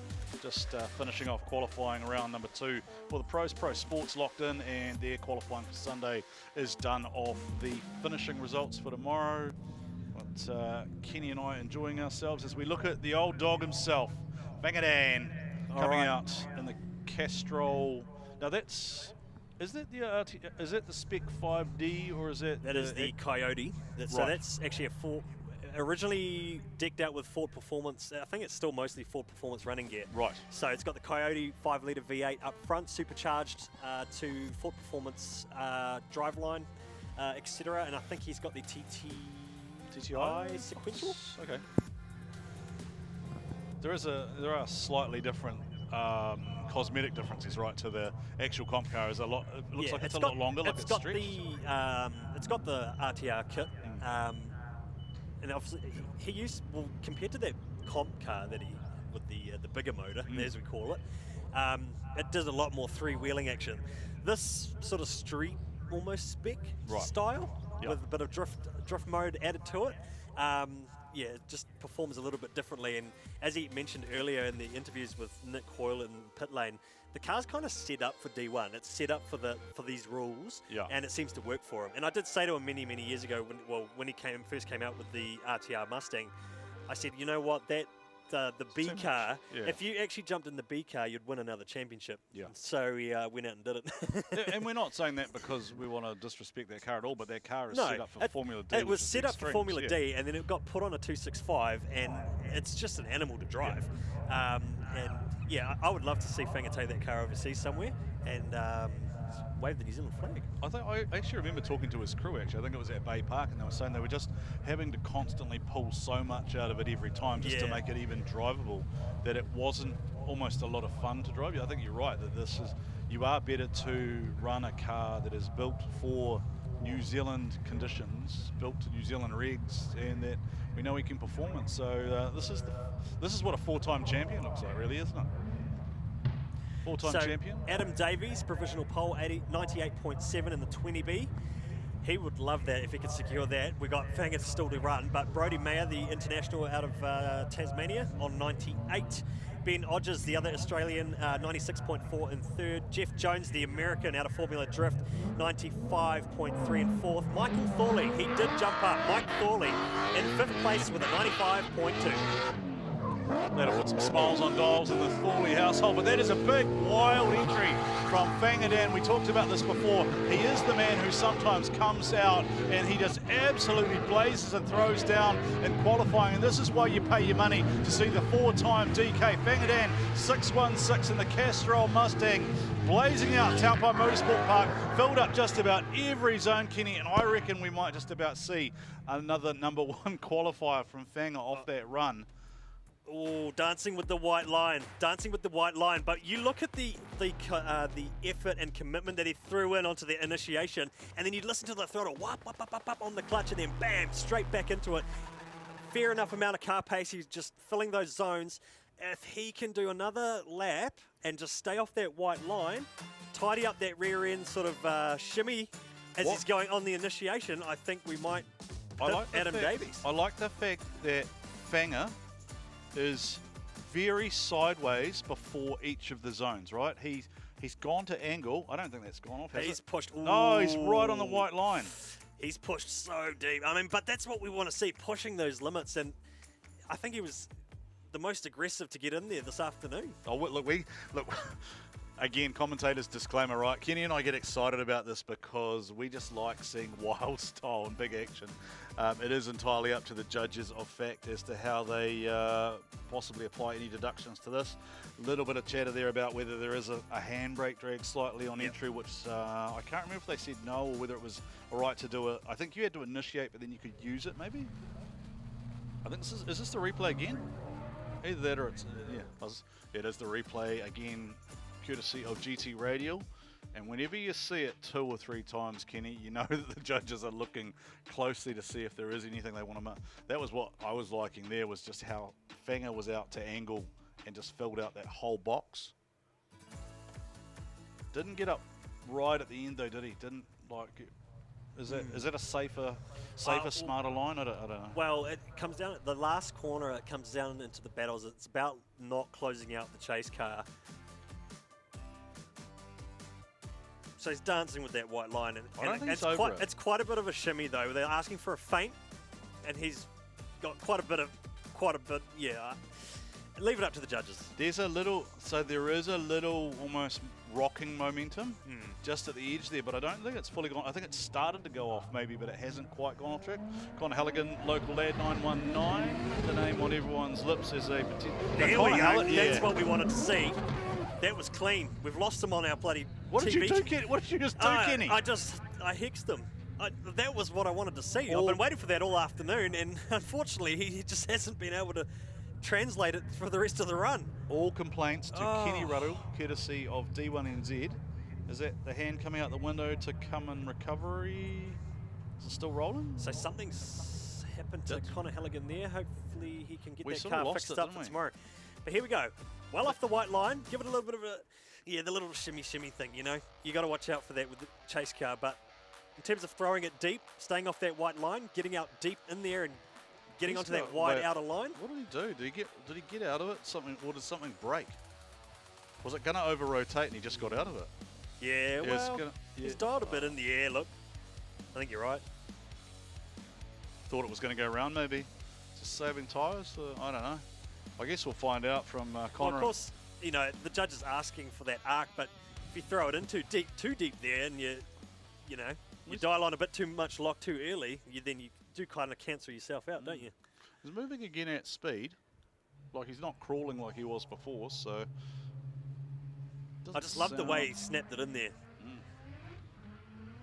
Did we get an out... Oh, so Daniel Woolhouse...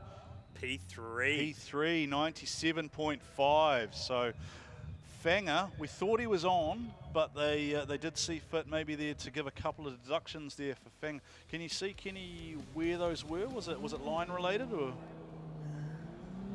He got near on 100 points for line. So it was style and angle. I wonder what they didn't like of the styles. There's Jeremy Slammett behind the wheel of the boss man from JDM's Barn Find 32. Car on double duties for the Sunday session. Missed that zone there, I think. And then waved it, wound to angle and then came out early. So Adam Davies still provisionally number 1. Brody Mayer 2, Daniel Woolhouse 3, and Ben Odgers 4. So it's a good mix for the top 5. You got Jeff Jones there. So that Sunday's lineup's looking pretty good. Wow, look, are we going to see the internationals against each other early? I mean, all you know is that the top 4 aren't going to run into each other, right? Because they all end up in separate parts of the tree. But then starts to get a bit questionable after that. I think 4 and 5 end up in the same bracket from memory. So that's Ben and Jeff. Mike Thorley, though, there in 6th position. Justin Patterson, 7. McManaway, 8. Now, actually, that's going to be interesting. McManaway's 8. Where's Jeremy Slammer? Because they're sharing a car. Mr. Joyce, Jordan Joyce, had a few issues in the NZKW sponsored S14. Jordan Joyce about 800, near 900 horsepower out of the 2JZ. VVTi engine underneath the bonnet. That's the very old OG drift section. I actually kind of want to bring that back at some point. Showing your age there, Kenny. But Yeah, it would be cool to bring it back. Death race towards the walls.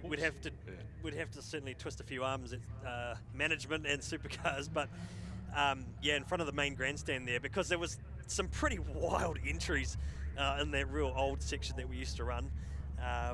I'd love to see it again. There's an old clip of Danem Templeman from way back in the day, just flying through there.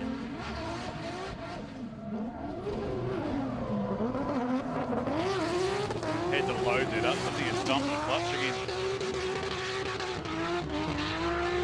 Loaded it up, dumped the clutch, and then had to stand on the brake to keep it out of angle. Bouncing off the limiter and then just trying to clear that throttle and get it going again. We're a bit wider than he wanted to be there. I think he swept too wide, and then that's probably brought him too far in on that final clip.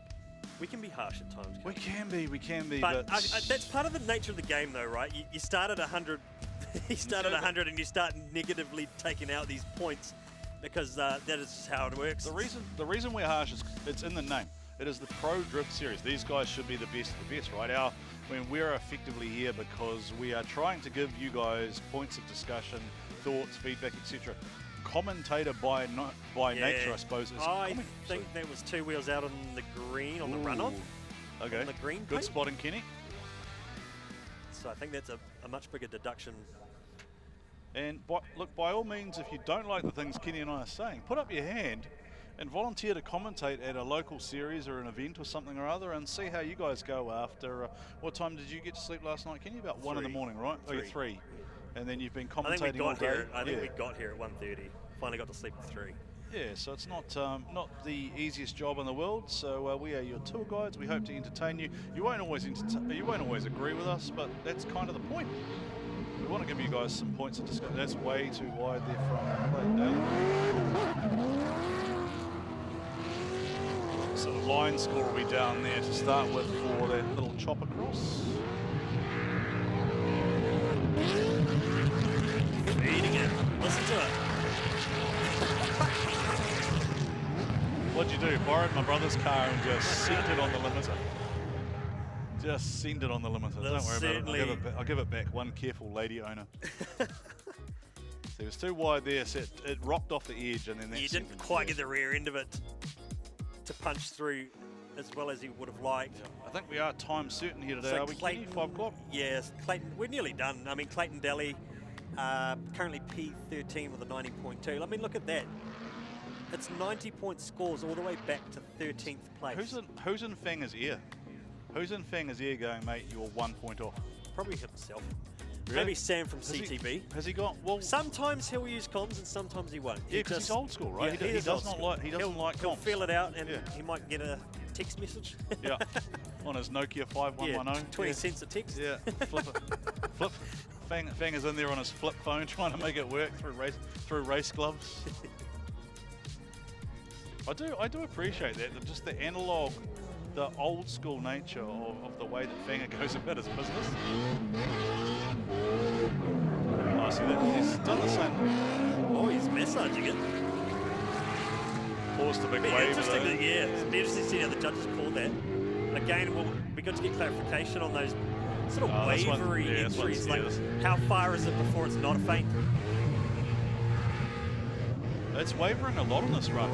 You see the car moving around like it just doesn't want to. I think tyres gone. I think tyres will be a little bit skatey.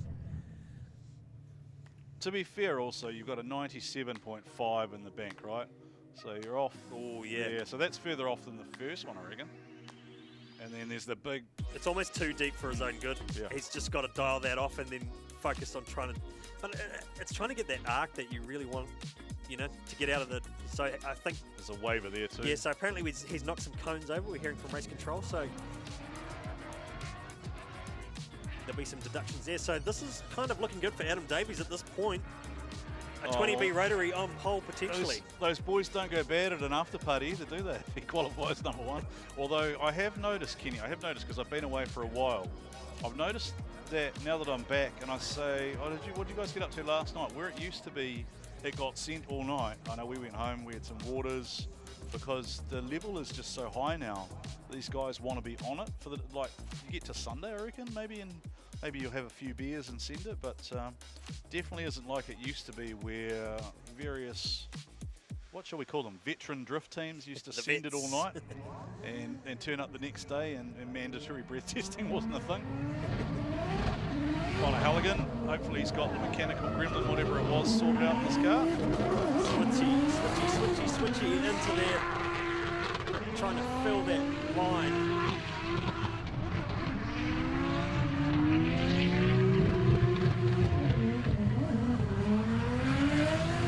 It's good, but it's not great, right? It's just coming up a little bit short in filling those boxes. Sometimes so it's like narrow. I didn't want to hex him either. Yeah. He needed to get some points on the board. Quite a handbrake. A little bit longer handbrake drag than what we've seen from some other guys. But snappy. Yeah, as I say, it's not a bad run. It's just more economic than some of the other ones in terms of filling up each and every one of those zones for the full duration. Like even there you can see, just exit out of that zone just slightly short across the track. Well, Fang and Dan didn't get anything for that second run, so obviously dancing too much on the wide line. The judges have been really ruthless on the wheel drops.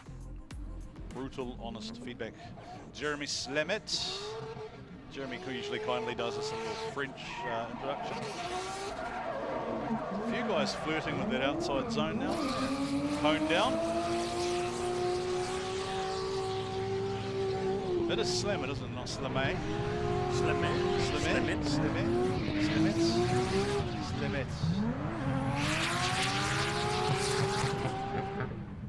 And hopefully he hasn't just broken the boss's car and he's just pulled out of that one. So who have we got left to go? Because it's 20 cars? So there should be, is there 3? Yeah, I think there's only... So that's Jordan behind him. It'll be Jeremy... Dave Steedman. For some reason there's no... The live timing lost the bloody I think it the comes run up, that normally comes up, but yeah, I think there's only a couple more drivers to go. It must be Dave Steedman, Luke Fink, and Jordan's already in, so that's 20. So who's 4? Oh, Sean Potros. So Potros... He's settled that. Is he? This one? Oh no, sorry. Yeah, think of his teammate. Yeah, Potros, Fink, and... It's that time of the day. Yeah, Potros, Fink, and Steedman are the 3 to go. Well, thank you to everybody tuning in on the live stream today. It's been awesome bringing it to you live and free here on Oversteer TV. We're going to do it all again tomorrow morning for the Pro Sport 235 series. Hello, Taylor James. We should rope Taylor James into doing some technical commentary for us. Tay's pretty good, but he's way, way too busy being Mexican in his lowrider. Lowrider drifting demo.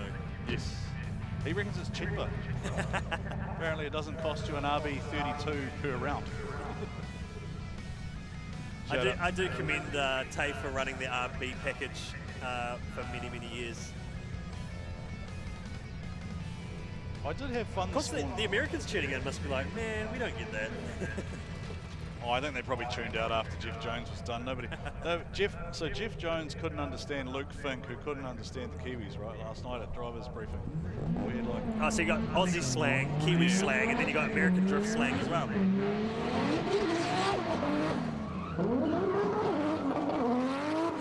NZKW S14 sponsorship for Jordan Joyce. It's my Uber from yesterday. Drove me out onto the track. Running the wing on the card. I think actually all the drivers are, aren't they? Pretty much everyone's got the big wing on. And the only one that's gone sort of reduction is Connor Halligan. He's removed his boot. There was sort of like a couple of seasons where everyone got rid of the wing. But now it's sort of coming back. This big wang back in style.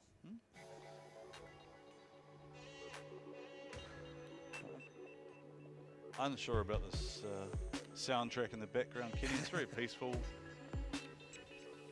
Luke, Dave, and Sean to go. Mr. Potros, the Inglewood idol. Inglewood. Somehow got a fly in here. Yeah, I don't know how they got in here. Tell you what, I'm gonna kick this. Yeah, we can. I got a thing. I just can't stand it. Don't like flies? Flamethrower, burn the house down. Where do you stand on spiders? Ah, they're alright. Some of them are good. They catch flies, you know. Some of them aren't very good. They're just annoying. We've reached that point of commentary where we're talking about bugs. This has been a long-standing thing. Which is a throwback to like 10 years ago at Christchurch. That's right. You almost died on the platform when you swallowed that bug. It was a moth or something, wasn't it? It flew into your mouth. We've had wasps attack us before. No, that was at Hampton Downs. Those gnats. Yeah, I think it was Hampton Downs. Yeah, there was those little gnat bugs. Of course, it's a bit different commentating from a air-conditioned trailer. Well, this is where things have gone, right? Like, pretty much you now make a decision as to if you commentate for the live audience or if you commentate for live stream at home. There's no real middle ground. You can't do it. So you go one or the other. So, look, D1NZ's chosen to commentate for the audience at home. It's what we are doing.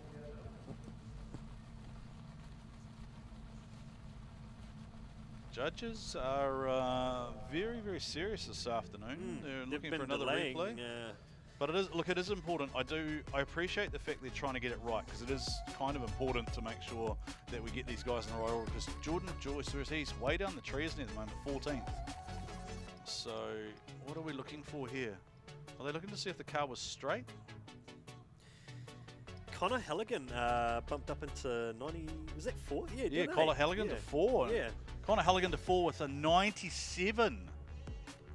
Wow, cool. That's a cool mix for the top 5 there. So Benny Odgers got bumped down one. Ben Odgers and Jeff Jones got bumped down one. Adam Davies, though, there are only 3 left who can knock him off. So can Team DSR hold this provisional pole position? We've got. I think him and Dave just probably want to avoid each other in battles too. Sean Potros. 2JZS15. Yeah, Sean said to me, keep an eye on his social media because he's got some stuff coming. A pretty cool collab with Champ Vision, who are on board for this weekend as his naming rights sponsor. It's weird to watch a car rocket across on that line. That was a very shortcutted version compared to the last 3 or 4 passes we've seen where everyone's been venturing right up the top there. Maybe Sean is taking a different approach here. Come up short on that zone there though, so they'll get marked down for that. Lots of limiter. Big angle in places. Oh, it's kind of like a Potros trademark really, isn't it? The limiter, just bang, bang, bang. Almost 3-wheeled there as you dialed the throttle on. So yes, it's a different approach, but it gets him to that outer zone. Yeah, it's like watching the American sprint car pilots when they do speedway, where they head right out to the wall and then shortcut across. So they call it almost like driving in squares, squaring off the corner. Well, that was a pretty tough run from Sean Potros. I mean, I think his major deduction there was it's quite a bit. Like, I mean, I'm surprised at just how hooked up the car was on entry and how fast it just drove out of there. Well, it made a lot of smoke. So it's obviously got high wheel speed, and Sean's turning their tyres pretty rapidly and just staying in gear, right, and just feeding it limiter. But it's here. Yeah. So that's where the big miss is on that zone there. But of course, how much tyre does he have left now? None. Probably nothing. Probably nothing. So Dave Steedman, triple three, isn't he? Triple three? Is that how many times he's been 3NZ? 333? Maybe.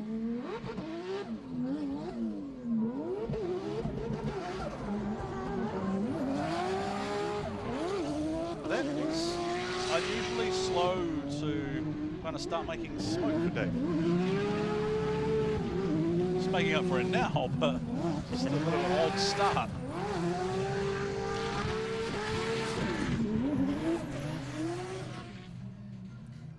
Car's looking a little, I'm going to say balanced. As it was riding as he was transitioning, coming out of those transitions, it was real interesting to watch. See, I thought he was a lot further round. Like, see how it was almost like he had to give it another kick compared to what? Yeah. Getting it to light the rears up and just get that drive through there. All right, 2 to go. Mr. Fink and Sean, Dave, and Luke will have one more go. So Luke Fink 2NZ at the moment. JDM Racing Team. Smokes a cone, smokes a cone, smokes a cone.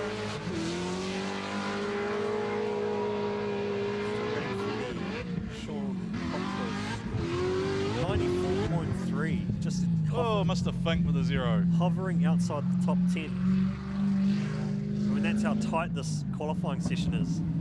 You've got 15 guys all with a 90. 15 this time. You've got 15 guys in the 90s. I gotta say, I actually commend the judges. I really like what they've done. I think they came out. Some of you won't have seen the earlier highlight packages. There have been quite a few big changes made to the D1 sort of criteria. I would advise you to go onto the D1 page or visit Oversteer TV, have a look at the new criteria, what the judges have asked for, who the judges are. But I think they've done a great job because the degrees of separation feel about right. Like it has been that tight, it has been that close here at round 1, and that's a good thing. That's the way we want to keep going. I mean, obviously the proof will be in the pudding tomorrow when we get into battles, and it still comes down to A, B, or OMT.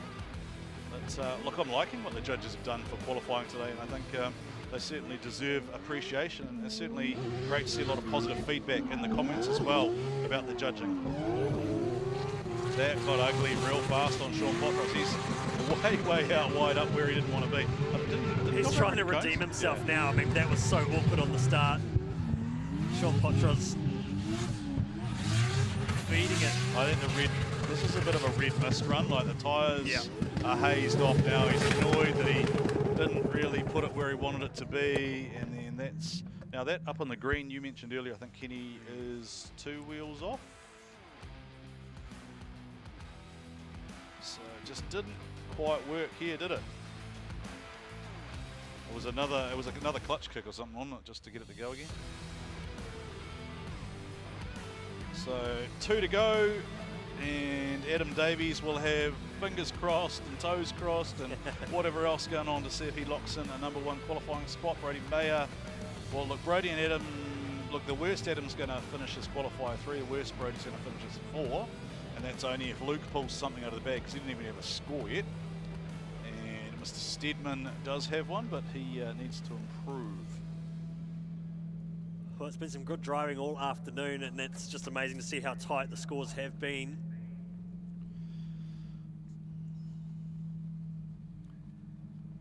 Nothing like a good, tight competition. What brings in the punters, right? And there's got to be still, like, I would watch this. You would pay to. No, it's. Oh, Dave. So has he damaged the wheel, or is that smashing the cones? Smashing cones like a Rastafarian on Bob Marley's birthday. I'll give you that because it's Friday. We're also not on live television today, but I can do that. We can do that. We can say things like that. Oversteer TV, no censorship here. I won't do that tomorrow.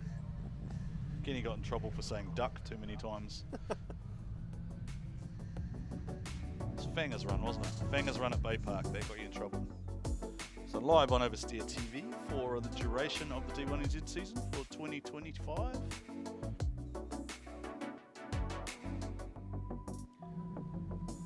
A lot of new elements to work with and work through. I mean, right up and down the series and even through to the broadcast. So, and we hope you've enjoyed this too. We hope you've enjoyed Kenny and I being back on the microphone for the call. If you don't, tough. Yeah, tough really. Tough it out. You don't get any choice. So. Last qualifying pass of the day, Mr. Fink for JDM. He sent it off the track, so it's an all or nothing. And let's see what Mr. Fink does. Adam Davies, 1 to go, or you are going to be the provisional #1 qualifier. I think he just caught that. He just caught that. He really had to feed it. Got that same sort of almost straightening up movement through the middle of the track that the judges looked at earlier. Certainly a high scoring run than his first attempt, and Luke Fink will get points on the board. Isn't enough to dive into the top 10 though. That sounded like it was about 50% throttle through the end of that section there. You won't hear it here because we've got the overlay music on the GT Radio replay, but certainly the first time through it certainly didn't sound like it. I think Luke almost knew by that point that maybe it wasn't going to be the run, so he just was nice to the car. No point sending it off track and making more work for the boys to do back there in the pits. Just right through there, it was just sort of, he almost just rolled that through. Not a lot of tyre smoke or anything there. So, all right, let's see how this locks in. Taupo Motorsport Park here in the. Is it Central North Island? Do we call it Central? The King Country. Beautiful location to observe and enjoy a bit of motorsports. And Kenny Ruddle and myself, Warren Sear, in the commentary box. I'm your lead host for this weekend. Here we go. Hello. So just lost the score there. I just wanted to find that second score for Steedman, but yeah, final score coming through for Luke Fink. So has Adam Davies done it and taken it away? I reckon provisional. I'm pretty confident that Adam Davies will take out the provisional pole there with that 98.7, the highest score we've seen recorded in qualifying across both the round qualifyings for the weekend. Brody Mayer in second place with that 98. Daniel Woolhouse 97.5, the old dog howling with the Coyote. And then Connor Halligan looks like he's come home in fourth place. So what a day here at D1NZ, round number 1, round number 2 qualifying locked in. And Kenny Ruddle and myself taking you through the action today. And Kenny, how are you feeling about today's changes? Good. I mean, we're learning on the fly as well. The judges are unrolling a new competition format. We're unrolling a new broadcast. The rules have changed. The format's changed. The judging's changed. So make sure you head over to the social media tonight, D1NZ Official on Facebook and Instagram for the official results being posted through. But it looks like Adam Davies has taken it. Awesome. 98.7, takes provisional pole, and the 20B Rotary is back in business. All right, so that means we've got Fangadan on pole for round 1 for Saturday, Adam Davies on pole for round 2 V8 on and a Sunday. Rotary. V8 and a Rotary. You wouldn't have it anyway. That's as Kiwi as it gets, I think. Oh, it is, it is. And how good is it to have Brody Mayer, international visitor, all the way from Tasmania. He shipped his own car over here, qualifies in second place for round number 2, and he is definitely one to watch. Yeah. Daniel Woolhouse, Connor Halligan snapping at their heels. I think it's all open, Kenny. I think we could potentially have some real surprises as we go into battles tomorrow. Definitely join us tomorrow because as we took you through earlier, so many teammates head to head in that first round. Yeah, it's going to be a crazy first round. Yeah. Crazy first round. You've got teammates battling each other. And look at this, just updated score. Luke Fink, 98.3. Oh. P2. Almost spoke too early. Luke Fink bumps down Brody Mayer. 2 Aussies in the top 3. So Davies, Fink, Mayer, and Woolhouse are your top 4. I want to commend our judges on the outstanding job they've done today. I think they've stepped into the hot seat of the house. I think they did a really well. good job. I mean, new format, new styles of judging, new scoring system.